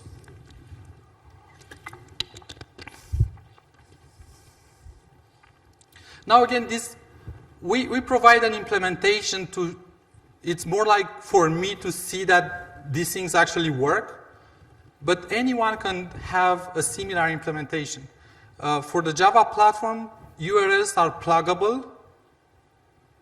So you can just register your own protocol and provide a Java class that handles that type of URL, right? And then you can just use that URL, and you have this kind of dynamic conversions, and then you can use them in any XML workflow that uses URLs. And then we have, I have a number of examples. I don't know what time is it, so plenty of time? 50 minutes? Just kidding. So Alex, do you find this useful for related to your XProc, or you're sleeping? No.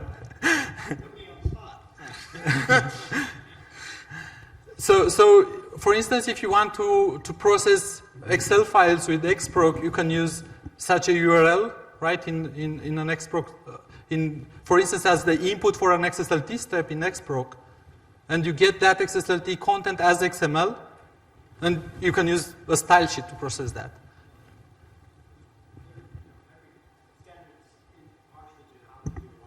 Actually resolved, right? So from an XProc perspective, a URI is a URI. Even in XProc 1, you could do this today.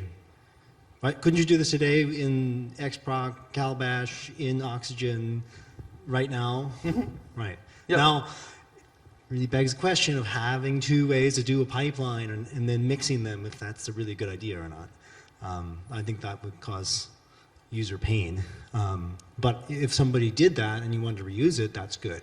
So, I mean, so if somebody shared that with you and you could use it, that's great. But if you were authoring it yourself, maybe you should stick to one pipeline language.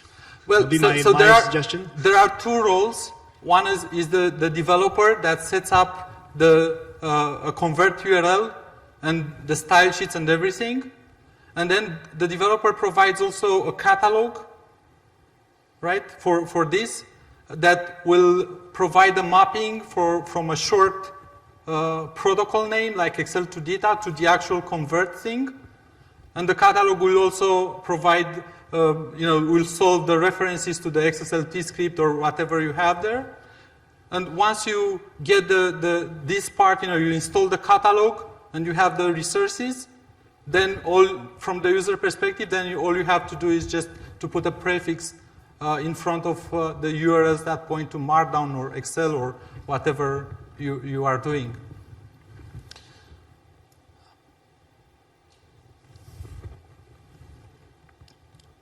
So let me show you just a couple of examples. So here we have a dynamic SVG graph, which is generated from Excel.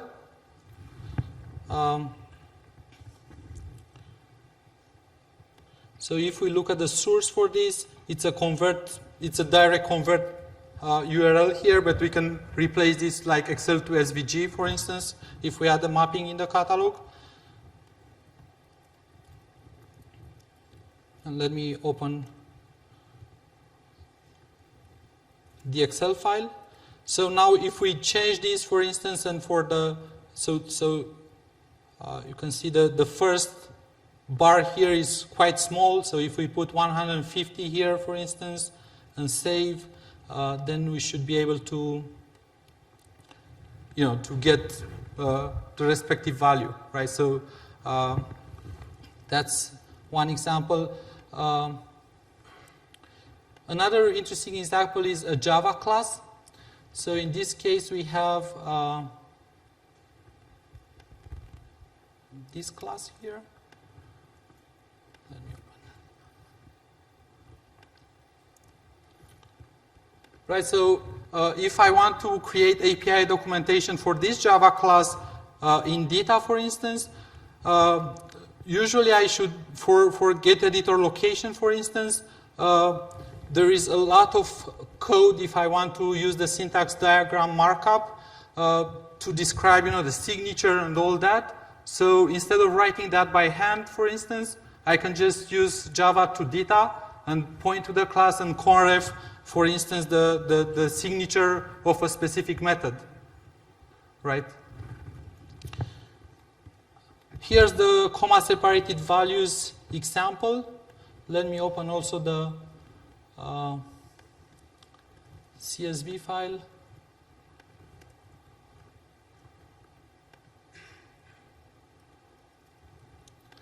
So here we have the source. So instead of George here, if I put test, for instance, save, here we have, well, I misspelled that. Put George here, save. If we go to the comma-separated values file, you see George, right? So when I save, it saves as, from data, it saves as comma-separated values. If I save from the comma-separated values and I look at that content as a data topic, I see that change immediately. And here is another example where we point to a properties file, right, to a language list properties, and then we can get the data content with entries for each key from that properties file, right? So in case you use that in, and you already have that information, that's, if we talk about single sourcing, the single source is that properties, that's the main file, that's what we maintain, right? So why duplicating that as a data topic when we can just see that as a data topic, right? And when I showed this a couple of days ago on our users meetup, Peter also had some idea of, he had already a conversion from Word to data, and he managed to get this working with these URLs. So maybe you can introduce yourself and also show us what you did.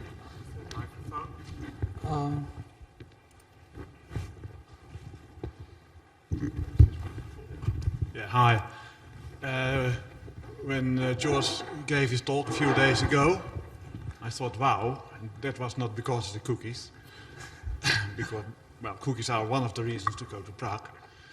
But I thought, this is it. This is what many of my customers that use XML in an awesome environment, what they really need. But what was lacking was a conversion from Word to data. And I used to have something that, well, doesn't attempt to do that. And I started working, and it gave me some sleepless nights because I couldn't get it working. But just during this lunch, I got it working. And it's very nice to present it to you and hope that it's still working. So what you see here is a Word document. It has some very ordinary features. It has headings, paragraphs with text styles, source text, underline, bold, italic. You can see it for yourself. It contains lists with bullets. It contains numbered lists. And it also contains a table with pens. I'm very proud of that I got that working. So then I had to convert it by George's nice idea to data. And this is what happens. If you have a look at this, you can't read it, so I'll try to make it bigger. Is it readable, or should it be bigger? Okay, I'll make it bigger. You see two topic graphs, and this is really the result of my experience. The first document, the first topic graph, just does a conversion from docx to an XML format. As you probably know, docx is just a zip file that contains XML files and some assets. And I essentially use a Java program to convert that zip file to a large XML file in which all these files are listed somehow. I can show you the result of that program, because it also works with this conversion protocol. And here it comes. It's impressive because it's unreadable. But if you look well enough, you see the root element unzip files, and then you see somewhere unzip.colon file, and well, this is repeated for every file in the docx file. So this is the input for an XSLT conversion that converts this file into data. Yes, I guess for debugging purposes, you can write convert URLs, basically the first step, convert that does only the first processing step, and then another one that does 2 processing steps in case your conversion, contains multiple processing steps, and then you can see, what's going on each of these stages, right? Yeah, right. And in a later stage, to make it easier for your customers or for the editors, you use the catalog syntax in order to make these terrible URLs much more simple. But I didn't have the time for that, and I used this conversion because, well, it didn't work, and I, wanted to have a clear view of what I was entering. So, well, the second one is the one that it is really about.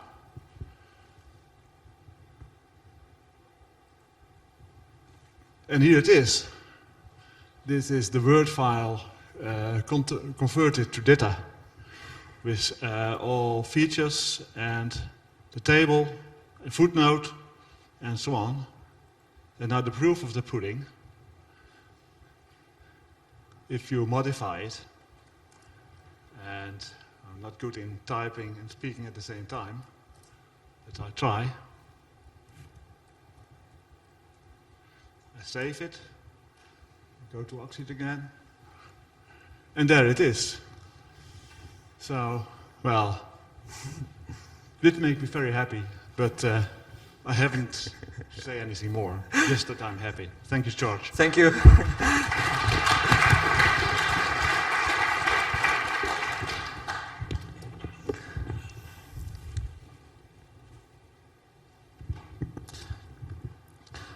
Okay, so I hope that you like this idea. Maybe you'll find it useful. Again, don't think necessarily on what we implemented, but think generically. It's you can bring in your own protocol implementation, and that can see different formats as XML, and you can use them from XProc, you can use them from XSLT, from XQuery, and so on. So existing XML publishing workflows can very easily integrate other data sources. And again, sometimes if we want single sourcing, that the master source may not be necessarily in XML format, but we do not have to be see that only this and it's not XML, we cannot do anything about that. So we can bring that into our XML workflows and keep it a single source also. So we made this proof of concept implementation available in Oxygen. You can play with that. One shortcoming in 17.1 was that we didn't handle, if you have a reference from a file, it was, like you have a map and the topics stay in the topics folder, right? And then if you put an Excel in that folder, you would like to say topic/myexcelfile.excel, right? So we made that also working. And then you can just say Excel to data column/myexcelfiles .xl, and then we resolve that relative to the file that contains that reference. Because relative references, you know, if you have a different protocol, they will not work. They will not work automatically. And another part was, you know, like if you have 1,000 conversions, you may not want to pay that conversion cost every time you look at a file and so on. So we added also a processor equals cache that basically will cache the conversion, and then if you have the same conversion, it will just give the content from that. If it's a local file, then we can look at the timestamp, so retrigger the conversion again, for example. And here's you know, an example of the published output with the Markdown content, HTML content, Excel content, XSLT documentation, Java doc, the Java file that you've seen earlier as a data topic, the dynamic chart, and the comma separated values file generated as web help, for instance, with the data open toolkit. We can generate, you know, any other format because there's no, for data open toolkit in this case, or for any other XML workflow, there is no different if they access that URL, what's at the other end. You know, it's, for them it's data or tagbook or whatever you read from that URL. So thank you, and if you have any questions, I'll be happy to answer them.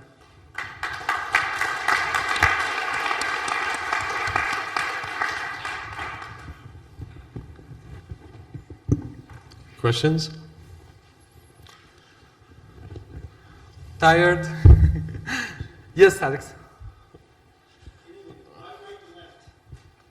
Hmm? Why right to left? Why right to left? Why not left to right? Sorry? Your eyes, they go right to left. Left to right. Isn't it harder to use? Is it harder to use if you've got it right to left than left to right? I mean, maybe that's a question for the other. You know, like, is it harder to use it in right to left form or left to right? I mean, this is a fundamental question. I'm curious. So your eyes, they go right to left. What I did the right steps, the steps go right to left. Oh. So why right to left rather than left to right? And I'm curious whether this is a usability question or not, and do people just not care? I don't know. This is how I was thinking. I don't know. For people the content is there. Here's the. I don't know. I was just saying, but people who used it, is that harder, or does it just not matter? Because it's a big long string and. Well, basically, when you write the URL, right, then you have the conversion steps, and you know at the end we have the final, the target. And it's important to be like this because usually if you will have, you know, like a relative reference, that will be, you know, it will make sense to be relative to the last part of the URL, right? Because otherwise, if you put the URL, the target, this is what you say. If you say convert and then target URL, and then have something like the parameters for a URL. Right. Then that will not work if you try to get a relative reference, I guess. But anyway. Sorry. Robin Lafontaine, Delta XML. Just wondering about those steps that you have, those conversion steps. Presumably, in order for the whole thing to work, each step has got to be lossless. In other words, keep all of the information, because you've got to go forwards and you've got to go backwards. Well, you are not required to have the reverse conversion. If you have only one-way conversion, you'll have an error when you try to write to that. So in case of a Java file, for instance, I do not have a save, right? But I cannot write here, it's read-only. Right, okay, because yeah. Even if I will change that and I will try to save it, the convert protocol will give an error that it cannot save, it's unsupported. It will give an IO exception, right? Yes, I understand that, but to get what people might expect, in other words, that I can pull this information in and edit it and it goes back again, then it has got to be lossless, which is a bit of a challenge, I guess, but Well, round tripping is interesting. Also for the comma separated values part, right? I can break the table structure maybe, and then I can get, depends on what the style sheet will save then, right? Or we can also generate, as part of the conversion, a CSS that can hide some parts, so then we can generate more information in the topic, but hide it from the user, right? So then you have information when you apply the reverse conversion to get back to the target format, but the user does not see that in a visuality mode, of course. So there are different ways to make that. But round tripping is, it's great, but I do not expect that the main use case to be, having round tripping, because it will be quite difficult. From Word, for instance, you get the data, and then to save back to the Word document. As I said, maybe if you allow the user to change only some parts of the document, and then you just go, and change the text in those placeholders, maybe. Yeah, fine, thank you. I mean, round tripping is always much harder. Yeah. But it's painful. But the main use case, I think, is to get non-XML data to be part of XML workflows, rather than to just edit something as something else, not necessarily. Any other questions? I have a curious question. Can you go back to the URL, the magic URL? I think my eyes are, well, they're getting older, there's no doubt about that. How are you representing a URI in a URI here? Convert? Oh. Don't you want to use a param for that? To use what? A parameter, URL parameter? Where's your URI in that? All the way at the end? Here, the green one. It's the target file. Oh, right. You're delimiting it with the exclamation, I see. Yes. All right. It's similar to the zip URLs from Java. So in Java, you have a similar approach for accessing files within an archive. Well, in Java, you have a jar URL. And we implemented in a similar way a zip URL to access, files within an EPUB and so on. Right, thank you. I just missed that. Right, thank you. Thank you. And thank you, Peter.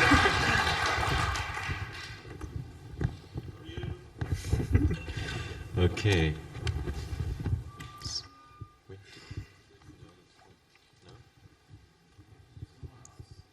No one?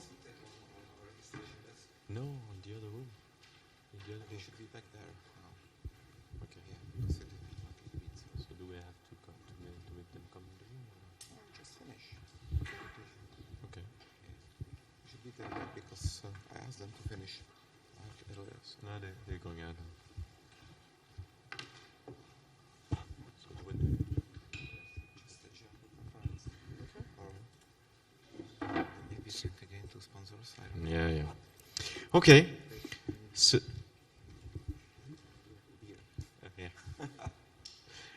So we come to the end of this conference, of this edition at least.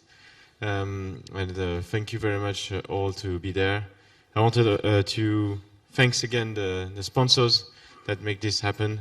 So Oxygen, we started with them and with them. So thank you, George. Thank you.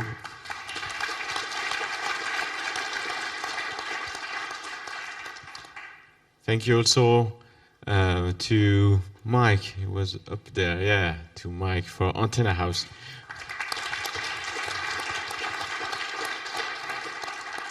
And thank you also to Eletech, which sponsors the student and the beer station. And where is Garrett? I don't see Garrett. Oh, he's there, okay. Just sleeping in the back, great. So, and thank you also to our anonymous sponsor who is hidden somewhere. Just there, just come into it. Thank you. And which come to light this year. Our also exist the older sponsor there, so you know this database and you must use it, right? Because this is a sponsor. And also, thank you to our. Did I miss someone? No. Yeah. The guy in the top there. Overstory and Mercato IT, yes. Oh, where there? Oh, just a few. Yeah. You have to go see those guys. Of course. And our new sister conference, DocEng. So just about the sister conference, there is XML London, which will happen in a few months now, in June. So they just send the request for paper, right? So, and it's closed on 7th of March. Is it correct? Okay. So hurry. Only 1 month to submit your paper. Remember, we didn't have a demo jam this year, but they have one. Okay? So you have to note that. They have beer too in London. Yeah, they have beer too, but it's more expensive. But you know, it's London, right? Okay. And so our sister conference, XML London, Balisage. There is also information about Balisage. I have no idea what the timing of the paper is, but if you go on balisage.net, you will find all the information. And also XML Summer School. And this year there won't be an XML Amsterdam. It was last year, if I'm correct. There will be one in 2 years. So if you miss Amsterdam because there are something else than beer, I think, if I'm correct. Yeah. Then not this year. Okay, probably another year. So thank you again for being there, for being so supportive, and for being disappointed that there was no demo jam, and for being at the dinner, and for attending all this. We tried new stuff, so we need your feedback. Yeah, I think we will send out some survey soon. So we need your feedback because we arranged a few things, we changed the date, and we made a few magic stuff and this kind of thing. So every feedback is welcome. We need to know if you want to come next year. Do you think they will go next year? I don't know. Maybe some people will not come. It will be demo jam. So write us. So we will arrange demo jam. Or So we change something anyway. Okay. So thank you very much, and see you next year.